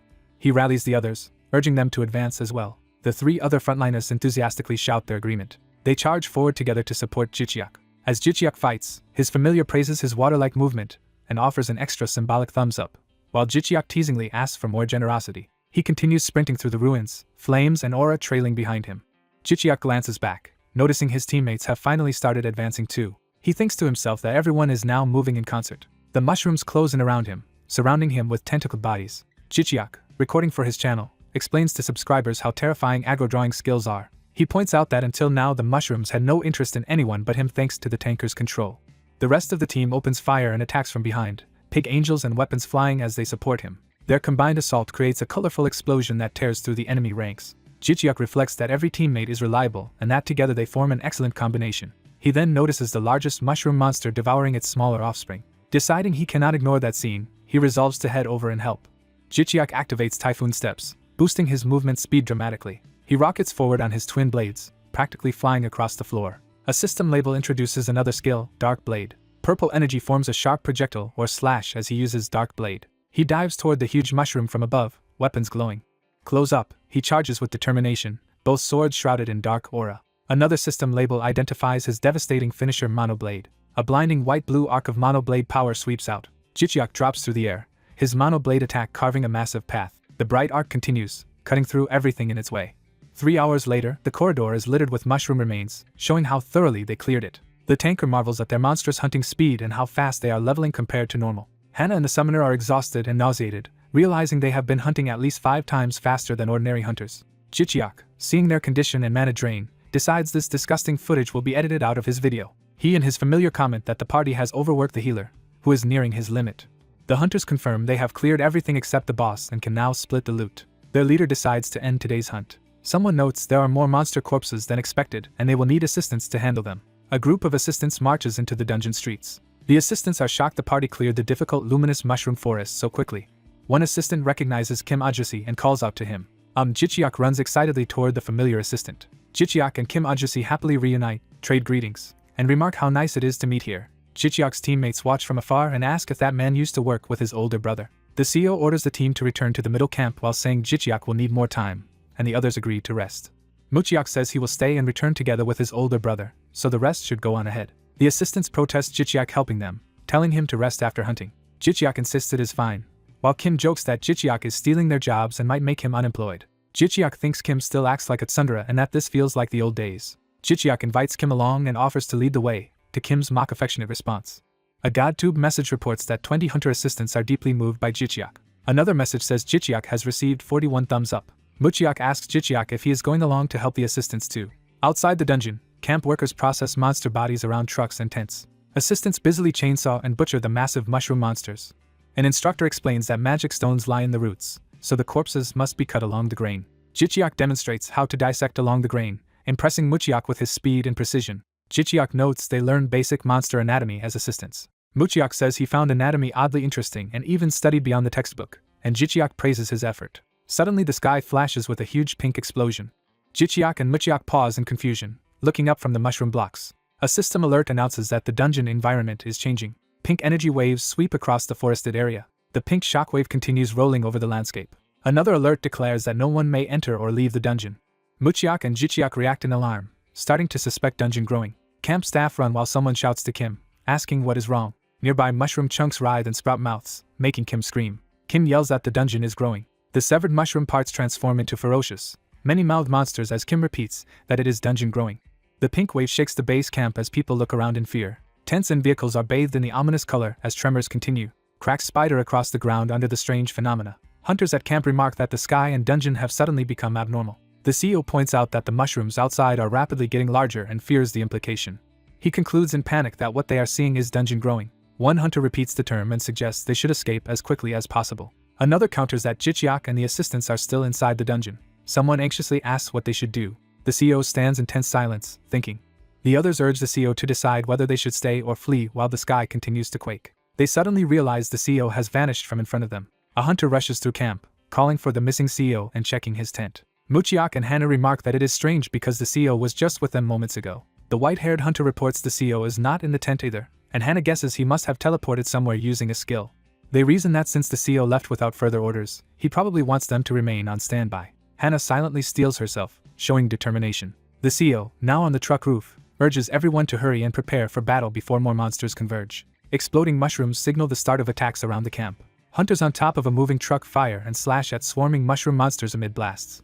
Muchiak shoots while Jichiak slashes monsters leaping at the vehicle. The truck barrels through hordes of mushrooms as hunters continue fighting from the roof. Kim, driving, struggles and shouts in pain as the situation worsens. Inside the truck, assistants scream while Kim tries to maintain control. The truck careens forward through the chaotic battlefield. It speeds away from the growing dungeon, chased by mushroom creatures. Jichiak keeps cutting monsters from the roof while the battle rages around the vehicle. He suddenly notices something and reacts in surprise. The CEO appears on the roof beside them and checks if they are alright, shocking Jichiak with his sudden arrival. Muchiak asks if the CEO possesses some kind of teleportation skill.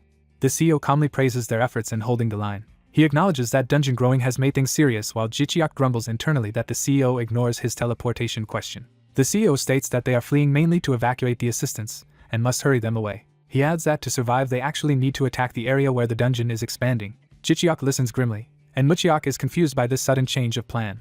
Muchiak protests, reminding the CEO that he told them earlier not to wake the boss. Inside the truck, someone argues that clearing an uncleared dungeon is impossible, especially with vulnerable assistants aboard. Muchiak brings up how the CEO previously warned they could die or be crippled if anything goes wrong. The CEO falls silent, thinking. He then tells them to calm down and listen, explaining the escape route is blocked anyway. He further explains that once the dungeon's growth completes, the monster's evolution will complete too, so their only hope is to attack before that happens. Jichiak's spirit companion agrees with the CEO but wonders why he remains so composed. The CEO notes this is Jichiak's first time in a dungeon growing event, yet he seems even calmer than veterans who have seen it before. Jichiak thinks their top priority must be the team's survival. The CEO emphasizes that Jichiak is their ace and vows not to let him die. Jichiak is moved yet conflicted by this declaration. He reflects that although the CEO is mysterious, he has always clearly prioritized one thing. Jichiak remembers the CEO in a lab investing in treatments and realizes that focus was always on Jichiak's own survival. He recalls that the CEO spared no money or time for that goal. Muchiak asks Jichiak what his plan is now. Jichiak, attacking with fiery power, decides he must follow the CEO's strategy since it is their only option. The CEO says time is their lifeline and they must strike before the dungeon's evolution finishes. While Muchiak calls out to his brother, the CEO privately acknowledges the risk that all of them could die here. That grim possibility hangs over the group. Despite the danger, Jichiak and Muchiak brace themselves to continue fighting. Jichiak resolves internally that even if they might die, they have no choice but to press forward. He powers up with flames, committing to the desperate plan. Energy surges as the scene rushes toward the next clash. He steels his resolve, thinking the die has already been cast. Back at camp, Kim volunteers that he and the assistants will also fight, though Jichiak warns it is dangerous even for hunters. Kim argues there is no safe option if they stay, reminds the CEO they have basic battle training and gear, and points out they were given rifles with attribute attacks. He insists they will die anyway if the hunters fail, so they should fight alongside them to add one more helping hand. Jichiak clenches his teeth, torn by concern for them. Jichiak protests that Kim could die or be permanently crippled and insists assistants should not be fighting. Kim snaps back asking if Jichiak has any better plan and says they understand everyone's lives matter. He explains they are insisting on fighting because they also want to live. The hunter trio watches the exchange in stunned silence. The CEO interrupts, urging them to decide quickly because every second now affects their chances of survival. Jichiak and Kim lock eyes, both struggling with the decision. Jichiak anguishes internally over why dungeon growing had to occur while Kim is here. Kim grips Jichiak's shoulders and pleads for him to understand that there is no other way. Jichiak curses inwardly but begins to accept the reality. The other assistants and hunters watch tensely as Muchiak stays quiet. Jichiak finally agrees to go together with Kim, who tells him not to worry too much. Jichiak offers to drive, saying the unstable terrain from dungeon growing will make it hard for Kim. The CEO orders assistants to check their equipment and hunters to gather and choose positions in the vehicle before departure. Assistants arm themselves with rifles, preparing to ride in the modified truck. The CEO explains that the truck can open its roof and sides so hunters can fight while it shields them and lets them escape in emergencies. He assigns roles. Muchiak will provide gun cover, Hana will sit beside him and navigate using her searching skill, and another asks what job remains. The The CEO tells the strong woman to make walls to push monsters away if they reach the truck. Jichiak, still unsure of the CEO's exact ability, entrusts him with capturing monsters and notes he always dodges questions about his power. The hunters agree to the plan, vowing to protect the assistants and asking them to avoid casualties. The team members exchange determined looks, readying themselves. The CEO silently watches them with a resolute expression. Jichiak asks Ji Liang to serve as his eyes, and the spirit agrees. The truck speeds toward the growing dungeon through a blur of pink-tinged forest. With the truck's walls lowered, hunters and assistants stand in the back firing at the surrounding mushroom monsters. The white-haired hunter uses his powers to repel enemies swarming the vehicle. Muchiak fires continuously from the back, covering the group. Inside the cab, Hana shouts directions for Jichiak to turn left. Jichiak responds immediately and yanks the steering wheel. The truck swerves violently through the hordes as passengers groan from the rough maneuver. Jichiak thinks in frustration that too many mushrooms are blocking the path. He observes that ramming them without mana barely hurts them. He worries that if a giant mushroom appears at this rate, the truck will be overturned. Jichiak orders Ji Liang to search for a useful skill, and the spirit suggests defensive options like protective blessings and barriers. Jichiak considers a wide protective shield around the truck but doubts it is enough. Ji Liang realizes they need something stronger and recalls a skill that lets someone control a vehicle with mana. Jichiak eagerly tells him to reveal that skill. A god tube window displays the epic skill Soul Driver, which lets the user control any rideable vehicle with mana and use a booster for acceleration or attacks. Jichiak is shocked at the high cost and thumbs up, comparable to top tier techniques, and complains internally about the price. Seeing he has just over 63,000 likes, he laments that buying the skill will drain all his remaining thumbs up. Acknowledging the emergency, he decides he has no choice and orders the purchase. The system confirms he has bought the Soul Driver skill. Power floods into Jichiak as he learns the new ability and realizes he can now pour mana into the car at will. He presses the pedal while deciding his current mana is insufficient and pulls out a mana potion. Jichiak drinks the blue potion to boost his mana reserves. System messages state he has used a mana recovery potion and that his mana regeneration will greatly increase for 3 minutes. Ji Liang says it is time to showcase skill synergy and assures Jichiak his mana amount is among the best for his level. Jichiak, confident in his mana accumulation and recovery, tells everyone to stop defending and brace themselves. Hana, startled, asks what he means, only to see something startling ahead. Mana erupts around the truck, forming a roaring stream of blue energy as it charges. At the same time, several of Jichiak's high-grade skills, including the Arc Dragon Magic and Yin and Yang Divine Arts, link together. Auto Energy Drain and other abilities activate, feeding even more mana into Jichiak and the vehicle. Jichiak shouts booster as the empowered truck rockets forward through the mushroom monsters like a blazing projectile. A herd of mushroom monsters flees through the forest. Multiple streaks of blue and purple energy rush forward. A massive blast of blue energy shoots ahead like a comet. System messages report roadkill, an increase in Soul Driver proficiency, passenger admiration, and 52 likes gained. The speeding truck blurs past the seats and passengers inside. Jichiak controls the truck with intense focus, blue energy swirling around him. The truck smashes through more mushroom monsters in a powerful impact. Notifications say the gods are watching closely and gift Jichiak several bursts of 1,000 likes. Jichiak is shocked that his likes suddenly jumped by 1,000. The truck continues barreling ahead in a blazing trail of energy. While speeding, he recalls that 1,000 likes is the basic unit the gods use. Ji Liang tells him now is not the time to think about that and urges him to concentrate. Jichiak snaps back, agreeing that there are more pressing issues. One of the party women suddenly notices something alarming outside. She spots the dungeon boss's silhouette ahead and shouts that she can see it. Inside the truck they all stare out, asking if that looming shape is really the boss. The nightmare mushroom boss reveals itself, bearing rows of sharp teeth. Its enormous shadow looms overhead as it towers above the forest. A notification says the growing boss nightmare mushroom has recognized them and grants 1 like. Another message explains that likes from bosses are valuable because they can also provide information. The party sees the boss turning purple and wonders why its color is changing. Ji Liang realizes the boss is trying to gain a poison-related trait. Jichiak thinks the boss's current pattern is already too hard to attack and now it will even become poisonous. He grimly considers their dwindling options as he drives. Frustrated, he wonders if the system expects them to just die, then resolves to act decisively. He orders everyone to brace themselves and tells Muchiak to buff the truck with magic. He clenches his teeth, steeling himself. Jichiak declares he will ram the boss head-on with the truck, shocking the others. He urges them to trust him, insisting the truck is their strongest weapon and they must hurry. Muchiak hesitates silently, worried.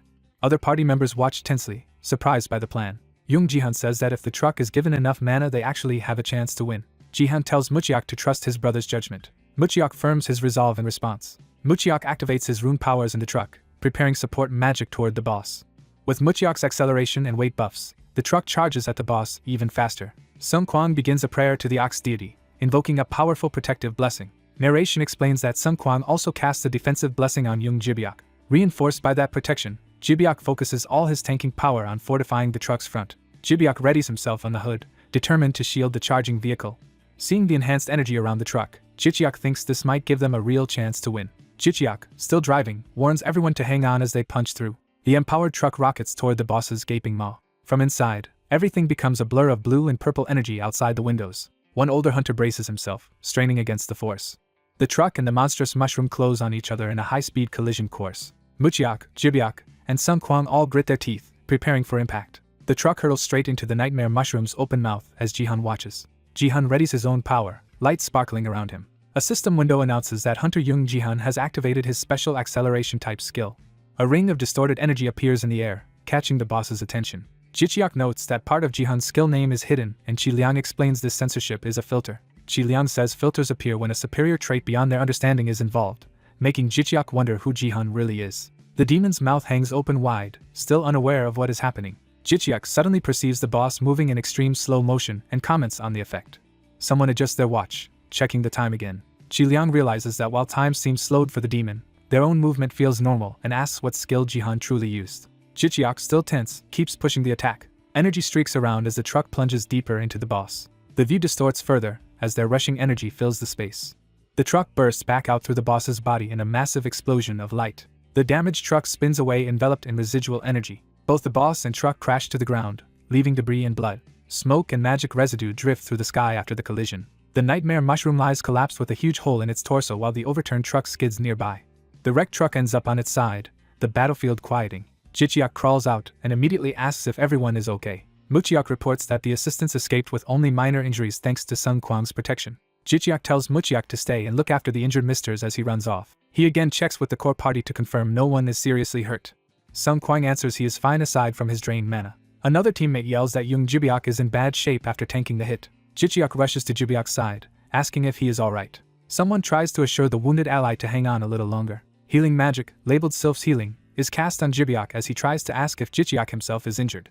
Jichiak answers that he has temporarily stopped Jibiak's bleeding but laments that his own mana is nearly exhausted. He then asks the others whether the boss truly died this time. Looking at the corpse, someone notes that they pierced its body, but wonders why no clear notification has appeared. Jichiak worries aloud that with so much blood pouring out, something still feels wrong. A message states the nightmare mushroom's evolution has ended in an incomplete state.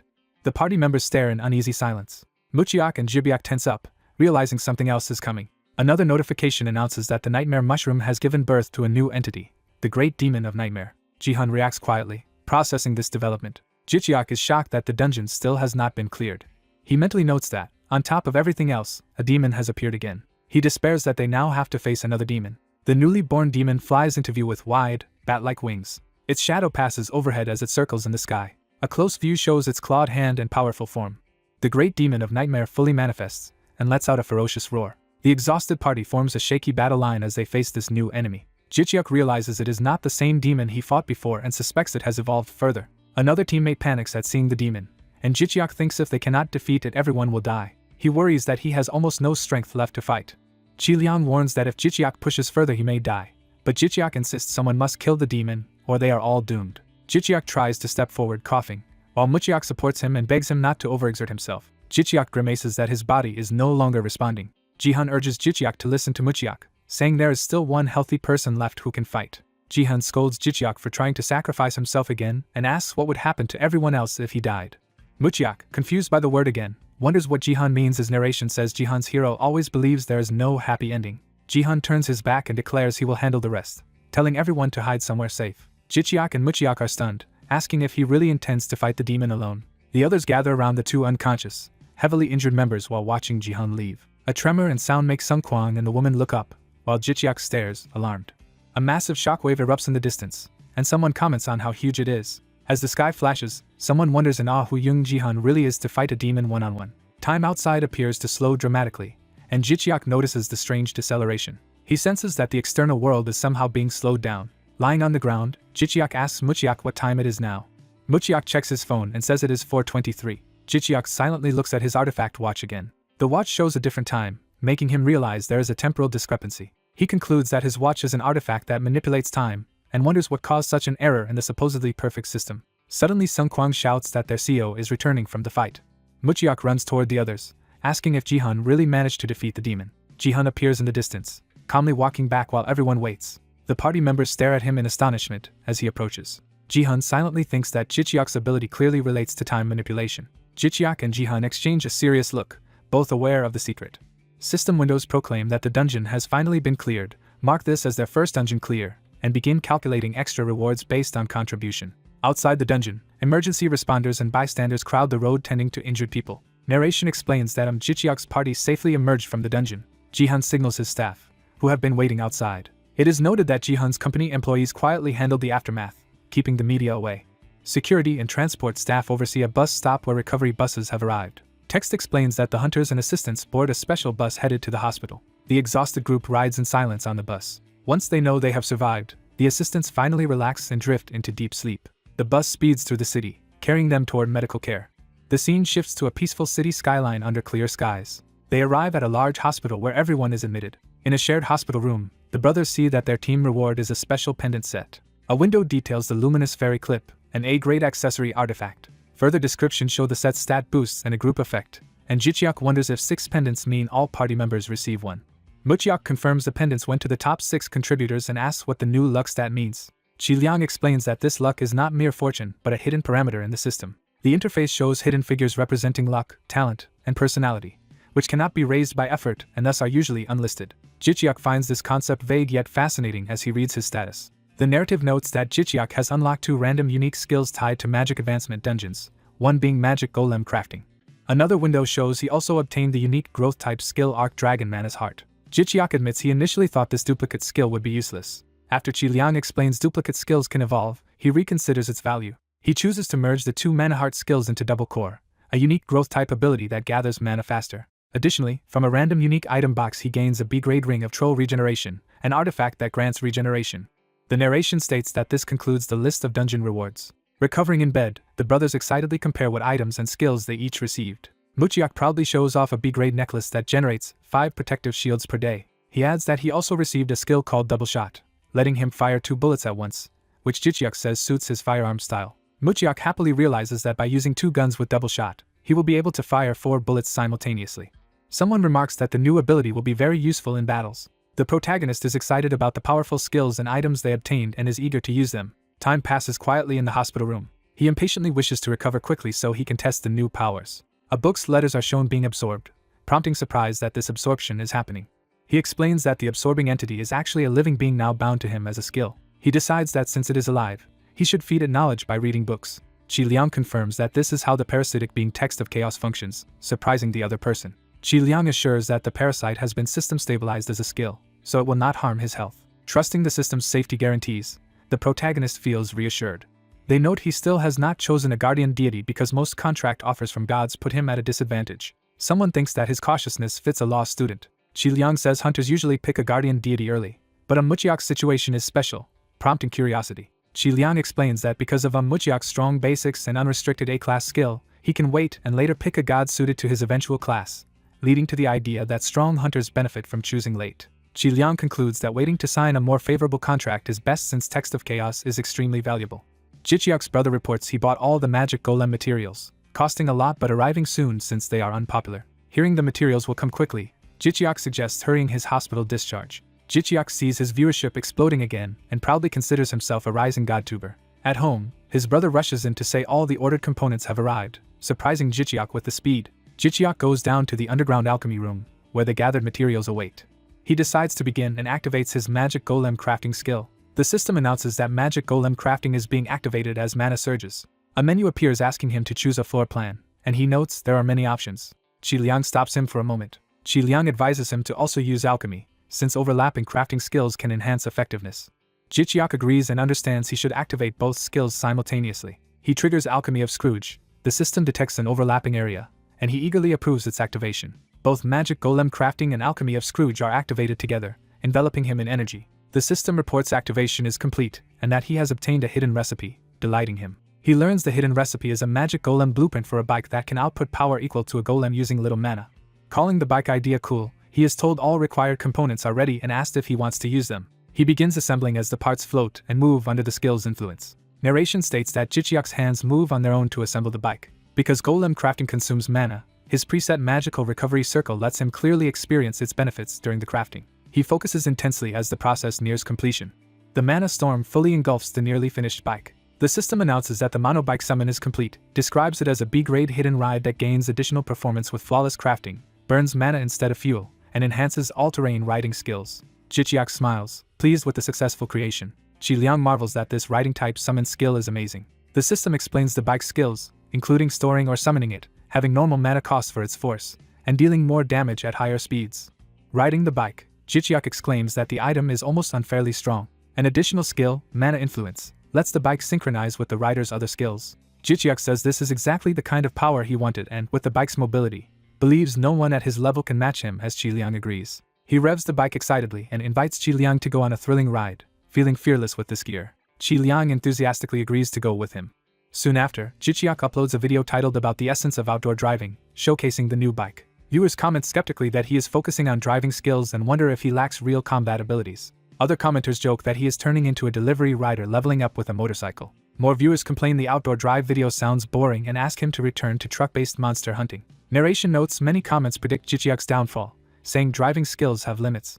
The Hunter Agency tried to sue GodTube over issues but found it difficult because GodTube is a foreign company. However, the controversy actually united Jichiak's fandom, which quickly resolved the problem. Fans comment that such a young hunter is shaking the world and ask where he vanished in the blinding drive video, rallying around the phrase Protect G. The scene shifts to the city outside, transitioning to a new location. Focus moves to a building window, setting up another viewpoint. A woman working at a computer thinks that Jichiak should be doing his live stream right now. She is introduced as Shinjuran, the eldest daughter of the powerful Shinsung group, watching with anticipation. Narration reveals she is a top-tier naturally awakened hunter and heir to Shinsung group who subscribes to Jichiak's channel. It is explained she previously bid in his headhunting auction, offering celebrity meetings as part of a counteroffer. Watching now, she tells herself not to worry about him, reminding herself he is aligned with Young Jihan. She scoffs at caring for someone who allied with the disreputable Junga group. The story returns to Jichiak racing fiercely on his mana-fueled bike. He smiles confidently while charging ahead. Juran looks at her collection of his pictures, insisting she saved them just to rest her eyes and not because of romantic feelings. She continues rationalizing that casually watching his videos is harmless and nothing special. Narration clarifies her feelings are not exactly romantic but close, as she thinks about various images of him. It states she cannot take her eyes off Jichiak and keeps thinking about him. Mixed emotions of excitement, thrill, anxiety, and anger crash into her, as if struck by an accident. On livestream, Jichiak presents an orb called the Essence of the Devil to his subscribers, while viewers react with curiosity and fear in the comments. He explains it was looted from the hidden boss Great Demon of Nightmare in the Mushroom Dungeon and bought cheaply from Young Jihan along with other items. He notes with satisfaction that viewer reactions in the chat are very enthusiastic. Jichiak says he will prepare a few things before the hunt while holding the Essence of the Devil. Facing the camera, he warns viewers not to be too shocked by what will happen, saying the orb will act as a tonic for Qiliang. The narrative explains that in the religious service ceremony, tributes offered to divine beings are compensated with appropriate rewards. A flashback shows the system previously taking the Essence of the Devil when Qiliang first descended to him. It restates that Qiliang originally came down when the system accepted the Devil Essence as tribute. Live, Qiliang eats the Essence of the Devil. Viewers are shocked by the ensuing explosion of light, wondering why such a precious item is fed to a fox and fearing it might die. The system announces that Qiliang has ingested a second essence and that the summoning has evolved. Qiliang's silhouette is engulfed in dazzling light as the evolution occurs. The light intensifies until the screen is almost entirely white. The evolved Qiliang, now a larger divine spirit, appears. The system describes this stage 2 evolution as a legendary grade summon that can now actively fight and manifest power equal to lower middle class monsters using the master's mana. Viewers flood the chat in disbelief and celebration, praising Qiliang's evolution and calling it the strongest. Jichiak, now with his upgraded Qiliang and monobike, checks with the fox that the vantage point is good, and narration notes his rising confidence. To test his newfound strength, he seeks out an empty field and relocates there. He arrives at a mountain field in Gangwon-do that became a monster zone after residents and bases were wiped out. There he begins his personal live stream. On camera, Jichiak nervously greets viewers for his first solo stream, but omnidirectional filming connects without issue. A viewer named Live Magpie offers a huge donation if he hunts in this area and even more if he clears it. Another viewer, Thrillmania, pledges additional money if he can get halfway, and narration says the solo hunt starts backed by donations. Jichiak then plunges off a cliff on the monobike, with Qiliang leaping alongside. Qiliang slams into a gnoll from above, launching the battle. The evolved fox then darts in and clashes with a snarling gnoll.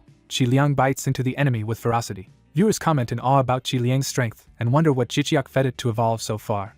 Meanwhile, Jichiak and his bike vault through the air amid packs of gnolls. The monobike blurs forward with blazing wheels. Jichiak races past gnolls in a streak of mana. The system, responding to his intent, activates Psychic Link Drive, allowing him and the bike to cut down multiple gnolls in sweeping strikes. The gnolls scream as they are struck and flung away.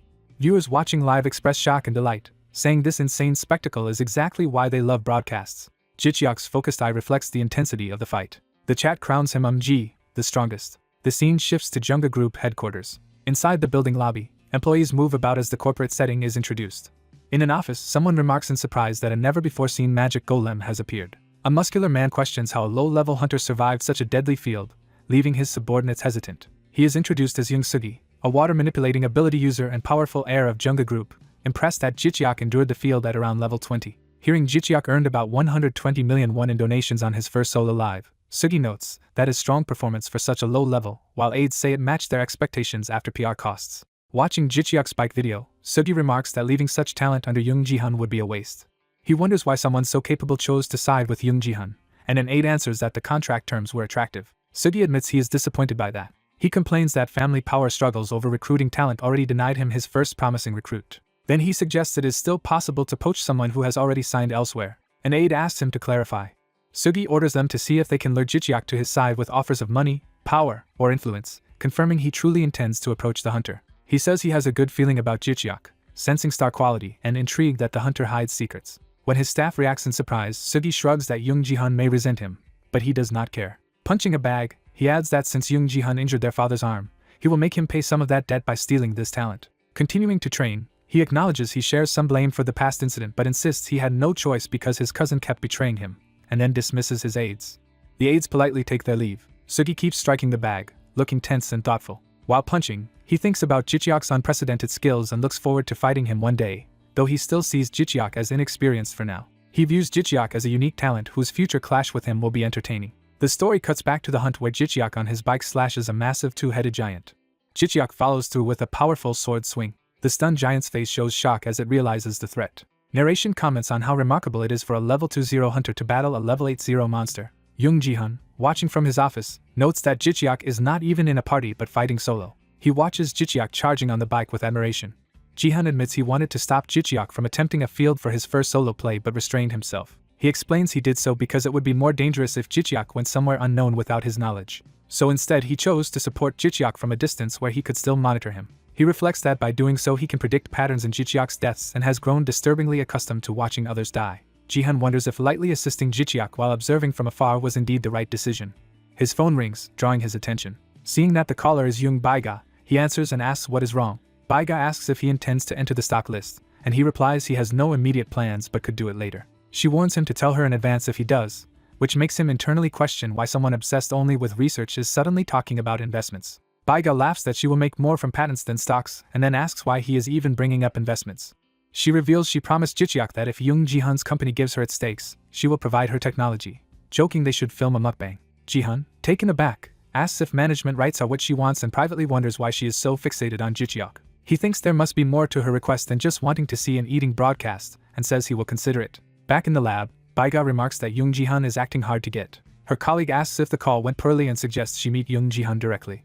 The colleague refuses, saying dealing with the fractious Junga group is too risky and that contacting Young Ji-hun could provoke enemy factions, then teases Baiga for fangirling over that kind of man. Baiga sighs and reluctantly admits it somehow ended up that way. She recalls Jicheok on his mana bike, clearly captivated by his image. On the phone earlier she had complained that this rookie is rampaging on a bike killing monsters and dragging her along by wiping out all the gnolls, asking what Ji-hun expects her to do. Back in the present, the colleague laughs gleefully at Jicheok's crazy performance while Baiga looks flustered and mutters in frustration. The narrative introduces Shinju-ran and Young Baiga. It explains that while studying in the USA they attended the same university and were famous for partying. They are shown enjoying lavish parties, supported by abundant money and extravagant tastes. Around graduation they began forming a relationship resembling friendship. Shinju-ran believed Young Baiga's drone technology could help expand the Shinsung group. This belief led Shinju-ran to casually visit Young Baiga's home. She finds Young Baiga waking amid a trash room and demands to know what all the mess is. Shinju-ran scolds Young Baiga for wasting her genius on drugs and alcohol, while Young Baiga is confused by the sudden lecture. Shinju-ran angrily says if Baiga will waste her brain then she should hand it over so Ju-ran can treasure and use it instead. Young Baiga glares back at Shinju-ran. The narrator states that Young Baiga's wild lifestyle turned Ju-ran's jealousy into anger, and that confrontation actually began their friendship. Back in the present, someone protests that Jicheok is not Shinju-ran's type, reminding her of her usual ideal partner traits. Ju-ran calmly agrees that Jicheok fits none of her stated preferences. She says if she took him as a lover her own life would become impossible. Young Baiga asks if she is just a fan, and Juran enthusiastically confirms while mentioning she told him to hand over his shares and that Baiga should also join if that happens. Juran happily anticipates good profits, noting Hunter Entertainment companies earn a lot and urging Baiga to keep pressuring Young Jihan for his shares. Young Baiga, thinking seriously, says she wants those shares so she can financially support Jichiak. A screen shows Jichiak's latest livestream has gathered about 90,000 likes. Relaxing on his bed, Jichiak notes that 20,000 likes came from the gods and expects even more once the edited video is posted. He taps a panel to send something. Jichiak asks Qi Liang what he lacked in the recent battle, and she replies that he lacked nothing. Qi Liang remarks that it is rare for such a new hunter to wipe out a village of level 80+ monsters, but warns he will attract many enemies and must be cautious. Jichiak acknowledges the risk yet says he needs attention to gain likes and is willing to endure having more enemies. He resolves that therefore he has no choice but to become stronger. Jichiak tells Qi Liang he does not want to lose to any foe and asks what other aspects he must train. Qi Liang recommends focusing on drawing out his own sword chi. Jichiak questions why sword chi specifically. Qi Liang explains that sword chi enables free, long-range attacks that largely ignore an opponent's defenses, more flexibly than his monoblade's skill. She points out monoblade's fatal time limit flaw, which would leave him defenseless during its cooldown if the enemy survives. She adds that while his monobike helps mobility, he still needs a better offensive method. Jichiak confirms that sword chi is therefore the optimal path, and Qi Liang explains it will allow long and wide-range attacks and even extending the chi like a spear. Jichiak concludes that intensive training is the only answer. Qi Liang warns that such training will be bone-breaking and he must be mentally prepared. Jichiak confidently agrees to undergo it, prompting Qi Liang to call to him as master. He reassures her he is fine and tells her, as his counselor, to always guide him toward what benefits him most. Narration states that thus his hellish training to acquire a new ability begins. A tall building is shown, setting the place for the upcoming training. Narration explains that Young Jihan arranged for Jichiak to have an entire floor of training rooms. Before starting serious training, Jichiak spends his accumulated likes to purchase several skills. He notes that the full-length video alone earned 15,000 likes and is amazed. Qi Liang advises him not to rely solely on skills but to learn fundamental swordsmanship and basic martial arts skills. Jichiak tells Qi Liang to search for appropriate skills for him. He buys unique growth-type skill books for heaven and earth sword arts, movement steps, and powerful strikes, and the system confirms all books have been purchased. Energy and pages swirl around Jichiak as he begins absorbing the skills. He continues assimilating the knowledge, surrounded by glowing power. With determination in his eyes, he asks himself if they should begin. Jichiak meditates midair, encircled by waves of multicolored energy as training starts. He then launches forward, channeling that energy through his body and hand. While practicing, he internally recites techniques like heavenly cloud steps that allow walking like clouds. He also practices earthly center steps that anchor his movements with the weight of the earth. Qi Liang narrates that he must take time to arrange and internalize each enlightenment, since even small realizations matter. She warns that without organizing and repeatedly reviewing what he feels, he could forget the insights gained. Jichiak focuses intensely, committing his new understanding to memory. The visualized flow of energy reflects his continued concentration.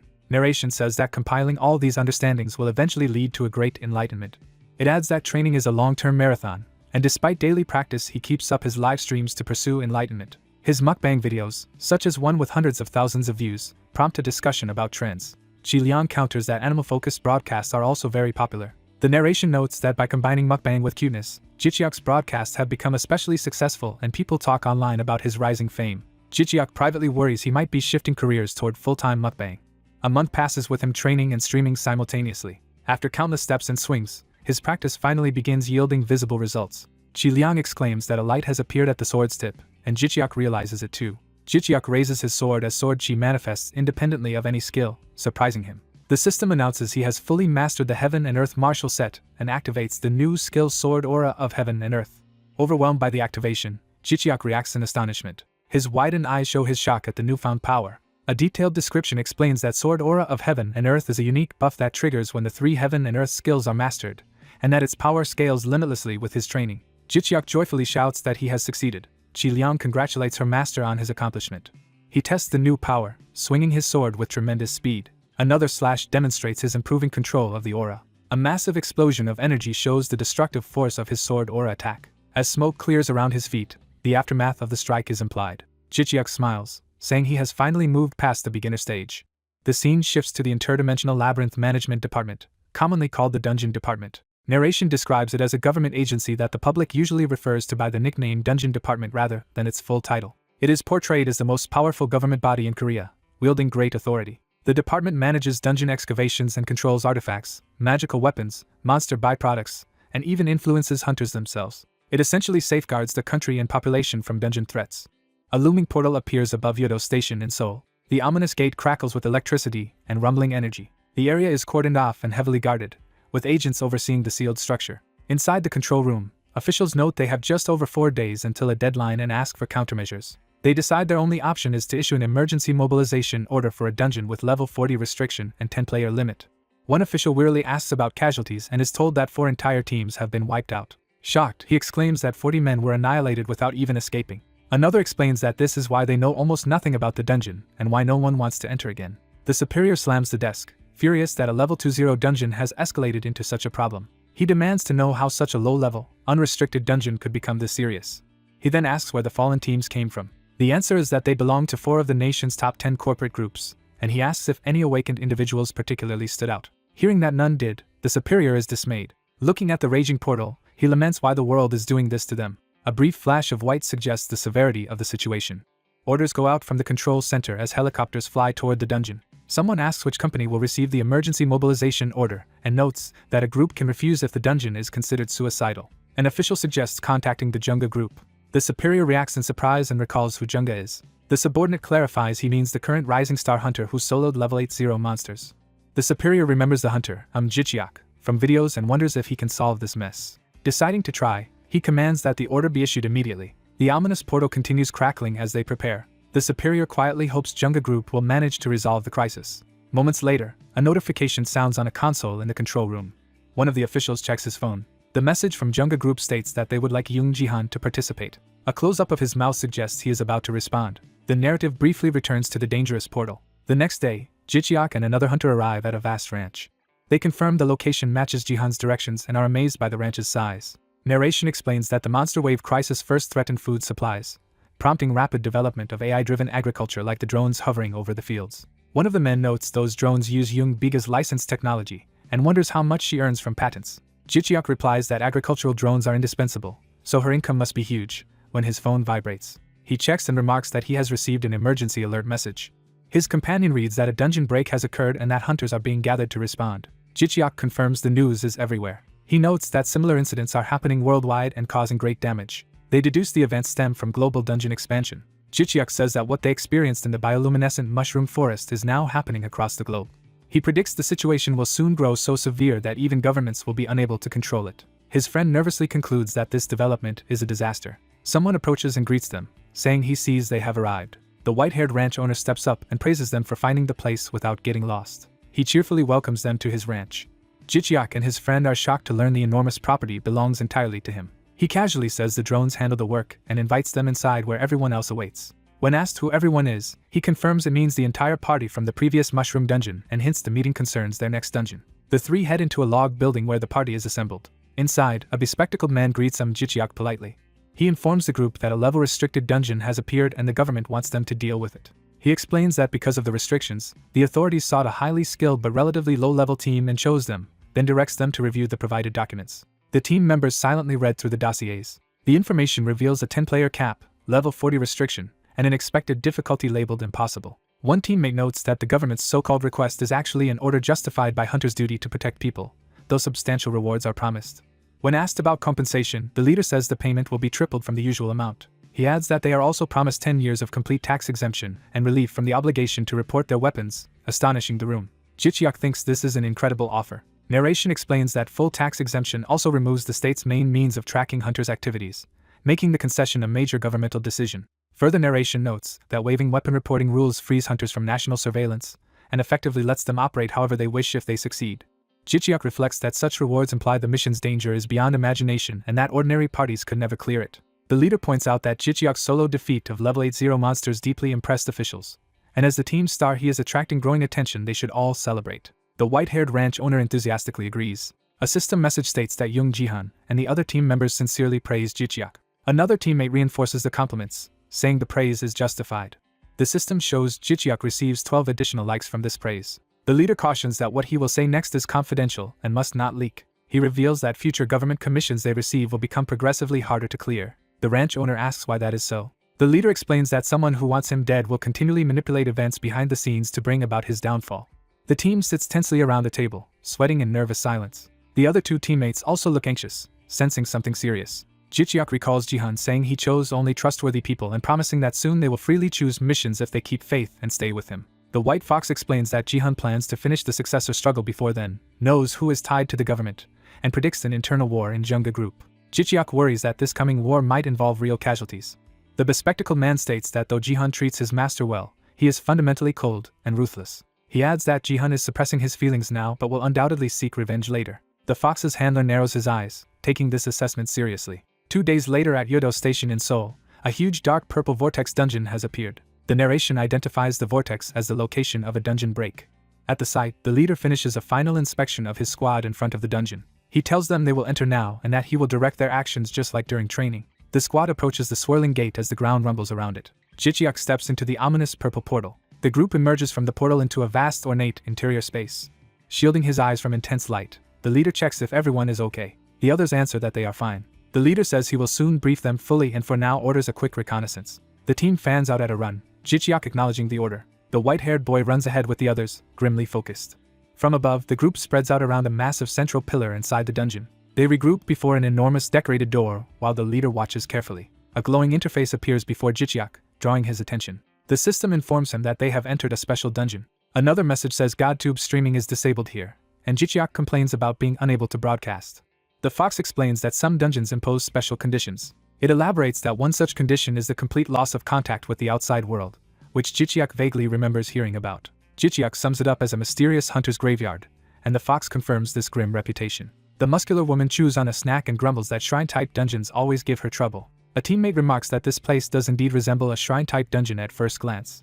Curious, the younger man asks Jicheok what exactly a shrine-type dungeon is. Jicheok explains it is a temple devoted to a deity that has been entirely transformed into a dungeon. He adds that such places are tricky because enemies can draw on their god's power, meaning they may have to fight empowered priests. Jicheok continues that shrine monsters are deity-created beings smarter and more malicious than usual and capable of mental interference, which could explain why previous hunters were trapped here. He notes that the dungeon's level cap is 40, roughly twice the difficulty of the mushroom dungeon they cleared before.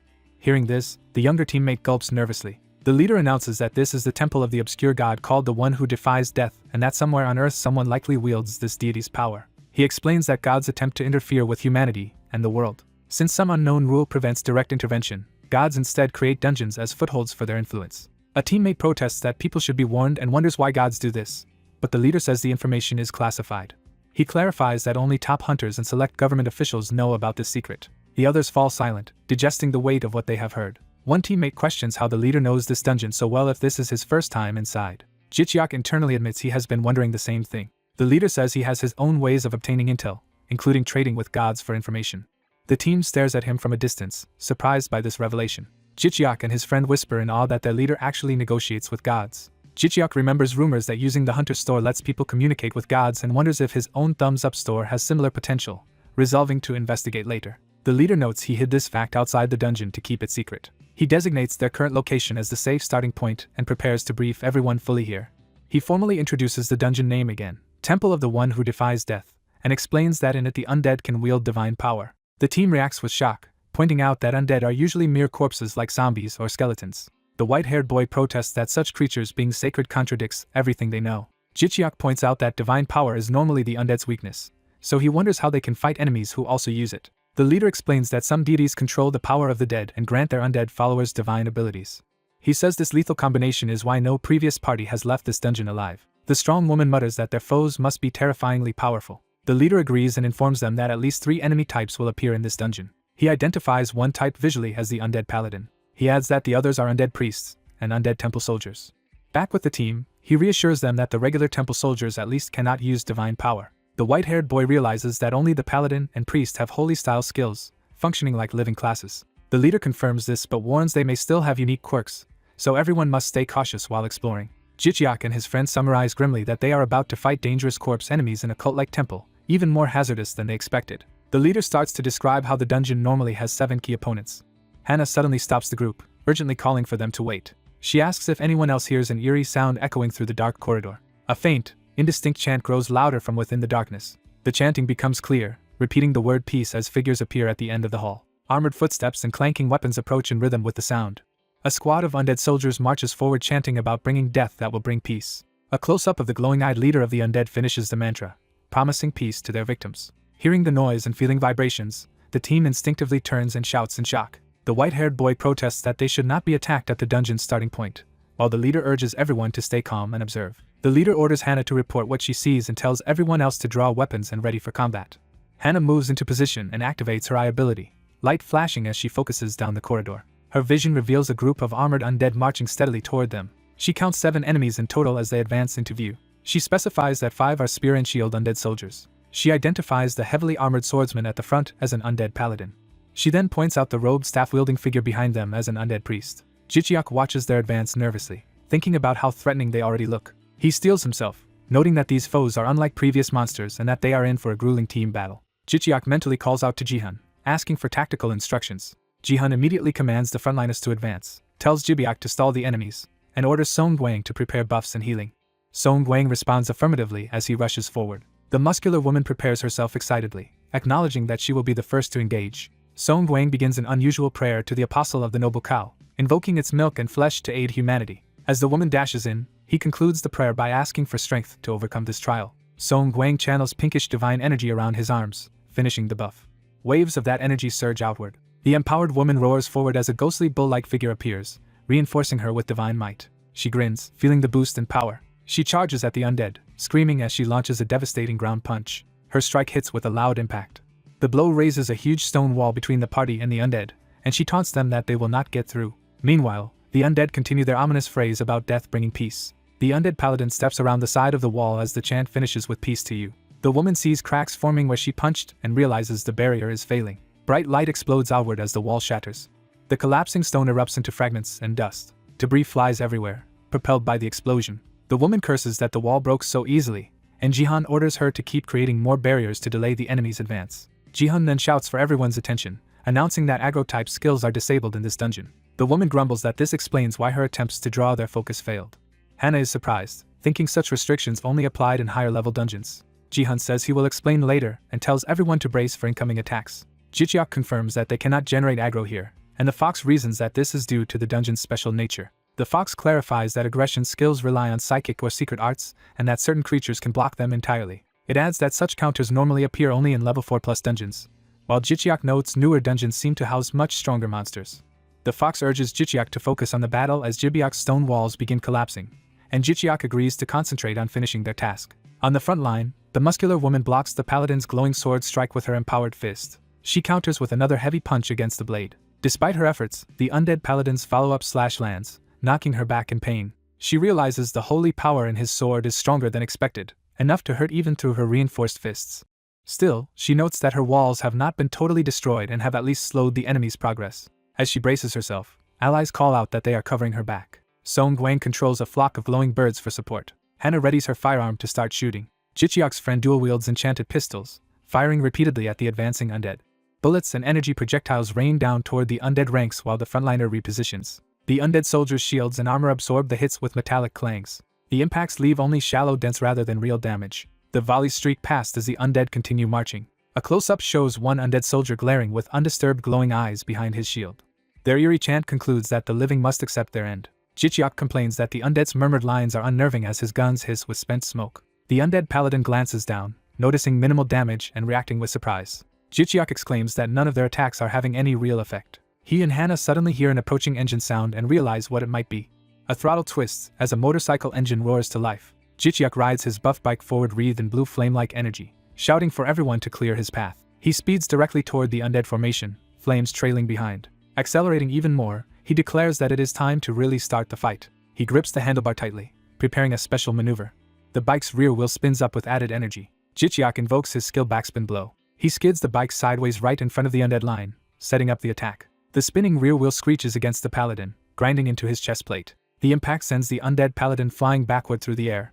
System messages appear telling the amazed teammates that all hunters are impressed by Jichiak's moves and that he has earned 10 thumbs up. Jichiak halts the motorcycle and proudly assumes his attack has taught the undead a painful lesson. However, the front undead only show a dented breastplate, leaving Jichiak stunned that such a dramatic strike barely harmed them. The undead paladin and priest begin channeling purple divine energy, proclaiming that death has been bestowed upon their foes. Song Guang realizes that the priest in the rear is bolstering them, and cries out in alarm. He explains that the enemies are protected by a divine shield, rendering normal attacks ineffective. Jihan orders everyone to fall back. He tells them not to treat this like a standard raid but to fight as if facing human opponents, and to apply the special training they have undergone. One of the brothers worries aloud because he and his sibling never received that advanced training. Meanwhile, the undead soldiers continue their relentless approach, glowing eyes fixed on the team. An armored undead creature with glowing eyes roars furiously. The team clashes with charging undead soldiers while one member rushes forward with determination. The female fighter in red darts swiftly through the battlefield. Two ranged teammates ready and fire their energy attacks. Amid the chaotic melee, a strategist yells that fighting like this is pointless and orders Jichiak to go for the priest. Jichiak spots the robed undead priest standing ahead and realizes he is the key target. Someone thinks that Chiak Liang is probably the best one to deal with the priest. Jichiak calls on Chiak Liang and commands him to attack. The spirit fox Chiak Liang answers obediently and hurtles toward the enemies in a streak of light. Chiak Liang smashes through the frontline undead soldiers with his blazing charge. The fox focuses intensely as it drives its attack home. The priest begins chanting ominously and gathering dark power with his staff. Power swells in the priest's eye as he continues the incantation. A devastating beam of energy blasts out, tearing through the undead ranks. A teammate marvels in disbelief at how strong Chiak Liang is. They add that Chiak Liang fights better than many professional hunters. Chiak Liang barrels through more undead, tearing them apart in a blur. The fox's strike punches cleanly through an armored enemy. Chiak Liang howls triumphantly after the assault. Jichiak praises the fox's work and rushes in, promising to finish the rest. He declares he will not be satisfied until he has broken the enemy's limbs. Jichiak blitzes past the priest, slicing him multiple times in a single motion. The priest's staff is cut in half by Jichiak's sword strike. From behind, Chiak Liang warns his master that more soldiers are approaching. Another wave of undead spear soldiers charges toward them.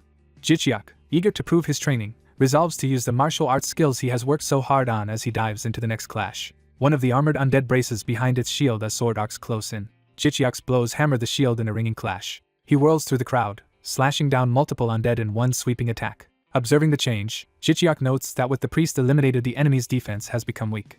He continues cutting through another undead soldier with a swift slice. Seeing how the battle is turning, a teammate thinks they will wipe out the remaining enemies quickly at this pace. The woman in red delivers a powerful punch that floors an undead opponent. The archer and gunner steel themselves and keep firing, urging everyone to hang on. The white-haired boy unleashes his summoned spirits in all directions.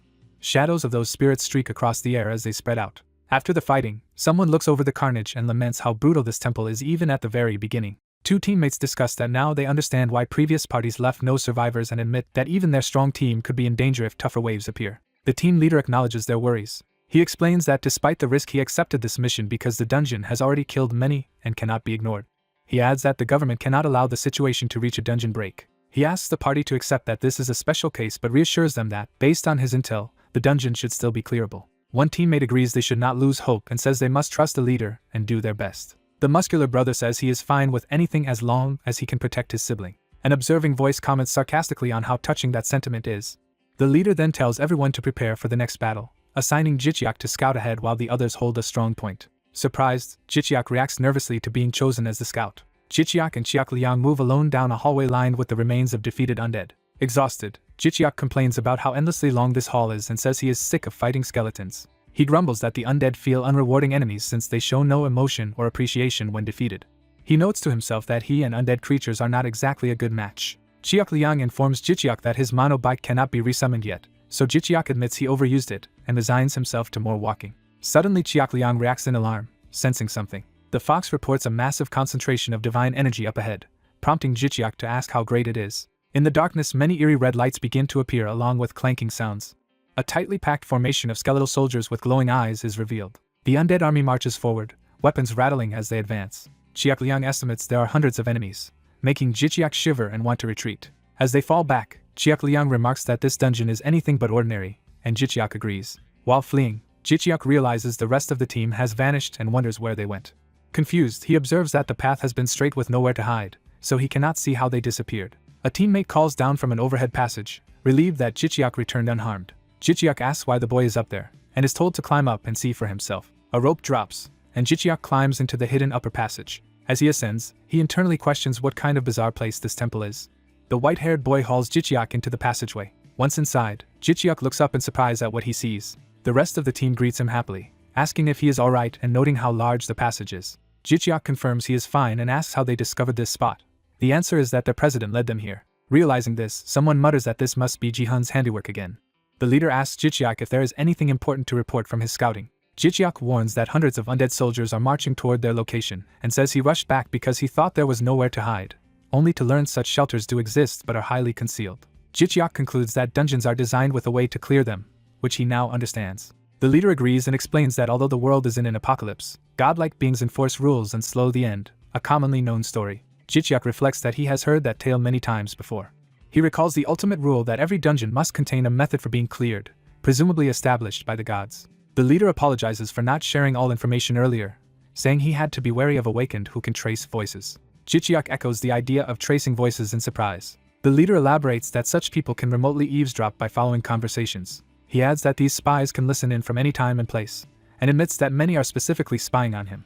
A teammate exclaims how outrageous that ability is and curses those eavesdroppers. Jichiak thinks that Jibiak probably already knew about such power because of their family inheritance disputes, recalling a past murder case tied to similar conflicts. Meanwhile, the sound of armored footsteps echoes as another undead column approaches. A large regiment of skeleton soldiers marches in formation, prompting someone to ask what they should do next. The leader admits the situation is diverging from the intel he received, which had said they would not be attacked until past the starting point.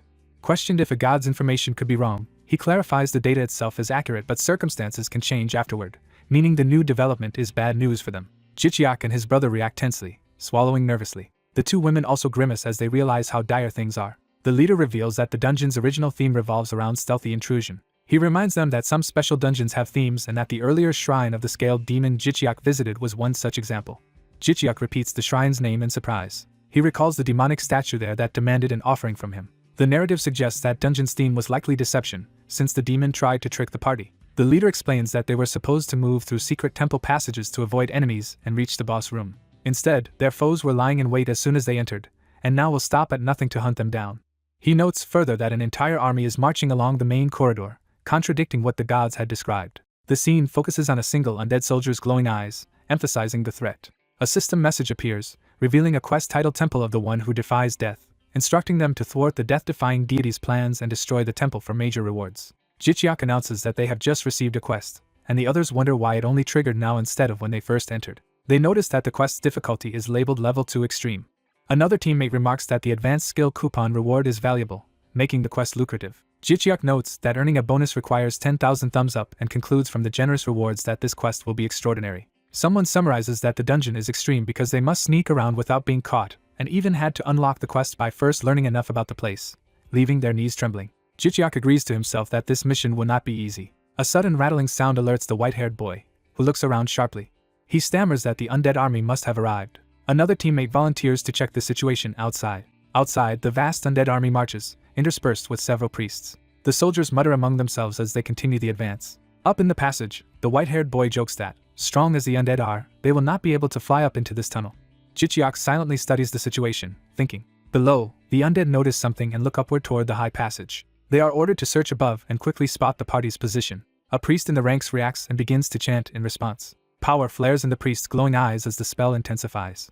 The priest raises his staff, which radiates a dark purple vortex of energy. He proclaims that death will be with them as he completes the curse. Purple miasma spills over the assembled soldiers. The cloud of energy spreads and envelopes the entire army. The undead glow with the purple light as it fully takes hold.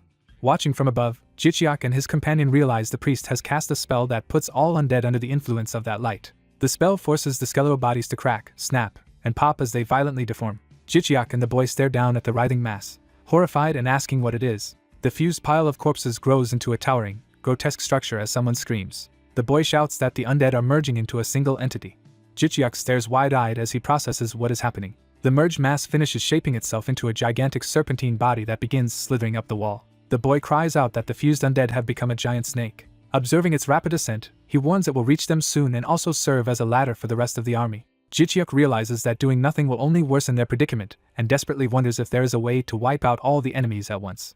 Chiak Liang urgently tells his master that he must draw an alchemic circle immediately. Jichiak repeats the term in surprise, questioning what an alchemic circle is. A glowing magical circle appears, and Chiak Liang affirms that this pattern should work. The others peer down in amazement at the newly drawn circle. Jichiak explains that it is a magic circle used by alchemists, surprising his teammates with a skill they did not know he had.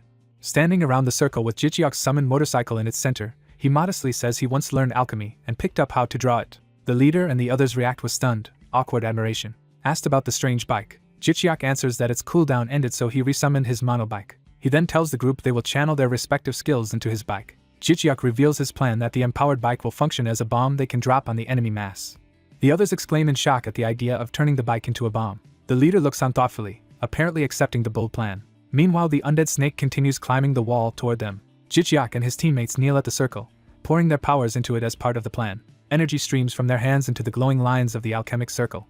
The infused powers swirl around the monobike, though at first they remain separate rather than fully unified. Only after Muchiak activates his script called integration do all of their energies truly fuse together. Jichiak stands at the center, calmly letting the combined powers flow through and around him. At his command they trigger the alchemic circle. Jichiak slams his empowered hands down into the circle, unleashing the gathered multicolored energy. Jichiak steels himself, eyes blazing with determination. He commands the three powers to fuse under his will. The swirling energies erupt around the monobike with violent snaps and cracks. Narration explains that three distinct powers clash and whirl, eager to merge. The monobike's particles react to the skills and compress into a glowing sphere. A mass of bones and corpses begins writhing and rising toward the ceiling. The grotesque skeletal amalgam squirms, its eyes glowing ominously. The corpse mass slithers up toward the bright energy sphere overhead. The compressed sphere of light shines blindingly. Jichiak and his teammates brace themselves before the massive glowing ball. Jichiak focuses intently on what is happening. Several spheres of light rain down toward the advancing corpse mass. One of the bright orbs descends directly above the skeletal monster. The monster's skull glows as it faces the incoming light. Jichiak invokes a prayer for light to descend. A tremendous flash of holy light erupts. The corpse mass is engulfed as purifying light washes over it. The light intensifies into a radiant explosion, scattering fragments. Shock waves from the blast roar through the room, forcing everyone to shield themselves. Someone shouts that they must quickly block the entrance. Teammates rush forward, one calling on walls to protect and save them. Other allies deploy weakening traps and script magic barriers to contain the blast. A bespectacled teammate watches in alarm at the unfolding events. Someone orders everything to stop. Jichiak yells as power continues to surge. The blinding energy crackles uncontrollably. Jichiak channels the fused power into his weapon, activating Mono Blade. The energy detonates again, rumbling and shaking the dungeon. Teammates endure the final shock wave with arms raised defensively. Jichiak also withstands the blast, eyes closed against the light. When the light fades, only broken stone and debris are left on the floor. The ruined floor is shown from another angle, emphasizing the destruction. Exhausted teammates lie scattered among the rubble, coughing. One teammate gasps in relief that they have survived. Another, trembling, mutters a prayer in shock at the ordeal. The muscular teammate remarks how long it has been since she exerted herself this hard. Jichiak leans tiredly against a pillar to catch his breath. Grinning, Jichiak calls the others' attention to something. Someone exclaims that their plan worked and all the enemies are gone. Teammates excitedly realize they have leveled up several times from the battle. System windows inform Jichiak that he has attracted the attention of the gods and gained 5,000 thumbs up. More windows stack up, notifying him of 8,000 and 10,000 additional thumbs up. Awestruck, Jichiak notes he keeps receiving more thumbs up and that many gods are watching him. A detailed window describes the legendary title, the one acknowledged by 100 gods, which boosts sponsorships and thumbs up gain. Another window confirms he has obtained this title. Jichiak marvels that his thumbs up income will now increase by 10% and calls himself lucky. He checks his total, seeing over 400,000 thumbs up accumulated. Visualized notifications show numerous gods sending him more thumbs up. A huge notification states that the one who defies death has just sent him 100,000 thumbs up, the largest amount yet. A new message says that this same deity has activated the power of the temple. Jichiak is suddenly surrounded by strange energy and wonders about this god who defies death. He deduces that the owner of the temple is the one who sent him the massive thumbs up. As power coils around him, he questions what it means for the deity to use its power and what is happening to his body. Jichiak cries out as more energy rushes into him. Purple and blue energies swirl violently, obscuring his body. A window announces that the one who defies death has invited him. A spectral version of Jichiak appears, eyes glowing, as he is drawn into the god's domain. Time in the temple freezes. Jichiak alone remains able to move as his companions stand still. Two frozen teammates stare ahead, locked in mid-motion before translucent screens. One teammate, still conscious, panics that everything around him has stopped. Jichiak notices that the world's colors have drained away along with the time freeze. Examining his own body, he observes that he alone seems unaffected. His eyes widen as something more occurs. A booming, otherworldly voice greets him as immortal. Overwhelmed by the telepathic voice, Jichiak clutches his head in pain and confusion. The voice declares its presence as light and energy swirl through the frozen space. Jichiak describes the voice as an astonishing sound that reverberates through everything. Narration explains that this is a spiritual sound that penetrates every part of his being, down to his soul. His hand trembles and his eye widens in terrified awe. He recalls stories from hunters about beings that are neither human nor ordinary creatures.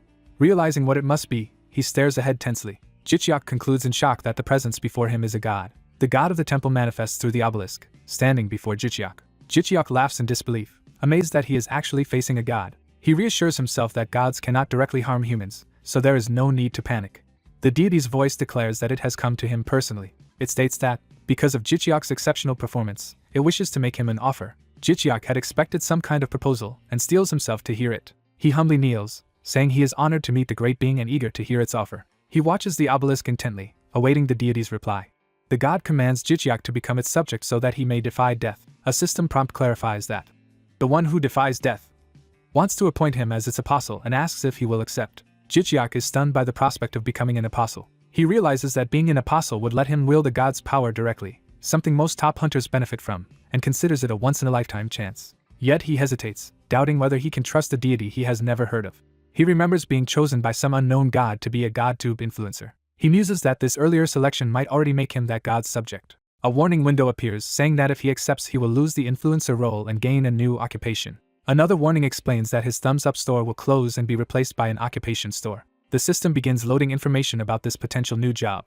A detailed description of the legendary occupation, Apostle of the One Who Defies Death, appears, listing immortality and power over the undead as its abilities. Jichiak is floored, realizing that as long as the god does not abandon him he effectively cannot die. He questions how overwhelmingly strong this occupation seems. Holding his head, he worries because his advisor Chiak Liang was unsummoned in the earlier explosion and cannot help him decide. Jichiak stares sharply, thinking things through.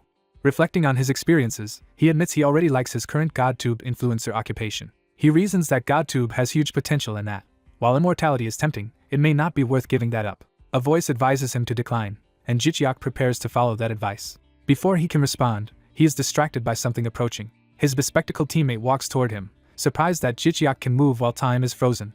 The teammate asks in disbelief how Jichiak is able to move at all. The bespectacled hunter studies Jichiak seriously. He reveals he had not intended to show his true power so early, but explains that his time-related abilities are special and suited to this crisis, while Jichiak wonders what he means. The deity's voice addresses all mortals in the temple. It declares that fate has brought them to it as well and commands them all to become its subjects. Jichiak panics, protesting that he has not given his answer yet. The system announces that the god is forcefully bestowing its power upon him as purple energy engulfs his body. Jichiak is shocked that the deity is trying to force the power onto him. Tendrils of divine energy coil up his legs as his teammate shouts his name in alarm. The bespectacled hunter glares, preparing to act. He declares his refusal of the god's will and decides to rewind time. Bright clock-like symbols appear as time power wraps around Jichiak's energy-bound leg. Jichiak is pulled back through flowing time energy as the clock runes tick around him. While tumbling in reverse time, someone marvels that the teammate actually managed to reject a god's power. The time user says that detail is unimportant, and that they must ready themselves for battle now that the god is enraged. Time snaps back to the moment before the forced contract, and both realize they have returned, preparing to fight. The deity, amused yet angered, remarks that they dare defy it. It roars that such defiance is happening inside its own temple. Jichiak charges with twin blades as the god swears it will turn them both into its apostles. The time hunter dashes forward, readying his own attack. Channeling temporal power, he forges a sword from the essence of causality. The sword of Kronos, belonging to the god of time, materializes in his hand. Jichiak realizes his ally is creating, not summoning, a divine sword. The time hunter exhales, focusing his resolve. He shouts for focus as the enraged deity begins to move again. Jichiak and his ally stand side by side in battle stances as dark tendrils surge toward them. Jichiak cries out in pain and confusion, asking what the ominous energy is. He watches in horror as the dark mass reshapes itself into a humanoid figure. A grotesque, powerful-looking faceless avatar of the god finishes forming, radiating menace. The avatar commands the living beings to come to it. It raises a hand, summoning a brilliant purple orb while calling something forth. Jichiak stares, eyes wide with terror. The divine avatar lashes out with swirling purple energy, as Jichiak leaps toward it with his blades. The god's energy slams into Jichiak, enveloping him. As tendrils wrap around his limbs, Jichiak wonders what kind of attack is draining him. He screams as lightning-laced tendrils constrict him, filling his body with agonizing pain. Narration describes how it feels as if his entire body is burning. His time-wielding teammate shouts Jichiak's name in alarm. Jichiak feels his energy being siphoned away and realizes the tendrils are sucking his life force. From above, we see the deity's avatar draining Jichiak while the Time Hunter prepares a counterattack. The Time Hunter swings his sword at the draining tendrils. His blade slices through the god's energy, severing a portion cleanly. Freed, Jichiak howls and retaliates with his own desperate slash. He notices in surprise that the attack suddenly stops. They both see that where Jichiak's sword struck, the purple mass has turned into a pitch-black, starry void. The Time Hunter observes that Jichiak's strike has literally sliced open a void. The godly avatar, stunned, mutters in confusion, wondering what just happened. Panting, the Time Hunter looks on warily. Jichiak, still gripping his sword, gasps for breath after the exchange. A system notification flags a system error while someone wonders how Jichiak managed to sever a god's power.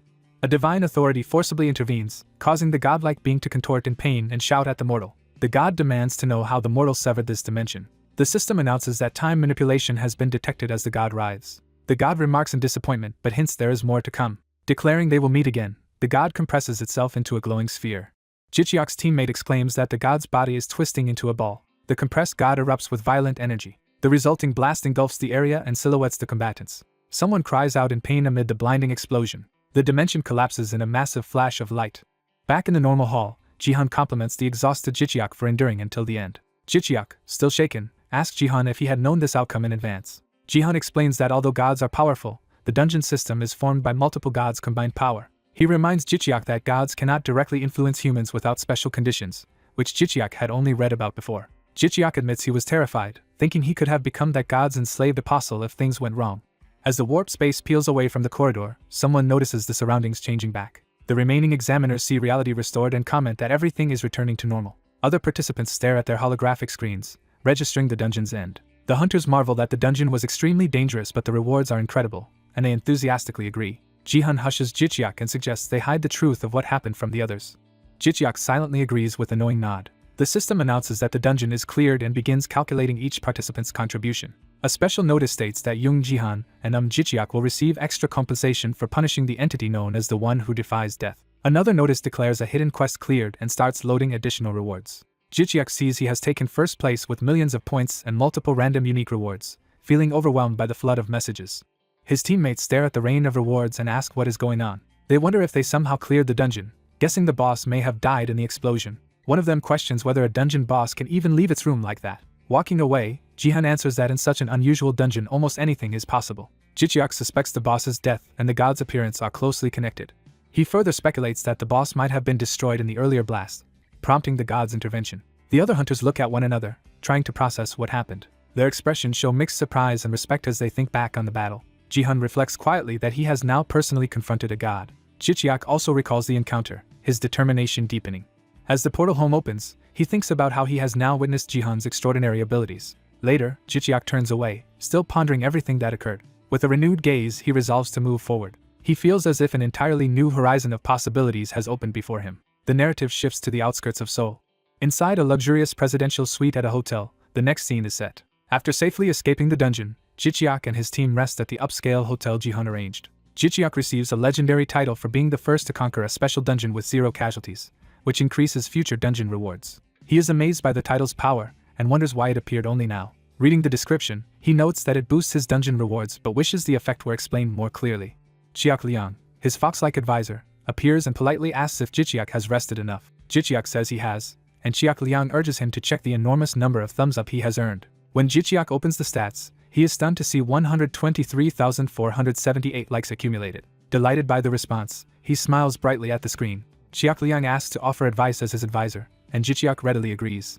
Narration explains that after checking his likes, Jichiak started purchasing new skills based on Jiak Liang's suggestions. Jiak Liang focuses intently on the system screen, reviewing possible skills. The advisor presents Jichiak with 2 growth paths, one granting quick strength and the other slower but unparalleled power. The system reveals a legendary skill called Angel of Justice who elevates honor, which summons an Angel of Justice. Another legendary skill, Spiritual Unity of Heaven and Earth, can merge all related martial arts into a single buff.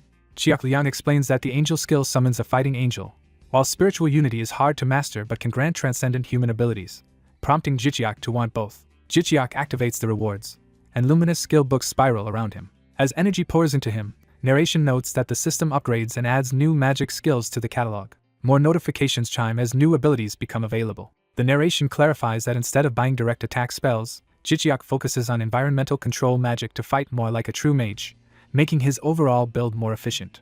The story then moves to the Shinseong Group headquarters. In her office there, an overworked woman groans about the huge workload and collapses onto her desk. She thinks that if she were not a hunter she would already be bedridden from the stress and even considers quitting as heir of the conglomerate. She stares at her silent phone, brooding. Picking it up, she wonders why the streamer she follows has been so quiet lately and complains that she is tired of waiting for him. In her imagination, she scolds Jichiak for not turning on his camera and reassuring his fans after escaping the dungeon. She mentally shouts that he has been out of the dungeon for ages, so why has he not returned to streaming? Exhausted and distracted, she admits she can no longer concentrate on work. Still daydreaming, she pictures Jichiak and his team walking out of the dungeon. She berates him in her thoughts for always choosing the most dangerous dungeons instead of staying safe like other hunters. She worries that fans like her will lose their minds if he keeps risking his life so recklessly. Suddenly her phone buzzes with a notification that a subscribed channel has started a live stream. Overjoyed, she exclaims that he is finally back. She hurriedly clicks her mouse to open the stream. On screen, Jicheok greets the Thumbs Up Club and his viewers as he starts the broadcast. Watching from work, the woman is relieved to see he looks healthy and lightly grumbles about how long he took. Jicheok explains to viewers that he is doing a surprise live stream to make up for worrying them and apologizes for being too exhausted to stream the previous day. She types that his rest is more important and assures him that fans completely understand. As she scrolls, she is startled by the flood of hate comments mixed into the chat. On the stream, Jicheok says today's content will be drawing random unique skill rewards he earned from the dungeon and sharing the process with everyone. Viewers react in disbelief at the idea of revealing unique skills and debate whether showing them publicly might be controversial. Some urge him excitedly to proceed right away. Others spam that they cannot wait for him to start. Jicheok moves to the main topic, saying he prefers to get straight to the point just like his viewers. His dedicated fan is shocked that he plans to reveal all his random unique skills and wonders why he would do that. She reflects that exposing an awakened person's abilities can endanger them and even threaten national security, so she cannot understand his choice. Still pondering, she asks herself what Jicheok gains from releasing such sensitive information. Jicheok floats amid glowing skill books as she worries he might be doing this just to increase his popularity, and questions if he is really serious. Later, outside the hotel, someone asks Jicheok how his live stream went. Jicheok replies that it went very well and that he obtained fantastic new skills, prompting his friend to predict he will become overpowered. The friend reminds him about their 7 p.m. team dinner and tells him not to be late. Jicheok agrees. The friend waves goodbye and leaves Jicheok alone in his room. Jicheok looks at a newly acquired blue pendant called Segment of Illusion, excited to show it off as Cheok Liang describes its powerful illusion-creating properties. He marvels that he can now freely create illusions, and Cheok Liang claims the artifact is strong enough to let him dominate the world. Jicheok notes with satisfaction that the skill costs no mana and judges it better than most abilities. He then asks Cheok Liang to summarize the skills he pulled during the live stream since he only had time to open the boxes while hosting. A description appears for Soul Telekinesis, a unique buff that fuses telekinesis with spiritual power into a transcendent ability. Jicheok is surprised by the mention of spiritual power, and Cheok Liang confirms the skill merges telekinesis with that force. The advisor explains that soul telekinesis enables both physical and spiritual attacks and can even generate a mysterious spiritual substance. When Jicheok asks what that substance is, Cheok Liang says that using spiritual power to communicate with spirits produces it.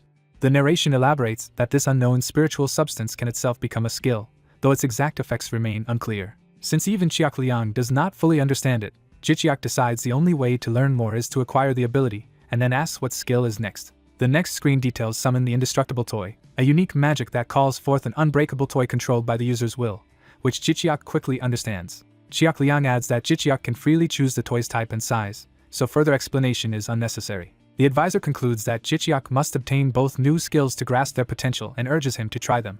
Jicheok agrees and resolves to test the abilities. That evening at the hotel restaurant, the team gathers amid lively chatter. One teammate spots Jicheok arriving and calls him over. Jicheok greets everyone cheerfully, noting they are all early. Jihan welcomes him and suggests they eat first because he has much to discuss. During the meal, Jihan announces that the dungeon mission was a complete success. He explains that the government is pleased with their results, and that their ratings in multiple areas have gone up. The younger teammates react with excitement and curiosity. One woman hesitantly asks if it is safe to talk work matters so openly in public. Jihan assures her it is fine because the hotel is currently occupied only by personnel involved in the mission. Realizing this means he rented out the entire hotel, the others are impressed. Jicheok thinks to himself that for someone like young Jihan, such extravagance is nothing. Jihan bows and says that although being first to clear the dungeon is great, the best accomplishment is that no one died, giving the credit to everyone present. Jicheok finds Jihan's humble attitude surprising compared with the media's image of him as an arrogant rich heir. Jihan then distributes documents, explaining that the government has sent them important materials. The team members begin reading the contents with serious faces. They learn that only 20 countries worldwide have managed to clear any dungeons at all. Shocked, they exclaim at how few nations have succeeded. Jihan elaborates that out of roughly 200 remaining countries, only 20 stopped their disasters and that Korea lost many teams before theirs. The team falls silent as they think about the heavy sacrifices involved. He adds that dungeon breaks have already occurred in every other country. These nations are now fighting wars against the monsters, with some barely holding on while a few have achieved limited victories. Jihan warns that land around dungeons is turning uninhabitable and, unless the dungeons are completely removed, more casualties are inevitable, especially among low-level hunters. He confirms Jicheok's grim conclusion that deaths will continue to mount. Jihan apologizes for the gloomy briefing but says it is necessary, then hints that the information is related to the offers they are about to receive. One teammate asks who exactly will be making such offers. Jicheok reasons aloud that as the first team in the world to clear that type of impossible dungeon without casualties, their global value has skyrocketed. He concludes internally that the whole world is now watching and trying to recruit them as hunters. The others excitedly ask if this is true and wonder what kind of offers they will get. Cautious, Jichiak reminds them that not every offer is good and that leveling too fast might lock them out of level-restricted dungeons. Jihan counters that they should not hold back their growth for that reason. He argues that they never know when or where dungeon breaks will happen and that higher-level dungeons grant better rewards, so they must keep leveling. He adds that if they do receive offers from various places, there is something important he wants them to keep in mind. Jichiak privately believes such offers will not be a problem for him personally. He reflects that even if his teammates outlevel low-ranked dungeons and cannot enter them anymore, he will still be able to. He reminds himself that this is because he is permanently stuck at level 1. The scene transitions to a nighttime cityscape, signaling a new phase. Traffic flows under the city lights as the world goes about its business. Someone in a car reflects that the timeline has undoubtedly changed. Jihan, riding in the back seat, thinks about the many unexpected events and how the tutorial period seems to be ending years earlier than it should. He concludes that they are clearly experiencing some major abnormality. He foresees that as level-restricted dungeons become increasingly problematic, dungeon breaks will grow more frequent across the globe. He predicts that humanity will gradually lose the small safe territories it still holds. In his mind's eye, he recalls battles on vehicles and a lone rider, symbolizing ongoing desperate struggles. His grim reflection ends on the image of a ruined city, thinking about how everything ultimately collapsed in his previous future. Someone reflects that the crisis is arriving earlier than expected, and they thought they had more years to prepare. In a car, the driver notes his boss has not slept at all since returning from the dungeon. The boss is warned that even if his HP is full, lack of sleep will exhaust him mentally. He agrees but trails off while driving through traffic. The city skyline is shown as this ominous timing sinks in. He thinks that the precious tutorial period is almost over. He resolves that he must now catch up to the events already unfolding. He wonders if Jichiak is the only one who has properly used this preparation time. He recalls Jichiak's determined face. He thinks that Jichiak's growth rate is unimaginably fast. He pictures Jichiak fighting powerfully with twin blades. He admits Jichiak does not fully understand the situation, but is glad Jichiak is on their side. The scene shifts to home, where a friend excitedly says he got a message from GOF's headhunter during his live stream. The friend explains GOF is the biggest awakened hunter company in the US, backed by a massive conglomerate that dominates the country. He gushes over how amazing the offer is and asks to see the message while Jichiak tells him to calm down. Jichiak brings up the email on his phone to read it. The message from Guardians of Freedom says they have been watching Jichiak's performances. It notes that because there is no dungeon footage, they cannot see his exact skills. The email adds that many company executives are closely interested in him. It says they know the contract terms between him and Yonghwa Group. The sender offers 3 times that contract amount plus US citizenship. The friend is stunned by the promise of triple pay and citizenship. He adds that they are even willing to cover Jichiak's penalty fee, which Jichiak notes means they have huge money. Jichiak says that if he were after money alone this would be tempting, but he does not feel like taking the offer. He explains that the death rate of awakened hunters in the US is very high. His friend agrees, saying the US gives awakened people more freedom due to limited government interference. Jichiak adds that better gear there is offset by a much higher chance of death. The friend calls America a scary place, and then remembers Jichiak can now upload the dungeon video. Jichiak affirms he trusts his friend with the video, and the friend gladly accepts. Back home, Jichiak decides to use the time to upgrade his skills and train in martial arts. He calls out to Chiak Liang, asking if he is present. The fox spirit Chiak Liang materializes in a burst of energy, and answers his master's call. Jichiak asks about dual spell casting, and Chiak Liang explains it lets him hold 2 thoughts at once, and use 2 magic skills simultaneously. Jichiak remarks that this would be very useful in combat. Chiak Liang confirms that dividing thoughts to cast 2 kinds of magic at the same time makes the skill extremely powerful, and Jichiak vows to master it. Chiak Liang cautions that dual spell casting applies only to magic and the dual heart method only to martial arts. Jichiak focuses on the fact that he can still think of 2 things at once, which is what matters to him. Chiak Liang warns that martial arts training requires perfect mental focus to avoid dangerous chi-induced paroxysm, and this multitasking skill could lure his thoughts away. Chiak Liang says he trusts Jichiak will stay vigilant nonetheless. Jichiak agrees, acknowledging that chi-induced paroxysm can be fatal. Chiak Liang silently regards him. Jichiak notes that uncontrolled chi could either make him explode or go berserk. Looking at a ruined city, he compares the world itself to something on the verge of a similar outburst. He concludes that the world is about to explode like a chi-induced paroxysm. He tells Chiak Liang that after the dungeon he reached a realization.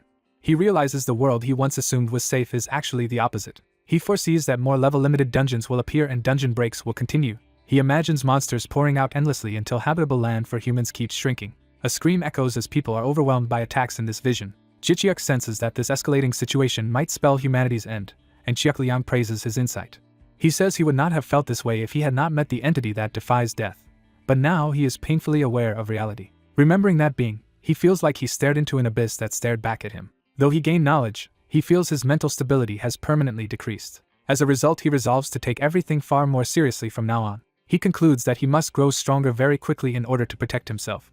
He adds that his strength is needed not just for himself but for the whole world and its people. He tells Jiaoliang he will need the fox's help to achieve this. Jiaoliang readily agrees to help his master. Something catches Jijiak's eye as a system reaction begins. A system message flashes that restrictions have been lifted and additional information is now available.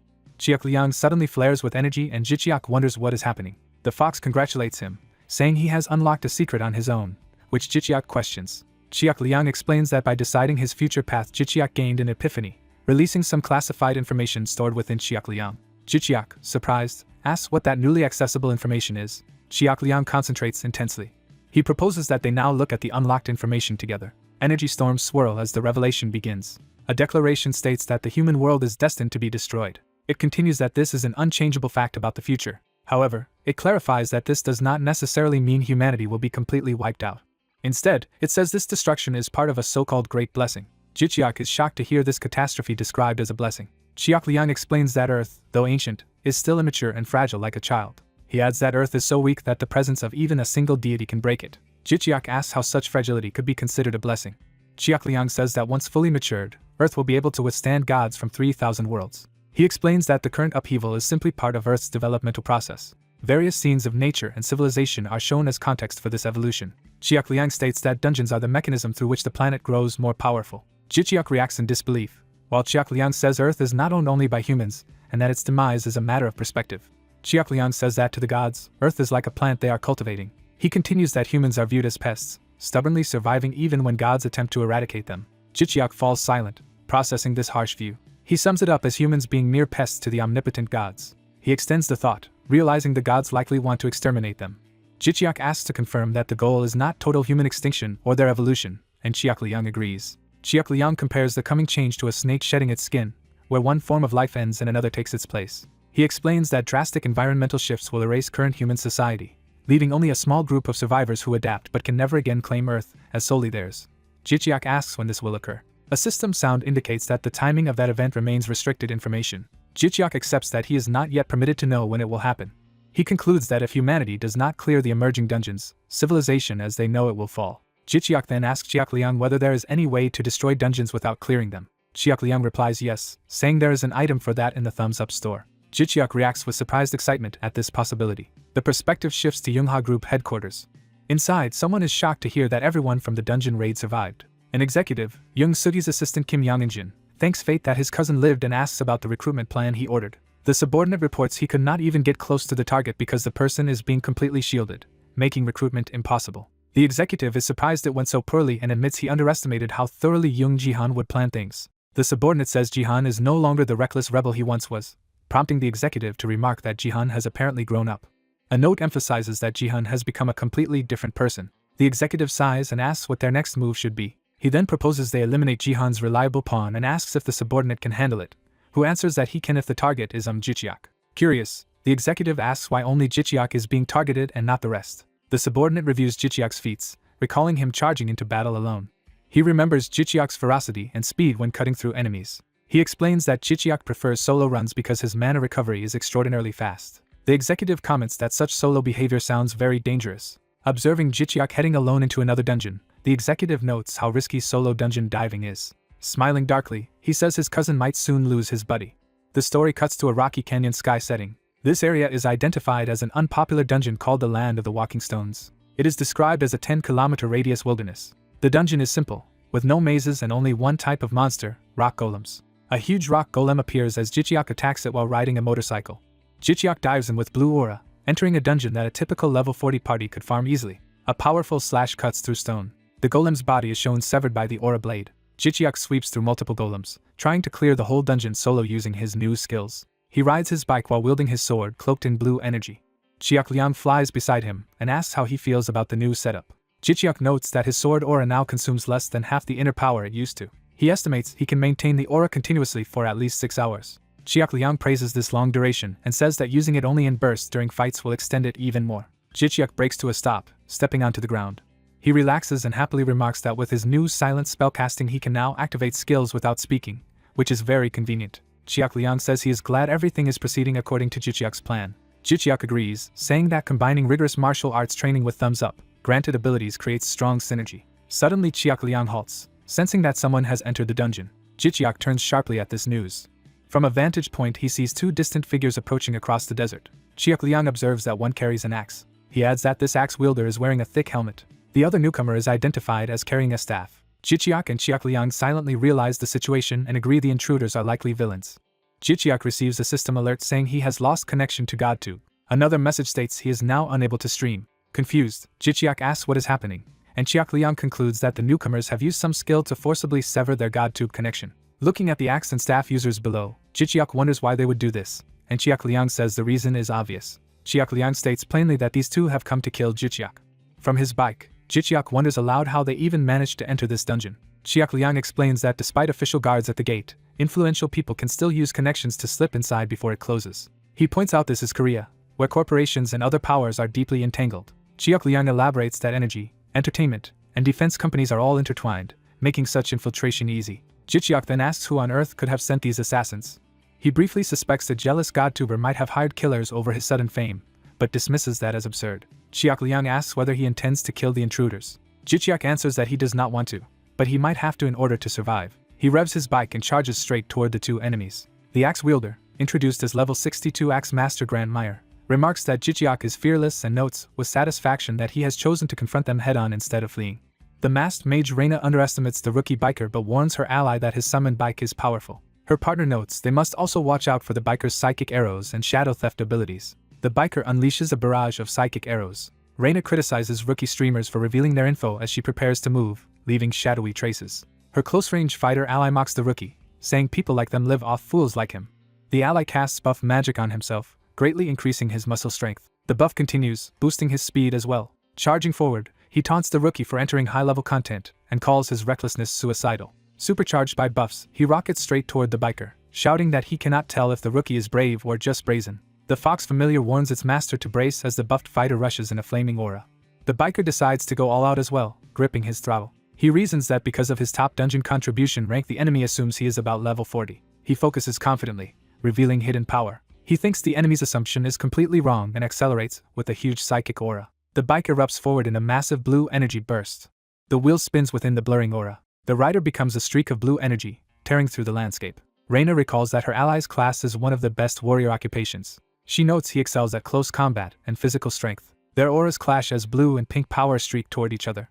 She remembers he is a hitman who can defeat higher level awakened in duels. The two energy torrents collide violently. The close-range fighter scoffs that a level 40 weakling cannot beat him as the biker charges in. He furiously vows to mutilate the shameless rookie. The biker twists the throttle harder, preparing a counter. His blue psychic power surges even faster. The enraged warrior laughs, asking if the biker really thinks he can win. Biker and warrior hurtle toward each other, weapons and auras drawn. A psychic arrow zips toward the warrior's helmet. Shock registers in the warrior's eye as the arrow closes in. Their collision produces a massive explosion of blue and purple light. After the blast, the buffed fighter lies motionless on the ground, weapon thrown aside. A closer view shows him unconscious and badly beaten. Cracks are visible on his helmet from the psychic hit. Reina gasps in disbelief at the outcome. She internally panics that her powerful teammate truly lost. She recalls how durable and strong her ally is, able to withstand even dumped trucks. Concluding this defeat is impossible, she clutches her staff in shock. She stares at the distant biker and wonders what is happening. The fox informs its master that the close-range fighter survived the attack. The biker confirms only the mage remains and the fox reports she is about 300 meters away, so he prepares to finish it quickly. He surges forward again, wrapped in blue energy. Reina begins chanting and surrounds herself with swirling blue magic. The fox warns that the enemy has started casting as mud swirls beneath the biker, who is surprised. The fox analyzes that Reina is transforming the area into a swamp and notes her high proficiency. The bike's wheel starts to sink, and the rider cries out. The biker plans to overpower the swamp by boosting his engine with a magic stone from his assistants, expecting an easy escape. Before he can, tentacle-like mud appendages erupt, and the fox shouts that something is emerging from the ground. Surrounded by wriggling mud tentacles, the biker is disgusted and questions what they are. Annoyed, he grips his sword, ready to cut them down. He unleashes sweeping slashes that sever the tentacles. He continues hacking through the mud limbs while riding, carving a path. Reina sees her tentacle spell failing and clicks her tongue that it is not working. She worries that as a mage she cannot last long without a frontline tanker. A sudden flash of light appears in the distance, drawing her attention. She sees telekinetic force coalescing massively around the bike and is shocked. The biker declares that she is not the only one who can use magic. He activates his abilities psychic arrows and soul telekinesis. Countless psychic arrows streak through the sky. The arrows converge and rain down toward Reina's position. Reina counters by gathering lightning magic into her staff, forming a towering electric column. She completes the spell Lightning Snake, sending electric serpents forward. The crackling lightning snake arcs outward. The lightning hammers into the biker's psychic barrier, and Reina screams from the feedback. She is wrapped in the very lightning she casts, shocked by the backlash. She glares intensely, trying to maintain control. The biker rides shielded inside a glowing psychic sphere as the lightning storms around him. He braces himself, pushing through the electric onslaught. Encased in the barrier, he speeds straight at Reina. The shielded bike cuts through the lightning snake like a blade. He dives past Reina in a high-speed pass while her lightning still coils around her staff. Reina stands crackling with residual electricity, preparing another move. The biker surges by, charged with energy. As Reina swings her lightning staff, the bike's passing attack slices toward her. A psychic-infused slash tears through, drawing blood. Blood splatters from the decisive strike. The biker smiles slightly, knowing he has won. He screeches the bike to a halt. Behind him, Reina staggers and collapses. Reina hits the ground and her staff falls away.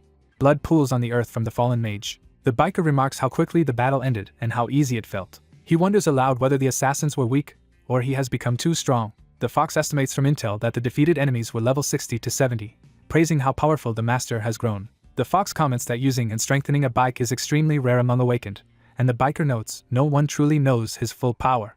The fox cautions that hunters above level 80 will be on another level entirely. Jihan argues such high-level people would not bother attacking him, but the fox warns that his exceptional global growth rate could make him a target. He swallows nervously at the implication. He sighs, realizing that gaining more online popularity also attracts more enemies. Narration explains that after clearing the dungeon, Shichiak streamed his results live and checked the rewards.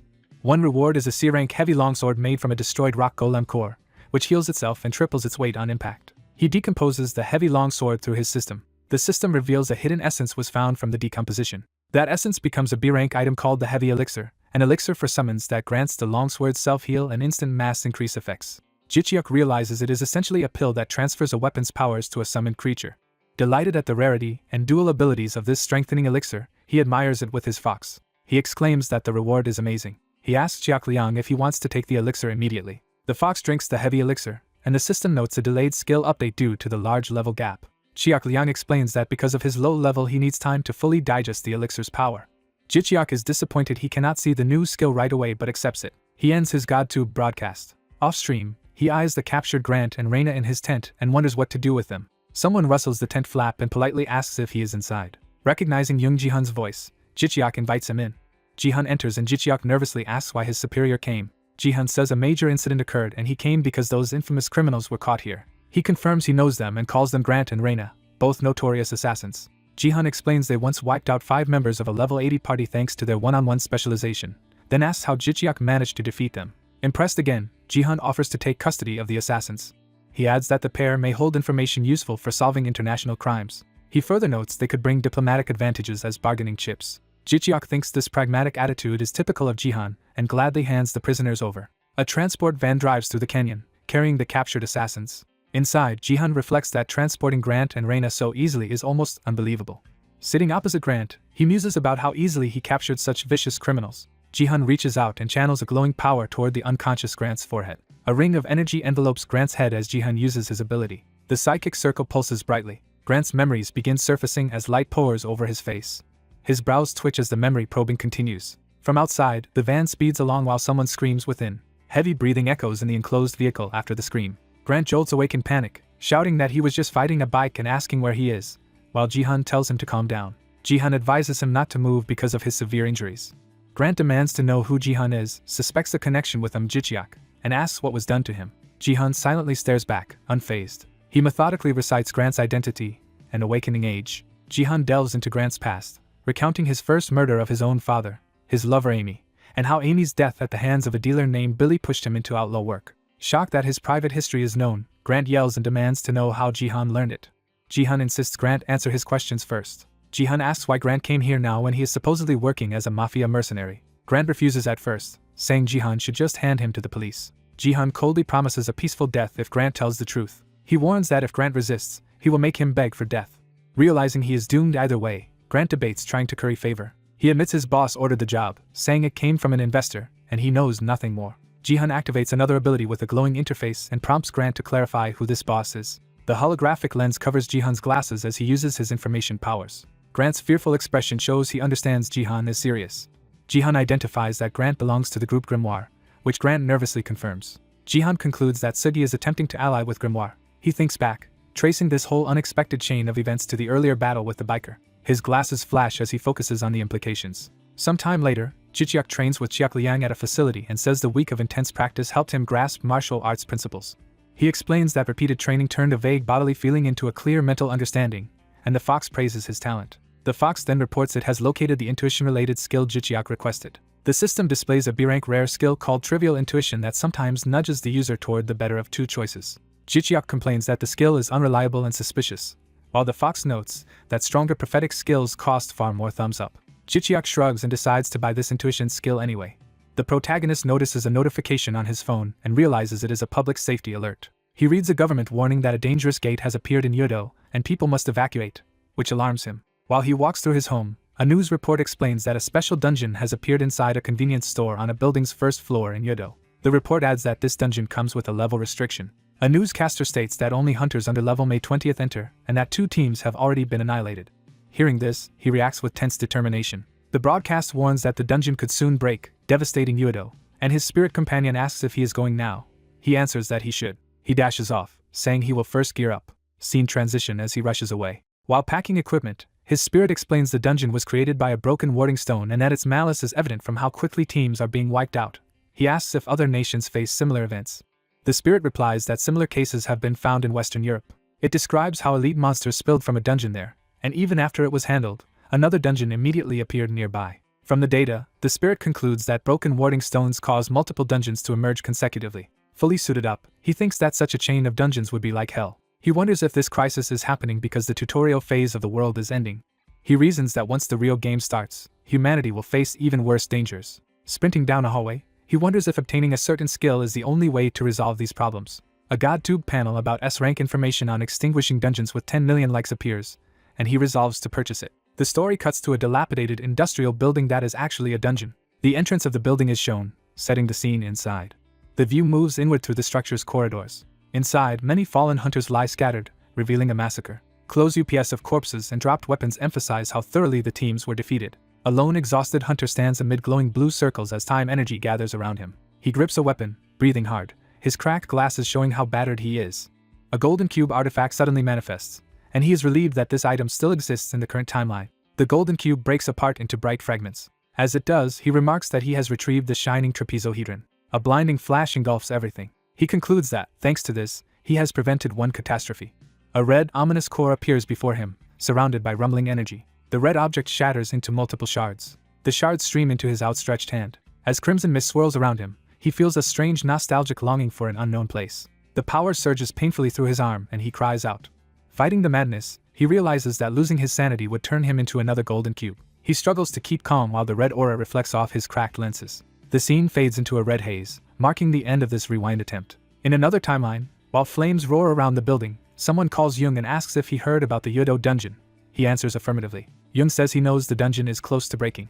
He admits over his earpiece that he is not yet level 20. Because of that, he asks to enter the dungeon alone, shocking the caller. When asked where he is, Jung replies he is already about to head for the dungeon. The caller decides to come meet him in about 30 minutes, despite Jung's protest. The caller insists they also need to have a conversation.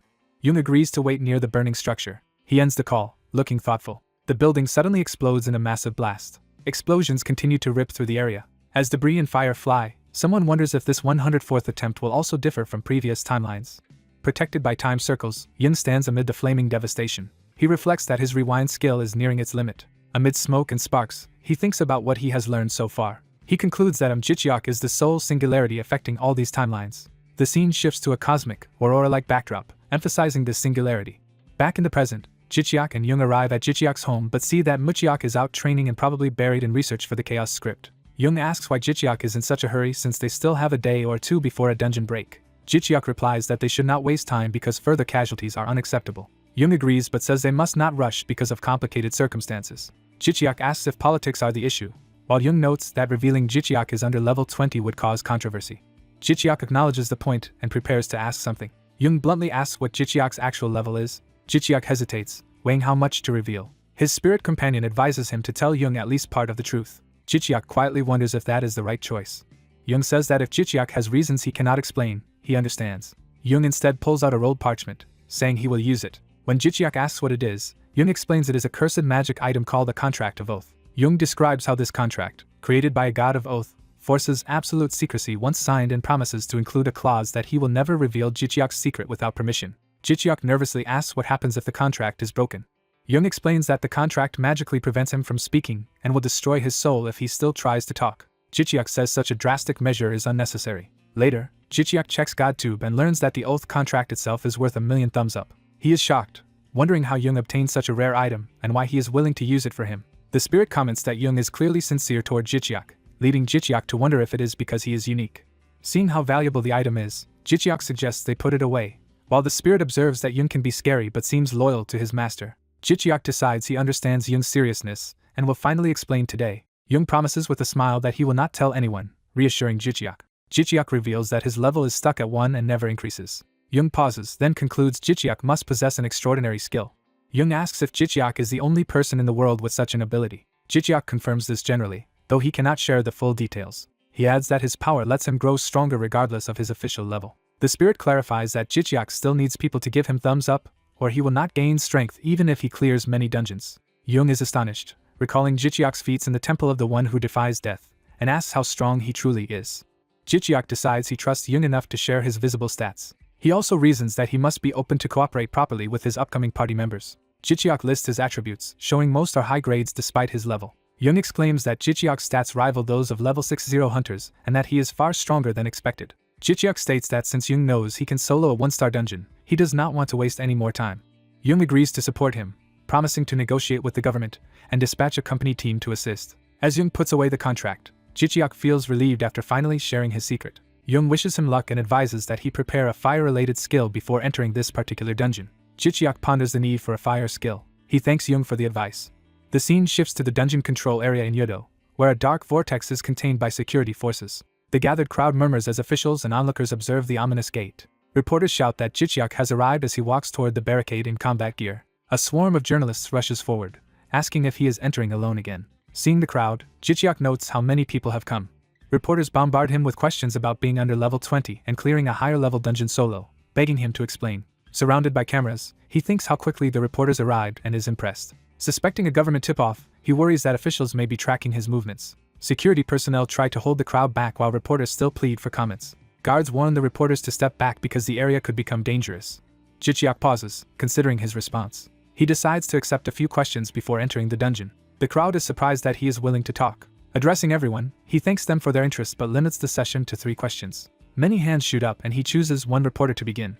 The first reporter introduces himself and asks Jicheok what level he is right now. Jicheok only confirms that he is below level 20, refusing to be more precise and moving to the next question. He adds that he will skip anything too difficult to answer, then selects another reporter. The second reporter introduces himself and mentions that Jicheok's temple video is trending, setting up a pointed question. He notes that critics think soloing this special dungeon is reckless.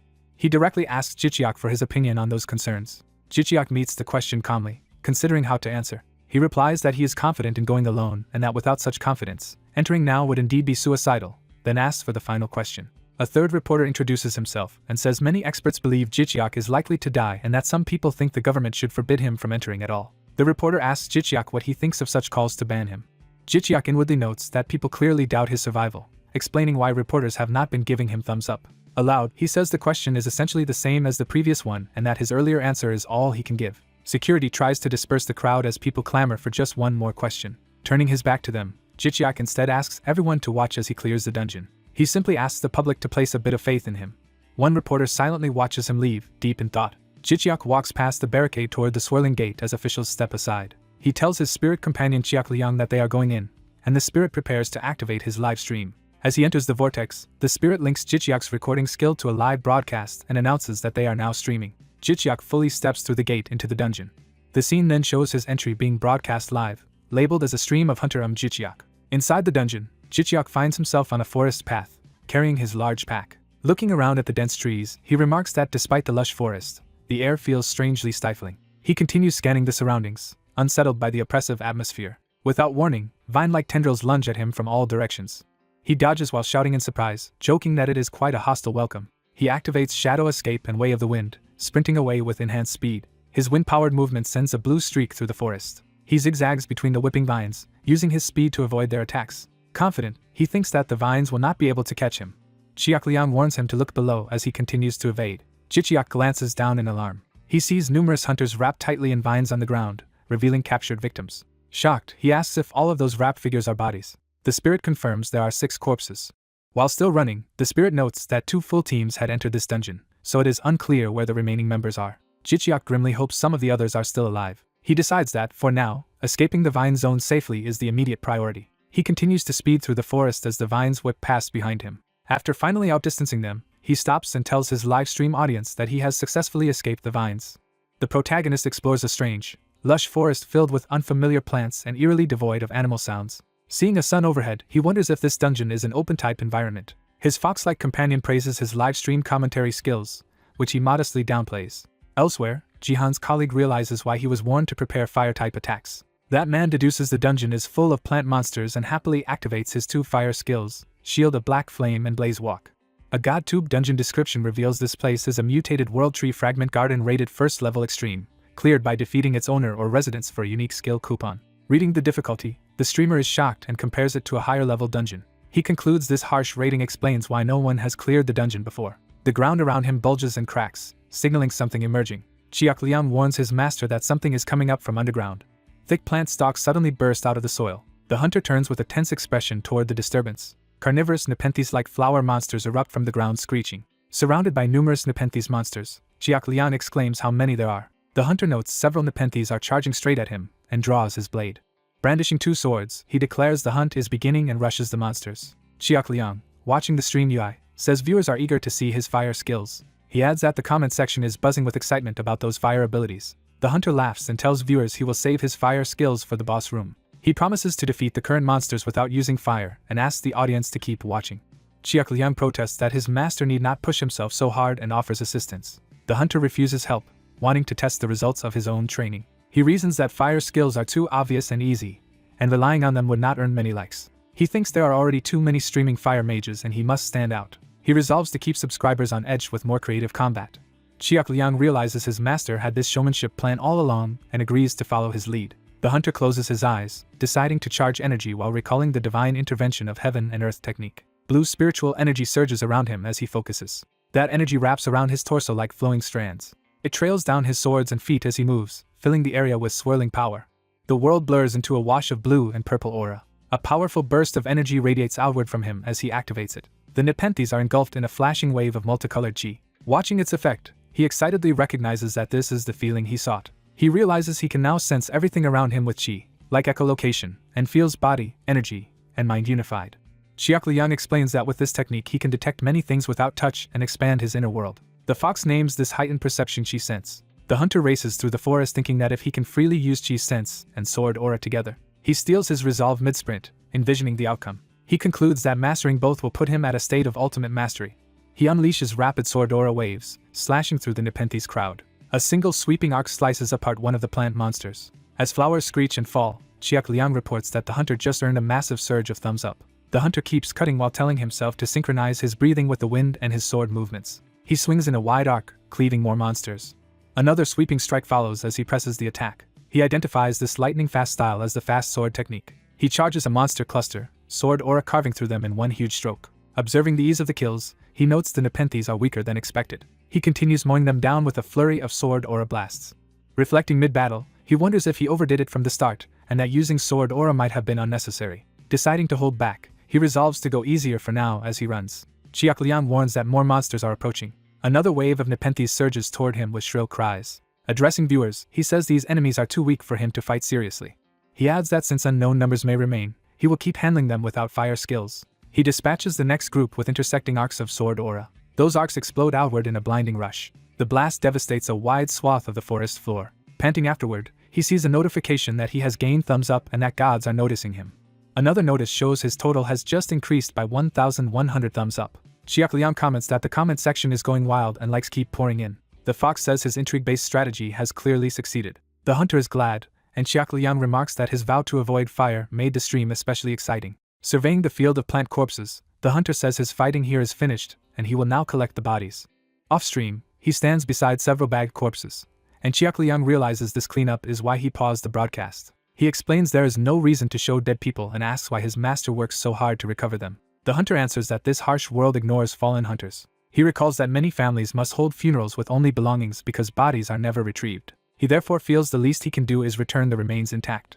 Kneeling by a corpse, he says that as a fellow hunter and human, retrieving bodies is his way of honoring them, just as a small god's cat sends him 2,200 thumbs up. Surprised, he realizes a cat-type celestial has just supported him. He reaches into a body bag, searching among the belongings. His eyes widen as he spots something. He pulls out a locket with a picture of a heterochromatic cat and recognizes it. He asks Xiaoliang if a cat could become a celestial, and hears it is possible only with extraordinary deeds. Looking at the locket again, he muses aloud while staring at the cat image. He imagines a deceased cat meeting a celestial on the way to the afterworld and asking it to send thanks to the human who wished its owner peace. Later, he slashes through new wooden monsters with powerful arcs of sword aura. The blades slice through their wooden limbs. Viewers comment in awe about his soul telekinesis skill and wonder if he is using anti-gravity magic as he hovers midair. The hunter accelerates again, announcing to his fans that the real show is starting. He powers up sword aura of heaven and earth. He chains it into shadow swordplay using the forces of white and black knights, filling the air with twin energy streams. With that combined technique, he shreds the wooden monster's limbs. A viewer balks, wondering if they alone saw what just happened. Another notes that he clearly activated two distinct sword auras simultaneously. Someone jokes that sword auras seem like buy one get one free these days. His sword aura blurs into a storm of light, erasing foes. Seeing the sheer number of enemies, he decides to speed up and cuts them down even faster.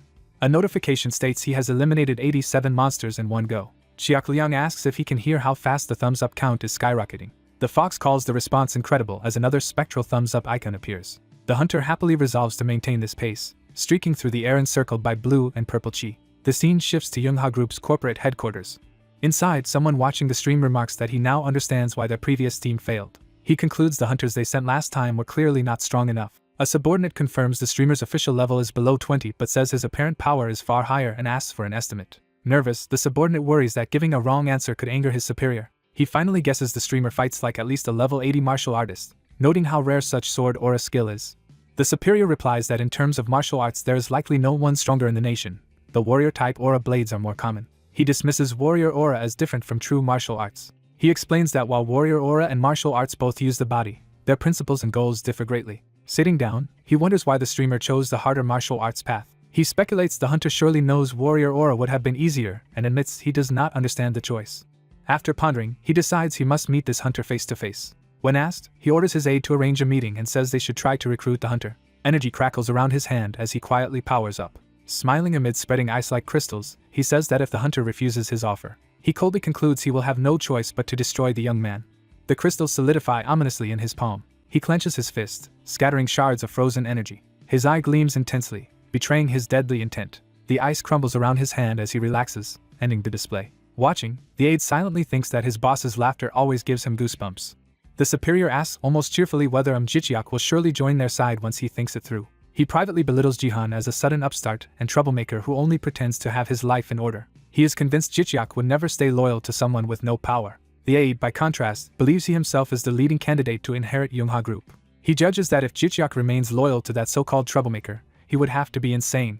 Back in the dungeon, the exhausted hunter surveys piles of felled cactus and wooden monsters and remarks on their huge numbers while asking Xiaoliang if any threats remain. Xiaoliang reports no more enemies nearby, and the hunter expresses relief. Looking at the towering world tree fragment, he says the only task left is to kill the dungeon boss. He notes with satisfaction that he has reached this point without using any fire skills, just as promised to viewers. Viewer comments debate whether he will actually enter the boss area and point out he cannot stay in the dungeon forever. One commenter urges him to go ahead and use fire on the boss, saying he has already honored his promise. Smiling at his holographic screen, he observes how chat is buzzing about his impending boss fight. Xiaoliang suddenly snaps its head around in alarm. A blue crackling vortex appears before them, and the fox shouts for its master to look ahead. The hunter sees a strange colored portal forming and wonders why it suddenly appeared and why it differs from the usual ones. Xiaoliang explains this special portal opens after a normal clear where all monsters except the boss are slain, offering an early exit. Hearing this, the hunter confirms that leaving now would still count as a clear. He then realizes that using the portal would reset the dungeon entirely. Xiaoliang clarifies that the portal exists to stop hunters from regrouping and returning later. If he ignores it and still kills the boss, he will achieve a perfect clear. Accepting this, the hunter decides not to waste time and prepares to go after the boss. He strides forward with determined eyes, readying himself. Suddenly the ground cracks and splits as Xiaoliang yells that a fragment of the mutant world tree's branch is about to emerge. Feeling the earth shake, the hunter is shocked to learn it is actually a fragment of the boss. Xiaoliang urgently warns that the enormous boss is rising from below. Seeing its size, the hunter exclaims that expecting a sub-2-0 level party to defeat such a monster is outrageous. A colossal wooden eye pushes up from underground amid rumbling. A gigantic wooden hand bursts through the ground. Jichiak summons his monobike G-mount and races away, saying he needs to retreat for the moment. Gripping the throttle, he vows to escape before he is buried alive. He shouts as he speeds through the battlefield. A blinding white blast erupts behind him. A massive crystalline pillar or flower-like blast slams into the ground where he just was. He rides hard, alarmed by the destructive strike falling around him. The impact rocks the entire forest, debris and dust exploding into the sky. As the dust settles, enormous wooden limbs haul a towering humanoid branch monster up from the shattered earth. A massive wooden creature opens its glowing eyes. The giant tree-like body begins to move. The towering tree giant strides through the forest toward the clearing. The protagonist spots the stomping tree giant approaching and is startled. He identifies the monster as a tree giant nearly the size of a small building. His fox companion notes that the monster's size alone is intimidating and says teams under level 20 cannot defeat it. He replies that he is different and suggests they try taking the giant down now that they have enough thumbs up. He orders all his thumbs up points spent to raise his mana as much as possible, and the fox agrees. System messages show 20,000 thumbs up being used to raise his mana and inner power up to B rank as he races forward on his bike with the fox. A description window reveals an A rank artifact called Segment of Illusion that raises one level of magic when worn, up to rank A. Factoring in the artifact's buff, he concludes his mana and inner power are now at rank A. Empowered and surrounded by energy while riding his bike, he says he is ready and urges them to go. The scene shifts to Jung Viga's lab. Machines were inside the lab, preparing for a procedure. During an intensive body procedure, the doctor comments that the patient's brother is impressive. The doctor observes that the patient does not flinch under a blow that could crush a drone and muses that this toughness fuels his popularity. The patient on the table awkwardly agrees that his brother can be like that. The doctor praises the brother's late awakening, positive attitude, and habit of venturing where others avoid, calling him an ideal obsession. The equipment continues working over the patient. As robotic arms move, the doctor wonders aloud why the brother pushes himself so hard. The doctor reasons it cannot be for money, since offers flood in, and questions his true motive. The doctor adds that the brother does not seem ambitious enough to be chasing business success. Hearing all this, the patient thinks she is unusually curious today. She admits she does not understand him either, and asks why he strains himself when his brother is so dependable. The younger brother silently reacts, eyes widening. He thinks it is wrong to rely on his brother's sacrifice. Remembering past fights, he reflects that he has lived so far only because his brother risked his life. He resolves to stop living off money earned from his brother's dangerous work. While the procedure continues, he wishes he had been the one to awaken instead. He feels his awakened brother has grown distant and believes he cannot catch up using standard methods. The doctor finds their sibling story heartwarming, contrasting it with her own family. The machines keep injecting his body as the procedure proceeds. She tells him to endure a bit longer because they are almost finished. Afterward, she is amazed by the results and says the data she gathered thanks to him is great. He smiles and insists he should be the one thanking her. She explains that his aim, thinking speed, and recovery have all been improved, with an emergency overdrive now possible. She adds that in exchange, about 22% of his body has become mechanical, though that is normal nowadays. He accepts the explanation without complaint. He thinks over the implications with a determined look. She sends him off to rest while she continues watching his brother's boss fight livestream, curious how it ends. Back in the dungeon, the tree giant sprouts whipping vine tentacles, which the fox reports while the rider expects a second phase of the boss. As the vines lash out, the fox warns that the attack is coming. The tentacles crash down around the speeding bike as he dodges. Riding hard, he tells viewers he has prepared something special and announces the skill soul telekinesis. Using the new power, he creates a glowing blue path that lets his bike race upward. Energy swirls around the bike's wheels as they grip the conjured path. He challenges the boss to try catching him now as he speeds up the vertical trail, out of vine range. Onlookers watching the stream marvel at the bizarre sky path. A viewer wonders if he is literally creating a path in the air. Another viewer comments that the vines will never reach him now. Spectators are stunned that he can do that with a motorcycle, calling the ability overpowered. They then question why he keeps accelerating instead of stopping. He explains he must keep the video exciting to maximize thumbs up income. He rockets higher along the path, preparing for a turn. He plans to reach the sky first, then make a U-turn for a dive. The fox, watching the ascent, calls it incredible. The fox judges that with this speed he can likely defeat the boss in one blow. The bike climbs to a dizzying height above the dungeon. He shouts that it is time and launches himself downward with the bike. Focusing intensely, he vows to unleash all his skills simultaneously. He dives like a comet toward the tree giant, intent on compressing his monoblade's power. He aims to fuse that power with the sword aura of heaven and earth as he targets the boss. He also links in all skills associated with his monobike G during the plunging attack. He opens his mouth to activate the final technique. Empowered by swirling energies, he hurtles toward the ground at extreme speed. Closing in, he reaches maximum velocity and charges straight through the forest of vines. A system message triggers, announcing the activation of his acceleration skill. His eyes sharpen as he locks onto the target. He mentally tells the giant he is about to slice it in half. His attack streaks downward like a blinding energy meteor. The tree giant looms over the forest, unaware of the imminent strike. The descending energy blast fills the screen, moments from impact. The vertical beam slams down from sky to ground. A colossal explosion erupts, obliterating the area around the boss. When the dust settles, he lies in a huge crater as system messages announce that the gods have noticed him and granted 1,100 thumbs up. Another message repeats that he has received 1,100 thumbs up. The thumbs up reward notification lingers on screen. The devastated battlefield around the crater is shown. The fox congratulates him for blowing the boss apart, while he admits he cannot move after expending everything. The fox says that is understandable. System windows declare the dungeon cleared, show Jichiak ranked first in contribution, and confirm that he has earned the quest reward. Another window reveals that he has also cleared a hidden quest and obtained its reward. A bright flash indicates the appearance of reward boxes. The fox informs him that 3 boxes have arrived at once. Jichiak watches surprised as the boxes materialize before him. Delighted, he exclaims over the rewards he has just obtained. Later, a portal opens in the city as he returns from the dungeon. He steps out of the closing gate carrying his gear. A crowd gathered outside shouts that he is coming and rushes to photograph and film him. Reporters immediately surround him with microphones and cameras. They barrage him with questions as he tries to respond. The crowd continues to shout and reach toward him. Exhausted, he walks away from the station thinking how sore his body feels. Entering home with the fox, he wonders how many interviews he ended up doing. While punching in his door code, the fox reminds him that he defused a bomb in central Yodo, so the attention was inevitable. He opens the front door. Stepping inside, he calls out that he is home to his brother Muchiak. Hearing no reply, he looks around, puzzled. He notes the unusually quiet house and wonders if Muchiak is out while he himself is dead tired. His stomach growls loudly. He admits that all the hard work has made him hungry.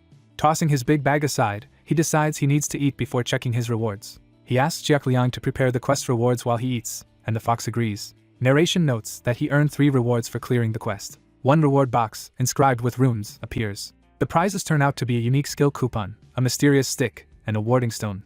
The glowing crystal warding stone is shown. Relaxing on the couch, he asks what the stick is and has the fox display its information. A window explains that it is a tiny branch of the world tree that purifies surroundings, produces pure mana, accelerates recovery, and dispels minor curses in a radius. Impressed, he says the item surpasses expectations, and the fox notes that doubling his recovery lets him hunt twice a week. The fox adds that this item alone can double his growth rate, and Jichiak agrees the benefit is obvious. The fox continues that the warding stone can prevent dungeon spawns and protect nearby areas. Jichiak reaffirms his goal to quickly gather 10 million thumbs up to free people from dungeon terror. He thinks that once he achieves that, he might learn why this phenomenon is happening. The fox counters that at his current pace earning that many likes would take ages and would slow his growth when emergencies loom. Instead, the fox urges him to become strong enough to earn 10 million thumbs up from a single video. Jichiak is shocked by that target and doubts such a feat is possible. He concedes it is the surest method but questions whether he can truly pull it off. Reflecting on how difficult earlier elite dungeons and the tree giant were, he suspects these challenges mean the tutorial is nearing its end. The fox confirms things will worsen and says humanity will have to cooperate to overcome the coming hardship. Jichiak doubts humans can truly unite toward a common goal and wonders if other dimensions managed it. The fox replies, referencing high-rank skills, that at least some fantasy realms have survived their tutorials. Images of elves and dwarves illustrate those fantasy worlds enduring. The fox adds that anthropomorph and magipunk dimensions also seem to have made it through. Jichiak says that is good for them, and the fox points out those races have long lifespans and innate magic. A summary bubble notes that such beings are likely far stronger than humans at the same level. Jichiak concludes that Earth starts at a serious disadvantage. He lists human weaknesses like short lifespans, inconsistent physical abilities, and lack of natural magic. The fox says global unity might be enough, but human nature works against that outcome. Jichiak agrees, saying that is why progress is so slow even as the tutorial nears its end. The fox argues that human flaws can actually benefit Jichiak. It explains that weak, imperfect beings feel stronger emotions, which is ideal for generating thumbs up. Jichiak realizes the key is their emotions. The fox confirms that thumbs up are formed from genuine emotions and that robot likes do not count. The fox continues that while humanity may never fully unite, its emotional power can inspire and influence across generations. Jichiak listens, taking this new perspective seriously. He concludes that harnessing people's desires as power means GodTube itself can become humanity's ultimate weapon. Symbolic emotional orbs appear, representing the potential of collective feelings. Against a glowing backdrop, the fox says that to save the world he must follow a certain path. The statement finishes that he must become a super GodTuber. Just then Muchiak returns home, greeting Jichiak, who welcomes his brother. Muchiak asks why Jichiak has been so hard to see lately, and where he keeps disappearing to, while Jichiak notes that Muchiak is rarely home either. As they talk, Jichiak suddenly feels an ominous energy around his brother. He shivers, sensing something unsettling from Muchiak. Muchiak himself feels that something about Jichiak is creepily off. As Muchiak heads off to wash, Jichiak observes that his brother seems different. The fox explains that Jichiak has reached extreme mastery, letting him sense such changes. Jichiak realizes this heightened perception is a result of his training. He still wonders why Muchiak suddenly feels so much stronger. Determined, Jichiak decides he needs to confront his brother about it. From another room, he calls out to Muchiak, asking him to be honest with him.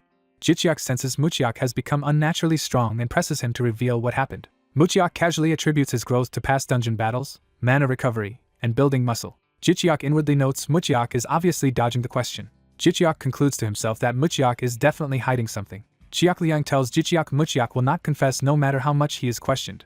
Chiak-Liang suggests handling other matters first, and Jichiak decides he cannot force Muchiak to talk. Jichiak warns Muchiak not to get involved in anything shady. Muchiak is startled by Jichiak's stern warning. Muchiak insists he is grown up and knows what he is doing, then offers to make coffee for everyone. Jichiak accepts the coffee and says he has important new information to share. Muchiak curiously asks what Jichiak wants to tell him. Jichiak reveals that when the tutorial ends, humanity in this world is slated for destruction. Muchiak is shocked that only humans are targeted and demands to know why. Jichiak admits he was also shocked and starts to explain what sounds like a conspiracy. Muchiak cuts him off, saying he trusts Jichiak.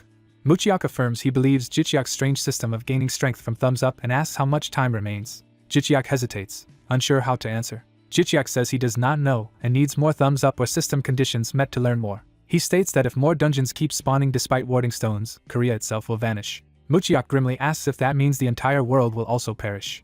Jichiak answers that unless other special awakeners like him exist, global destruction is inevitable. He speculates other countries might also have non-leveling awakeners like himself. Muchiak sets down his mug, lamenting how terrible this news is. Jichiak adds that respawnable dungeons are another looming threat, though the last one he cleared was not. He explains that while spawn rates are currently low, his team will soon out-level dungeon entry, limiting their ability to clear more. Muchiak summarizes that more dungeons mean less habitable land for people. Jichiak confirms this while sipping his drink. Jichiak says most people would dismiss his warning as a crazy doomsday theory, since many prophecies about the world's end already circulate. Muchiak asks Jichiak what he intends to do in response to all this. Jichiak silently contemplates his answer. He decides he must first become famous enough to accumulate 10 million thumbs up, then buy the information needed to erase dungeons and reveal the world's secrets. Muchiak reacts in disbelief, asking if Jichiak plans to sacrifice himself for the world, but Jichiak replies that everyone will die otherwise. Muchiak worries aloud that Jichiak will bear this huge responsibility alone. Jichiak muses that perhaps someone else might reach the goal before him. He clarifies he does not intend to throw his life away, only to aim his efforts toward that objective while valuing his own life. Muchiak realizes Jichiak's resolve is already firm. He accepts Jichiak's decision, but urges him to be careful. Jichiak agrees. Later in the training room, Jichiak and Muchiak sit in glowing magic circles labeled as the Cult of Vision's formation. Jichiak activates a skill called the Tiny Branch of the World Tree. A system message announces that their mana recovery rate can increase by up to 599%. Both men meditate as Muchiak marvels at the 599% boost. Muchiak excitedly notes his mana will now refill in a day or two instead of a week, calling the boost impressive. Jichiak asks Chiak-Liang if the branch can be planted and grown into a tree somewhere. Chiak-Liang praises Jichiak's foresight, calling him visionary. Chiak-Liang enthusiastically supports the idea, saying it could yield the best possible results if it works. Jichiak happily decides to try since there is nothing to lose. Chiak-Liang then proceeds to purchase the recommended skills and items from the system store, which Jichiak thanks him for. Chiak-Liang browses the floating interface to complete the purchases. The screen scrolls through blue menus as the transactions go through. Chiak-Liang focuses intensely, confirming the selections. Narration states that Chiak-Liang has bought the 2 recommended skills. A description appears for the F-rank unique buff skill Shadow, which lets the user manipulate the essence of shadows through spiritual power and visualization. Another description details Shadow Pouch, a rare buff skill that creates a large, unrestricted shadow-based pocket dimension requiring the Shadow skill. Narration adds that he also bought an Elven Alchemy potion enabling plants to grow faster and stronger. The system shows the recipe for Elven Growth Enhancer, a rare non-buff potion usable only by those skilled in alchemy. Jichiak confirms that with this he will be able to wield shadows, and Chiak-Liang explains that many famous awakeners use such powers but that storage capacity is the real reason for this recommendation. Jichiak asks what Chiak-Liang means by that. Chiak-Liang explains that Shadow Pouch has the greatest storage capacity among pocket dimension skills. Chiak-Liang assures Jichiak this storage skill will be vital later, and Jichiak vows to master it. Jichiak says the remaining tasks are to plant the branch and gather ingredients for the potion. Chiak-Liang emphasizes that high-quality ingredients are crucial for maximizing the potion's effect. Jichiak wonders if there is any place he can obtain those materials. Time skips ahead a few days. The narration introduces Jungvi Heavy Industries, a Junga Group subsidiary that manufactures military goods and hunter gear. In an elevator at Jungvi, Jichiak thanks Chiak-Liang for suggesting this ideal site for alchemy practice and notes how easily their powerful contact allowed them to use it. Chiak Liang credits Jichiak's popularity as a godtuber for earning such favor, and Jichiak bashfully asks if that is really true. A red question mark panel appears as Jichiak says he is eager to see what awaits. The door opens in a flash, revealing Jung Viga's laboratory. Jichiak enters the high-tech lab and is amazed that all the machines are constructed from magical artifacts. A special heating beaker is introduced, which boosts alchemy's success and further enhances results when used with Viga's equipment set. A special centrifuge is shown, providing another success boost when part of the same alchemy set. Jichiak is stunned that Viga built these devices herself instead of finding them in dungeons, calling her a prodigy far beyond a rookie like him. Chiak Liang comments that despite her genius, her company embodies ruthless capitalism. He notes that although her drones were designed to produce food, they were also turned into deadly military weapons, and Jichiak remarks that powerful capitalists are rarely kind in reality. Jichiak proceeds deeper into the facility with Chiak Liang riding on his shoulder. Fired up, Jichiak declares they should jump straight into alchemy work. A glowing magic circle under a device activates to begin the process. As blue flames swirl, Jichiak thinks that nothing in life is free. He wonders if he should at least give Viga a deep bow for lending her lab at no cost. He also considers trying to maintain his appearance so that his mysterious benefactor will continue to favor him. Jichiak reflects that their Yungjin group is steadily expanding. Chiak Liang repeats Jichiak's words, questioning his use of the term our group. A thought bubble clarifies that Jichiak now sees Yungjin as partially his because he agreed to receive company shares. Documents appear as Jichiak laughs that loyalty stems from owning shares and notes he has been promised half of everything. Chiak Liang remarks that once Jichiak signs, he and the other man will officially co-own the company, which Jichiak affirms. The alchemical device continues roaring with blue energy. Jichiak watches the towering column of energy in awe. Chiak Liang announces the potion is finished and invites his master to inspect it. Jichiak excitedly observes the swirling blue liquid while the system describes Jichiak's uniquely infused elven growth enhancer, which dramatically accelerates tree growth thanks to high-quality gear and alchemy. Chiak Liang says the potion might be sufficient to nurture the tiny world tree branch. Jichiak happily celebrates their success while holding the completed potion. The alchemy flames die down as the lab's machinery whirs and cools. Elsewhere, Viga watches drone footage of Jichiak's work and likens his earnestness to a hamster thrilled by a single sunflower seed. Holding a glass of wine, she admits she can see why Juren is fond of him. Viga sips her drink, amused. In her first lab, Viga lounges with her wine, surrounded by scientific equipment. She muses that only a handful of alchemists can reach Jichiak's displayed level. Watching his magic circle on a monitor, she wonders how he acquired such an advanced alchemy skill. Viga notes that his ability does not even seem related to martial arts. She analyzes that Jichiak's skill is extremely efficient and versatile, and thinks he might eventually master Chinese martial arts style alchemy as well. A drone informs Viga that she has a visitor. The drone reports that the guest is Jungjin's president, Jung Jihan, making Viga wonder why he has come. Viga instructs the drone to let him in. She remarks that he has never visited in person before and suspects his appearance is connected to Jichiak. A shadowy figure approaches behind the lab doors. Jung Jihan steps into view, expression unreadable behind his glasses. Viga greets her rising star younger brother teasingly, and scolds him for spying on her employee, which he denies by asking her to stop surveilling Jichiak. Viga grumbles that her brother is as cold as ever and wonders if he only smiles around Jichiak. She insists she is monitoring Jichiak for security since she lent him extremely valuable equipment, so keeping watch is reasonable. Jihan reluctantly concedes and tells her to do as she likes. Viga internally questions why he is so overprotective of Jichiak, almost as if guarding a beloved pet. She presses Jihan to explain his real reason for visiting, knowing it is not just a nag, and he silently hands her something. Viga looks puzzled as she reaches out. Scarlet energy bursts from Jihan's fist, surprising her. A sinister red object appears, and Viga is impressed he obtained it while still sane. She asks how he managed to acquire such a dangerous thing without becoming enlightened. She notes he is neither hoarding it nor trying to dump it out of fear, instead freely offering it to her, which surprises her. Jihan dryly says that if she does not want it, he will simply take it back. Viga hastily grabs the item, saying she will accept the gift rather than be rude.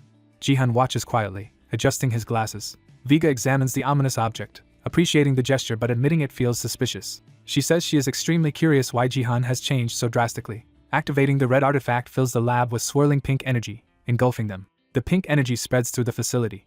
The mysterious energy seeps even further as machinery hums. After the surge, the lab's devices whir and rumble back to normal around the two siblings. Viga, surrounded by mechanical arms, reminds Jihan she can control thousands of machines simultaneously to study him. Jihan acknowledges her suspicion but insists she will not uncover anything useful no matter how thoroughly she probes him. Viga replies that she will decide for herself after dissecting him with her instruments. She cheerfully promises to patch him up afterward and assures him he will not remember the procedure. Observing that Viga also resists enlightenment effects, Jihan reflects internally that she will not be swayed like others. He reasons that she will either fall for the artifact's illusions nor be lost to another dimension, making her the right person to hold it. He further characterizes her as a cold, human-shaped being willing to do anything to reach a mysterious library of origin. Viga tells him she has long been thinking about him. She begins explaining her theories, first suggesting he might no longer be her real brother. While he dismissively notes, he never agreed to listen. Mechanical arms bind his legs tightly. Viga continues that while rare, it is possible some divine superior being has taken over his body. She asserts this idea explains their situation and his sudden maturity. She adds that it also accounts for his massive power growth, though not his obsession with Jicheok. Bound by countless arms, Jihan asks what her next theory is. Viga says her second hypothesis is coming next. She proposes that some deity granted him ultimate wisdom or prophecy, a phenomenon she thinks is fairly common worldwide. She then mentions a final hypothesis and asks if he wants to hear it. Jihan, still restrained, tells her to go ahead. Viga suggests he might have fused with another being entirely, which would explain his altered personality and skills. She demands to know which hypothesis is correct, warning that many powerful people will start investigating his past once they finish scrutinizing Jicheok. Jihan sighs and says her guesses are both wrong and somewhat right at the same time. Frustrated, Viga demands he clarify what that is supposed to mean. Jihan prepares to finally answer, his mouth beginning to form words. The brother is restrained by mechanical tendrils as some kind of device activates. We see he and the blue-haired scientist are bound while glowing rings appear around them. The tendrils coil around his legs, holding him in place in the lab. The scientist praises his deduction and reveals her project is a mix of his second and third hypotheses. He says he has told her everything he can for now. Amused, she calls his hidden secret interesting and says he is more entertaining than she thought. He advises her to keep the item he gave her instead of dissecting his brain, suggesting she use it to form a new deal with her machinery deity. Hearing him use the word deal, she is surprised and questions that choice of term. She realizes he actually knows the core terms of her contract with the deity. She summarizes his story, saying he gained wisdom from a divine being infused with something, gaining powers. She notes that this fusion granted him an ability befitting his given name. He confirms her understanding is basically correct. She privately grumbles about the odd fortune teller who inspired their grandfather's strange naming sense. She then asks why he is giving her this powerful magic stone. He thinks to himself that after revealing this much, there is no turning back. Internally he wishes that this lifetime will finally be his last. Aloud he says he wants 2 conditions in return for the stone and information. She listens intently, waiting for his demands. His first demand is that she treat their relative Jicheok more kindly. She protests that she is already nice, and he concedes that her treatment of Jicheok is not actually a problem. He recalls that in previous lives, no matter his efforts or Jicheok's strength, tragedy always occurred. In those timelines his sister repeatedly removed Jicheok's brain to satisfy her curiosity. He notes with relief that this time around Jicheok has managed to win her affection instead. She happily admits she expects to like Jicheok for a long time and asks what his second condition is. He steels himself before stating the final request. He asks that she herself become the new king of machinery instead of relying on the current deity. Shocked, she flinches at the enormity of his request. She remarks that he knows far more than she expected and even considers whether she should eliminate him. Yet she observes that his expression has remained calm since entering her lair and wonders what gives him such boldness. Ultimately she says his proposal sounds fun, agrees to the deal, and notes the world may end soon anyway.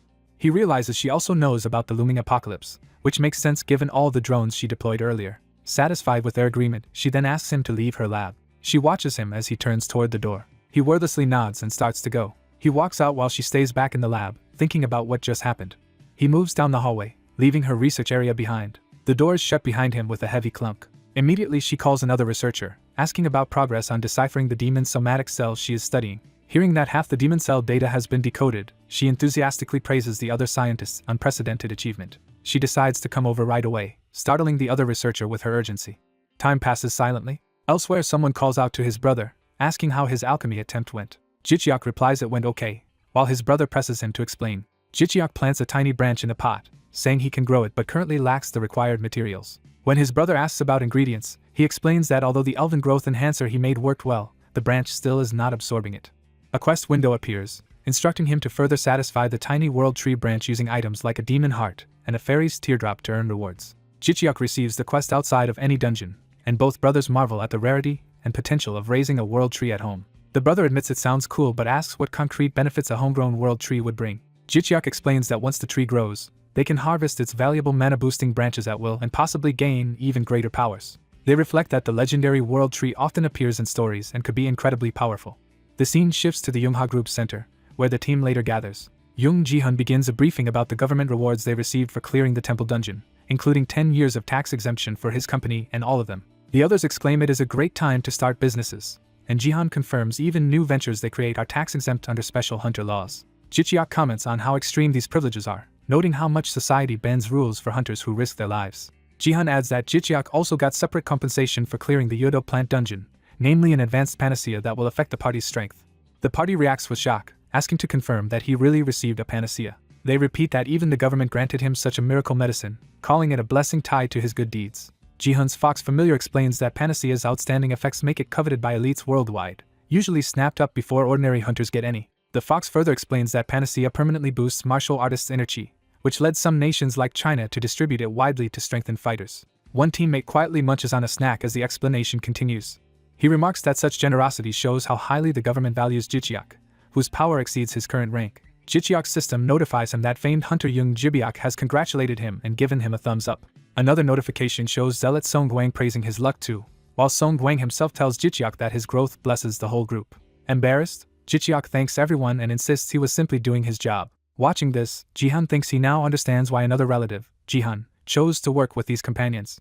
He notes that none of them get jealous of others' success and instead sincerely celebrate it. He reflects that finding such genuinely supportive comrades is a rare stroke of luck. Jihan ends the reward discussion and shifts the meeting to planning their next dungeon. He announces their next target as the Fort of Hope, explaining there are no more level-restricted dungeons blocking their way. The others clarify that this tall castle-like dungeon is a defense-type instance, and confirms such dungeons usually come with special entry conditions.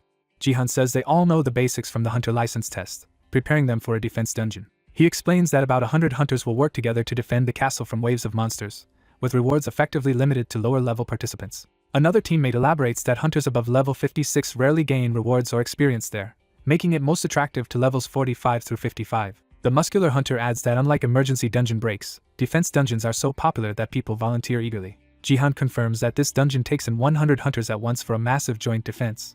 He describes how participants must hold the walls and repel monsters in a large-scale siege. Everyone is impressed by the spectacle such a battle will create. The fox tells Jichiak this dungeon is a perfect opportunity for his channel since high-level hunters seldom stream content from such places. She points out that clearing Fort of Hope has become almost a prerequisite for popular GodTubers due to the rare footage it provides. Jichiak worries that with so many existing videos, standing out will still be difficult.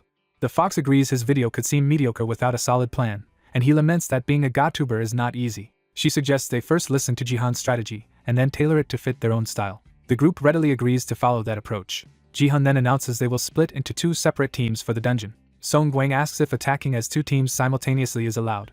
Jihan confirms Fort of Hope is a team battle divided into 4 directional groups with individual rankings. He explains that if the 6 of them joined one side it would be inefficient, but splitting lets each of them aim for top individual ranks. The others accept his reasoning. The fox summarizes that this strategy targets both team victory and high individual rankings. Jichiak adds that the top 3 hunters on each team receive special prizes, though competition can sometimes cause cooperation to collapse. Jihan assigns himself, Song Guang, and Muchiak to Team A. He puts Jichiak, Young Jibiak, and Bayal Hana together in Team B. Someone notes that Team A lacks a tank and wonders if that will be a problem. Jihan says it will be fine because he himself will serve as Team A's tank, surprising the others. The teammates look at him in confusion, asking what has suddenly changed. Internally they question when he even acquired tanking skills. Jihan ends debate and tells everyone to focus as he begins presenting detailed information on the screen. The screen shows a list of potential Fort of Hope titles such as Massacrer, Destroyer, Guardian of the Wall, and others. He explains that earning these titles is the main reason he chose this dungeon, and that they are his primary goal. The team reacts with excitement as he reminds them how vital titles are. Song Guang exclaims that they are finally starting to work on serious achievements. The muscular hunter jokes that his desire for titles is as big as his biceps while flexing enthusiastically. Jihan stresses that achievements are essential for becoming elite hunters and that this quest will determine whether they become obscure or highly sought after. Jichiak agrees, calling achievements like a third set of skills. Internally he is thrilled to finally get a chance at titles and feels giddy with anticipation. Jihan then proceeds to the theoretical part of his briefing and asks them to pay close attention despite some groaning. He continues explaining strategy while the others listen from their seats. Charts and data about the dungeon appear as he talks, and the team studies them carefully. The long planning session continues as he lays out every detail. Afterwards, Jichiak and his teammates leave the building together, wishing each other a safe dungeon clear and suggesting drinks afterward. Song Guang remembers he is underage, so Jichiak jokingly tells him he can drink milk instead of beer. Walking with them, Jichiak and the fox note that Song Guang's bright personality is good, since priest-class hunters often suffer guilt over teammates' injuries or deaths. They remark that this constant guilt produces the highest suicide rate among priests. Jichiak then says he already has an idea for how to film the upcoming video, surprising the fox with his quick planning. He resolves that it is time to get the show on the road. As the meeting disperses, Jihan expresses excitement to see Jichiak's plan and tells everyone to meet at the dungeon entrance. A swirling portal opens as the raid starts, and the group is drawn into the Fort of Hope. Colors blur as they travel through the dimensional vortex. The portal's light stretches into a horizontal streak as the transition finishes. Jichiak, Jibiak, and Hannah land inside the Fort of Hope in new combat gear while system messages confirm their entry and party composition. Another message instructs them to eliminate otherworldly enemies and defend the walls of the fort. The system explains that all defensive actions earn points and assigns their team to protect the northern wall. Jichiak looks around in awe, taking in the Fort of Hope for the first time. Seeing the towering fortress in crowds, he notes many hunters have already arrived ahead of them. He also observes that hundreds of NPC soldiers are present. Hannah estimates the tower's size at around 30 meters tall and 10 meters wide. She comments that although she had heard about this place, the structure looks even more intimidating in person. Jibiak proposes they split up briefly to gather information, and Hannah agrees enthusiastically. Jichiak, energized, says it is time to get the party started. From above we see their small trio standing apart from the massed NPC army at the base of the tower. Jichiak analyzes that the accent shield soldiers will form the blocking front line against enemies. He continues that the archers will fire from behind them in the second line of defense. He adds that these NPC soldiers are magically generated and not very smart, so they will not be that reliable. The Fox and Jichiak conclude that success will depend on the awakened hunters' tactics more than on the NPCs. Watching more hunters arrive via portals, they remark that it will take a while for all participants to assemble. Jichiak asks his companions if they should start streaming the raid now. They review how teams are formed. Everyone picks a random number and 20 to 30 people are assigned to each of the four sides, sometimes unevenly. A note explains that if one team gets overfilled or fills too slowly, the dungeon system will automatically rebalance numbers. Hannah mentions she already saw Jihan's team heading to the opposite side, and they decide to prepare for battle now that distribution seems settled. The three agree to get ready, standing together on the northern ramparts. Jichiak draws his sword, raising it in preparation. Muchiak clenches his fists to psych himself up. Hannah readies her crossbow with a click. Other hunters in the crowd recognize Jibiak from the Yungha family and Jichiak from his online reputation, grumbling that the pair might steal achievements. Jibiak bristles at the comments but is told by Jichiak not to worry about them. Hannah notes that many hunters seem hostile toward them, while Jichiak dismisses it as simple jealousy, earning Hannah's respect for his calm attitude. Suddenly Jichiak senses something and reacts in alarm. Jibiak and Hannah also tense up, looking toward the sky as the atmosphere shifts. The sky over the tower turns vivid red as Jichiak observes that the real battle is about to begin. Monsters finally appear, rushing toward the walls, and Jichiak alerts his team that the enemy is coming. The defenders react in alarm as the ground starts shaking. A system alert announces that enemies have reached the Fort of Hope. Dark portals begin ripping open in the desert around them. A swarm of lights and energy rushes through the portals toward the fort. The mission objective appears, ordering them to defend the tower for 1 hour to save the Fort of Hope. Powerful blue energy barriers crackle to life around the central tower packed with defenders. Looking over the battlefield, Jichiak judges that he can maintain his sword aura for at least an hour. He notes that his endurance still depends on how strong these approaching enemies are. Focusing, he studies the oncoming threat. The portals fully open as energy and monsters surge toward the fort. Massive stone-clawed ants start emerging from the portals. The stone ants pour out and rush at the fort through the crackling barriers. The leading ants are struck by the electric defenses as they advance. An instructor identifies them as living stone ants with vicious, drill-like teeth. The instructor explains that they are numerous monsters whose jaws can bite through rock and armor. Strategy is set that elemental and unconventional attacks, especially earth and water mages, will work best against the stone shells. Jichiak steels himself and signals that the battle is about to begin. He kneels and slips his hand into his own shadow to activate a skill. Onlookers gasp as his arm vanishes into the shadow, amazed by the strange ability. The system notifies him that he has gained his first thumbs up from viewers.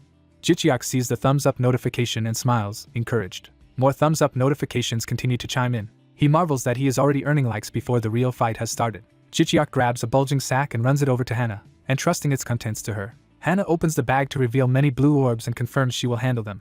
She takes one orb, announcing that she is about to begin. Channeling her water magic into the orbs, Hannah activates a spell called Trap of Tearing Blades. Energy concentrates inside an orb as her magic spins around it. The orbs turn into shining spheres of light that launch into the sky. Hannah sends the enchanted spheres streaking toward the swarming ants. Spectators stare as the bladed spheres race along the electric barrier straight for the monsters. Hannah continues grabbing and throwing more orbs to sustain the attack. The glowing, blade-filled spheres spread out beyond the walls, forming a devastating perimeter. They slam into the stone ants outside the tower, detonating on impact. The explosions carve huge paths through the ant horde. Shockwaves roar as more detonations chain together. Other trainees watch in disbelief, realizing how powerful Hannah's and Jichiak's traps are and worrying about losing the rankings. Someone complains in frustration that this had to happen on today's evaluation. Jichiak grins, thinking that people like him can buy great achievements with money and planning. Filming, notes that the new bombs are extremely effective and that Hannah's use of them will make the stream even more popular. Inspired, other hunters surge forward, using lightning and fire abilities to join the fight. More teammates unleash their stealth and water-based skills as they charge. A barrage of elemental attacks races outward alongside the traps toward the ants. The multicolored elemental waves collide with the encroaching horde in a massive blast. The area in front of the fort is shredded by overlapping explosions and energy blades. Dust and stone fragments fill the air where the ants once were. Even so, more ants climb the tower walls as the ground continues to rumble. Jichiak notes with relief that now everyone has finally joined the battle. Realizing the fight has become a point race, he notes that they must now compete for kills. Hunters around the tower unleash continuous magical volleys into the swarm. The battlefield becomes a storm of colorful projectiles as everyone attacks at once. A notification informs Jichiak that he has quickly defeated 100 monsters. More alerts announce that Hana and then Jichiak have slain 500 monsters, each earning massacre-type titles. The description of the new professional massacre title appears, detailing its area of effect buffs and reduced mana cost. Hana excitedly celebrates obtaining the professional massacre title so quickly. Jibiak happily remarks that Jichiak's plan is working perfectly. Jichiak grins in satisfaction at how the strategy is paying off. He explains that in this dungeon, creators of traps and support skills are fully credited for kills even without direct combat. He narrates that his own alchemy, Jibiak's hauling of the trap bag, and Hana's activation of the bombs all count as shared contributions. Thus every time they kill a stone ant, all three of them gain contribution points. Still, ants manage to climb the tower, forcing more firepower toward the walls. The larger stone ants push upward in waves despite the attacks. Some hunters panic as the ants scale the tower, regretting not bringing more items to fight them off. Screams ring out as the swarm breaches parts of the wall and chaos spreads. Hana and Jibiak see the breach and realize that defenses in one section have given way. Jichiak notes that all of his traps are spent and declares that they will now move to phase 2 of their plan. He summons his monobike, mounting it as blue energy flares around him. Calling to his fox spirit Chiakliang, he orders the familiar to join the next phase of the assault. Chiakliang leaps forward dramatically, racing alongside the bike. The fox's eyes sharpen as it prepares to attack. Chiakliang multiplies into several energy forms and dashes toward the tower wall. Jichiak rides the bike up the sloping wall with Chiakliang running beside him, both blazing with blue aura. Jichiak jumps off the bike, telling Chiakliang to handle things while he moves on. Hana leaps onto the fox's back with her crossbow as it howls and charges. Jibiak shouts for action and runs to join Jichiak on the offensive. Riding double on the bike, Jichiak promises to kick off the next stage of the plan. Another hunter watches Jichiak's daring maneuver in astonishment. Jichiak rallies Chiakliang, vowing together to bring the monsters down. The bike and fox race around the tower's slope, carving through clusters of ants. They slice a swath through the packed swarm at the tower's base.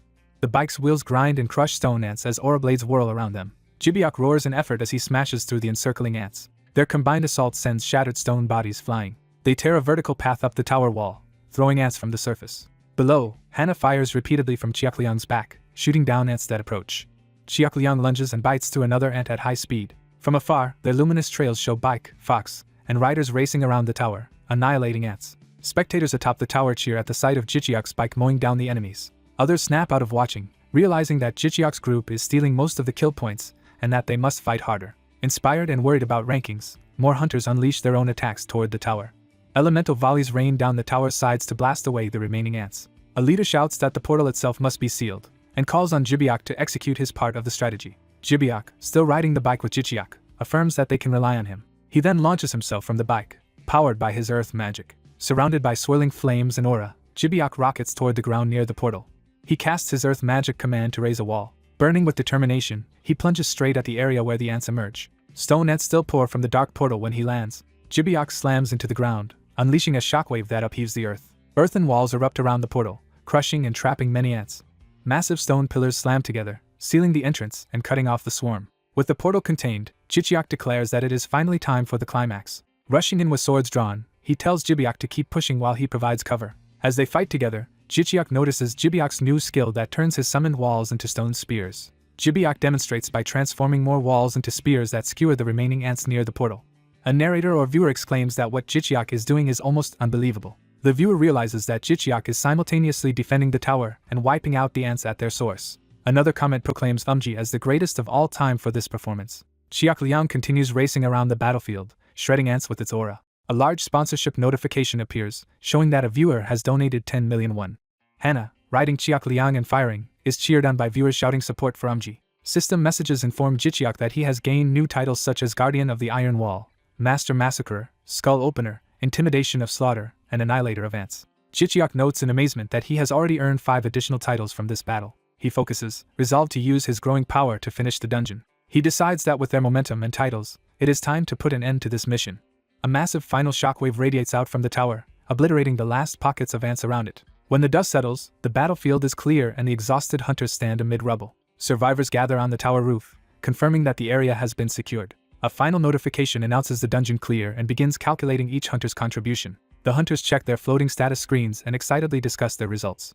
Rankings for Team A appear, listing Jung Ji-hun in first place, followed by Muchiak and Song Gwang. Rankings for Team B show Jichiak first, Jung Jibiak second, and Bayel Hana third, while a screen also lists the top contributors of Team C. Another screen begins to show Team D's ranking results. Someone recognizes Yom Radu among the high performers and remarks that he clearly has not abandoned his hunting career. A hunter notes that Mr. Jung has taken first place overall in contribution.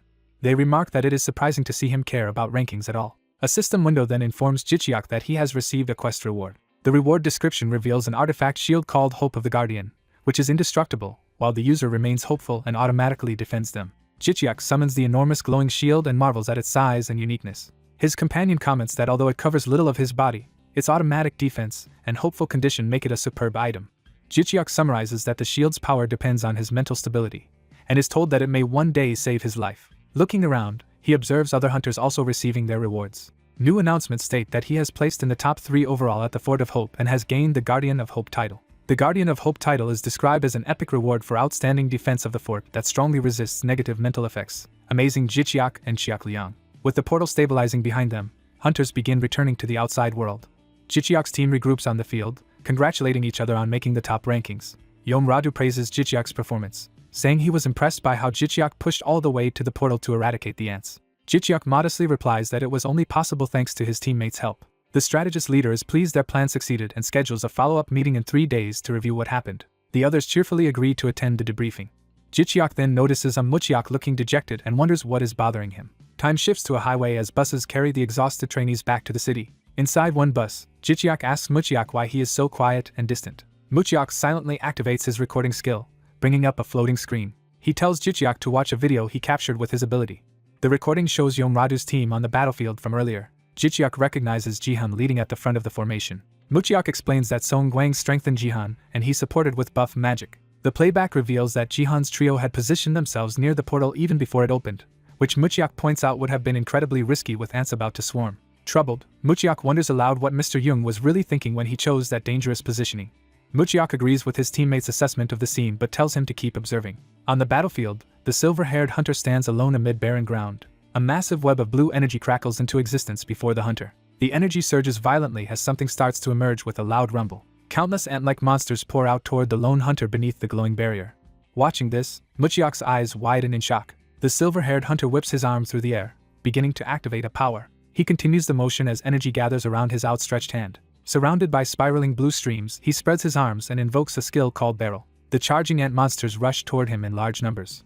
In an instant, their forms blur and vanish from around him. The hunter finds himself standing alone in an empty field where the ants used to be, stunned. Watching the feed, one teammate demands to know from Muchiak what just happened. Muchiak explains that everything around the hunter disappeared as if he had cut away the surrounding space. He adds that even though he was beside the hunter, he still cannot determine what kind of skill was used. Another teammate guesses it might be some sort of teleportation ability because the space around the hunter distorted. Elsewhere, a bespectacled observer quietly focuses on the scene. Adjusting his glasses, he silently activates an analysis ability called Regulator. Under this ability, shadowy impressions of ant corpses appear all around the spot where the hunter stands. Muchiak remarks that ant remains are now scattered everywhere, having appeared out of nowhere. He recalls that he could hardly believe his eyes when the hunter finished and stood in a ring of debris. He summarizes that from his perspective the ants simply vanished and then reappeared as remains. The two teammates in the vehicle share a brief, amazed laugh at the absurdity of what they saw. Muchiak notes that during the phenomenon both his and Song Gwang's mana were completely drained. The others exclaim that their mana was taken by force, and Muchiak says they then received experience and titles equal to the number of ants the hunter killed. Processing this, one teammate realizes that everything they just heard occurred in what felt like an instant. Meanwhile, the protagonist drinks from a water bottle to recover. Muchiak muses that Mr. Jung is clearly abnormal and must have an unusual occupation. He tells his companion that Jung's power feels different from the companion's own time-related ability, which at least behaves more transparently. Chiak Liang, the fox spirit, concludes that Jung's dramatic display was intentional, since he would not reveal such an odd skill without a purpose. The protagonist agrees with Chiak Liang's reasoning. He speculates that Jung showed his abilities publicly as a warning so people would know his skill manipulates time. Watching recorded footage of Jung on a hologram, Muchiak narrows his eyes thoughtfully. He wonders if Jung's move means Jung is formally entering the succession battle within the Junga group. A black car speeds through the city, carrying another interested party. Inside, this person reflects that Jung's move was bold and arrogant, and wonders how it will reshape events. Jung sits in his own car, silently contemplating. Later at home, the protagonist calls to Chiak Liang and asks him to organize and summarize all the titles he has earned. Chiak Liang enthusiastically agrees to help. Hearing the tally, the protagonist is surprised by how many titles he has accumulated. A system list shows combat-oriented titles that boost his power and efficiency in various ways. Additional titles are displayed that enhance dungeon rewards, defense, and area damage with reduced mana costs. More titles, including Intimidation of Slaughter, Annihilator of Ants, and Guardian of Hope, provide aggression, bonus damage to ants, and resistance to mental attacks, which he studies curiously. He notices that Annihilator of Ants and Guardian of Hope lack numerical percentages and wonders why those titles are different. Chiak Liang suggests those might be special or that mental aspects cannot be measured precisely, pointing out that Lizardman Challenger is similar. The protagonist thinks back to an old beginner mental skill he still relies on and reasons that layering these mental defense titles will make his mind even more stable. Chiak Liang says it is time to contact the manager, and the protagonist agrees, deciding on his next challenge. He resolves to visit the Fort of Hope alone the next day. In a different broadcast, a fire-wielding hunter streaks across the battlefield on a blazing motorbike, incinerating stone ants. Chiak Liang informs his master that the live stream view count is surging. The fox comments that the master's fiery skill has astonished the audience. The protagonist praises fire-type skills, noting that his blaze walk ability is simultaneously obliterating ants and racking up likes. A notification shows a viewer with the ID full of vertical bars sponsoring 10 million won. That viewer remarks that he came because he heard the streamer had a similar skill to his, but finds it far weaker. Seeing the huge donation, the protagonist is shocked that someone sent so much money at once. When he recognizes the donor ID, he realizes it belongs to the top hunter on GodTube. Chiak Liang reacts in disbelief, confirming they are talking about that famous hunter. The protagonist is stunned to realize that the hunter with 150 million subscribers and the title of GodTube's GOAT is watching his channel. Chiak Liang cautions that an ID alone is not proof, since it could be an impersonator. The protagonist admits it might just be someone pretending to be that star. Another alert shows the same ID donating 10 million won again, reinforcing that this powerful viewer is still engaged. The donor explains he holds the same rare title the protagonist showed and did not know a Korean dungeon could grant it. The donor then pointedly asks if this is all the protagonist can do, provoking him. Irritated, the protagonist thinks the donor's comment really pushes his buttons. Chiak Liang admits he initially thought the donor was a crazy impersonator but, after reading chat reactions, accepts that it really is that hunter. Fighting on, the protagonist confirms in disbelief and continues burning ants while listening. The donor adds that he will leave unless something new happens but shares his email in case the streamer has interesting content later. The protagonist is amazed that this star hunter is about to leave an email address for him. Realizing the donor is genuine, pressure begins to mount on the protagonist to impress him. He accelerates through the dungeon on his flaming bike, determined not to waste the opportunity. He tells Chiak Liang he must obtain the hunter's email address no matter what. Resolving to put on a show, he prepares an especially spectacular stunt for the viewer. A massive fiery explosion rocks the area as his performance escalates. In a distant office, people watching the stream marvel at how insane and seemingly impossible the feat is. Inside that office, a young man asks his butler-like aide, addressed as Gramps, for his opinion. The aide reminds him that something proven to have happened once is no longer impossible and should not be ignored. The young man laughs and concedes the point, saying there is no reason to doubt what he has just seen. Identified as the A/B rank hunter Adam Bronze of the Bronze family, he decides they must now study how such a thing is achievable. The aide respectfully agrees to investigate. Adam stands before floating screens, reviewing data from the protagonist's run. He deduces that understanding how the protagonist moved over the fort's wall is the key to the mystery. Reviewing past attempts, he notes that teleporting, jumping, or flying over the fort's walls has never succeeded. He points out that the protagonist is likely the first person to attempt riding a bike up the wall like a spider. The aide confirms the data supports that conclusion, and Adam praises him for having researched it all during the live stream. Watching more footage, Adam excitedly asks if the stunt will earn the protagonist a new title. The aide thinks that since it is an unprecedented achievement, a new title is highly probable. Adam silently keeps analyzing the data stream. He reaches toward a screen, activating more complex calculations. Staring at formulae, he comments that the blaze walk used to roast stone ants is extremely powerful. He estimates that such destructive force requires at least a certain level of power. Adam stares through the equations, pondering what that level actually is. He asks his aide to verify his math. The aide promptly confirms all the calculations are correct. The result shocks Adam, who concludes the protagonist's power is at least equivalent to A-rank mana. The aide agrees that such mana is necessary to unleash that firepower and still climb over the fort's wall. Adam speculates that the protagonist may have consumed some potent elixir before entering the dungeon. He instructs the aide to investigate recent elixir trade routes, reasoning that only a few elixirs could cause such rapid growth. The aide powers up a cane wrapped in blue energy and affirms the order. His eyes glowing, he fully activates his own ability in preparation. A vortex of blue power appears, gathering data around Adam as he analyzes further. A map of the world forms within the energy vortex, marking several key locations. The aide explains that the image shows smuggling routes used by major auctions and families. He reports that none of the track trades involve elixirs capable of boosting strength so quickly. Adam listens in silence, absorbing that no external elixir explains the power. He becomes serious, Realizing this leaves only intrinsic explanations. Watching the footage of the protagonist again, he wonders how the man can possess such potent mana. Adam tells Oswald his conclusion is based on process of elimination. He says that after ruling out other factors, 2 possibilities remain, prompting Oswald to ask what they are. Adam states the first possibility is that the protagonist is simply a once-in-a-generation genius. He elaborates that among billions of people a rare individual can be born who excels at both martial arts and mana, belonging to an exceptional rank. Oswald agrees such prodigies are rare but do occasionally exist. Adam presents the second possibility, that the man's occupation is unique and inherently lets him become overpowered, and says he has evidence. He notes that the man's level barely rises or increases very slowly despite his feats. Adam believes that drawback is offset by some mechanism that boosts mana, pointing out that the man uses martial arts, magic, summons, and shadow techniques all together. Summarizing, Adam concludes the protagonist is a martial arts prodigy with a job that grants many skill types, so even if his level stagnates, he can still become overwhelmingly strong. Slouching in his chair, Adam calls this unfair, while Oswald laughs that such a complaint is ironic coming from someone who also began far above normal hunters. Oswald jokes that in Korea there is a phrase for smug comments that make people want to pelt you with stones. Adam sheepishly asks if he sounded that obnoxious. He then says it takes one genius to recognize another, and decides to keep close watch on Jichiak. He orders Oswald to message every channel he has bookmarked, asking them to send him any footage of Jichiak. Adam sets a bounty of 10 million won per video until he gets bored of the search. When Oswald reacts to the amount, Adam insists he plans to recruit Jichiak as their guild's ace, saying the talent clearly justifies it. Back at home, Jichiak wonders aloud why that top hunter is suddenly interested in him. Chiak Liang explains it is clearly because of the livestream, where the hunter saw Jichiak's unusual mana recovery skill and wanted to compare it to his own. Jichiak asks if Chiak Liang really thinks so, and the fox adds that thanks to that hunter, their views and likes have spiked sharply. Jichiak remarks that live streaming truly brings unexpected events and acknowledges how influential that hunter is. Chiak Liang adds that the A/B rank hunter is highly intrigued by Jichiak's abilities and has even put up a reward for videos about him. Jichiak finds that random but turns back to business, suggesting they review his new title abilities before choosing another skill to buy. Chiak Liang agrees and begins pulling up the relevant information. The system lists titles earned for clearing the Fort of Hope first, starting with Protector of the Wall, which boosts structure durability in defense battles. Another title, Protector of Life, increases allied NPC abilities during defensive battles. Chiak Liang notes that Jichiak currently has over 723,000 thumbs up and that purchasing all 4 fire-type skills will cost 700,000. After confirming the purchase, Chiak Liang tells him everything is set. Jichiak happily declares that with these fire skills he can now burn down almost anything. Chiak Liang then brings up one final reward they still need to address. A description appears for a rare A+ notion type item called Heart of Hope, the condensed essence of hope that shines in darkness.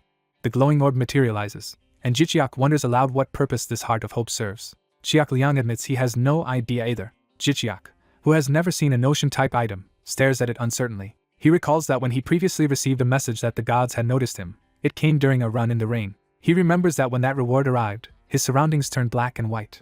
He realizes that was the moment a god actually descended. He notes the same visual change occurred when the deity called the one who defies death appeared before him. During the fort run, a new notification had stated that Hope was watching him, marking his second encounter with a deity. Another description clarifies that the title Mortal acknowledged by Hope, of legend rank, was bestowed on him and grants total immunity to negative mental influences. Jichiak wonders anxiously if this means the god of Hope personally descended to meet him. As he reaches for the orb, Chiak Liang advises him to first check the thumbs up store for instructions, but Jichiak ignores him. Deciding to risk it, Jichiak declares that even if he does not know what it is, he will just eat it, and lunges toward the Heart of Hope. Chiak Liang and Jichiak both react with alarm as his body is engulfed in light. Jichiak feels himself falling through a realm of pink and blue energy, overwhelmed by an intense surge of hope welling up from deep inside. He sees a luminous heart forming and realizes the item is merging with his own hope, becoming one with him. The power surges through him, and he declares he has become the bearer of the Heart of Hope. A glowing humanoid figure manifests, emphasizing the activation of this new power. A system screen explains that the legendary Heart of Hope grants a constant fortitude effect that lets the user survive any otherwise fatal attack with 1 HP once. He excitedly reacts, and his spirit companion notes that this ability stops him from being knocked out while keeping his current status. The companion further explains that this unbreakable fortitude, rare in the world, prevents even lethal blows from killing him. He realizes that fortitude by itself will greatly raise his combat strength and marvels at how amazing the acquired skill is. He smiles in satisfaction, clearly pleased with his new advantage. Elsewhere, an office worker reviews documents at his desk. Reading the papers, he notes that Viga transferred her company shares to Jichiak, which explains why Jibiak was furious. He recalls Jibiak angrily complaining that Viga favors Jichiak despite being Jibiak's own relative. The office worker sits in thoughtful silence, processing this information. His phone vibrates, and he checks the incoming call. On the call, he is informed that Jichiak is heading to a goblin-inhabited underground city with his brother Muchiak. Holding the phone to his ear, he listens intently. He internally wonders what Jichiak is trying to achieve this time.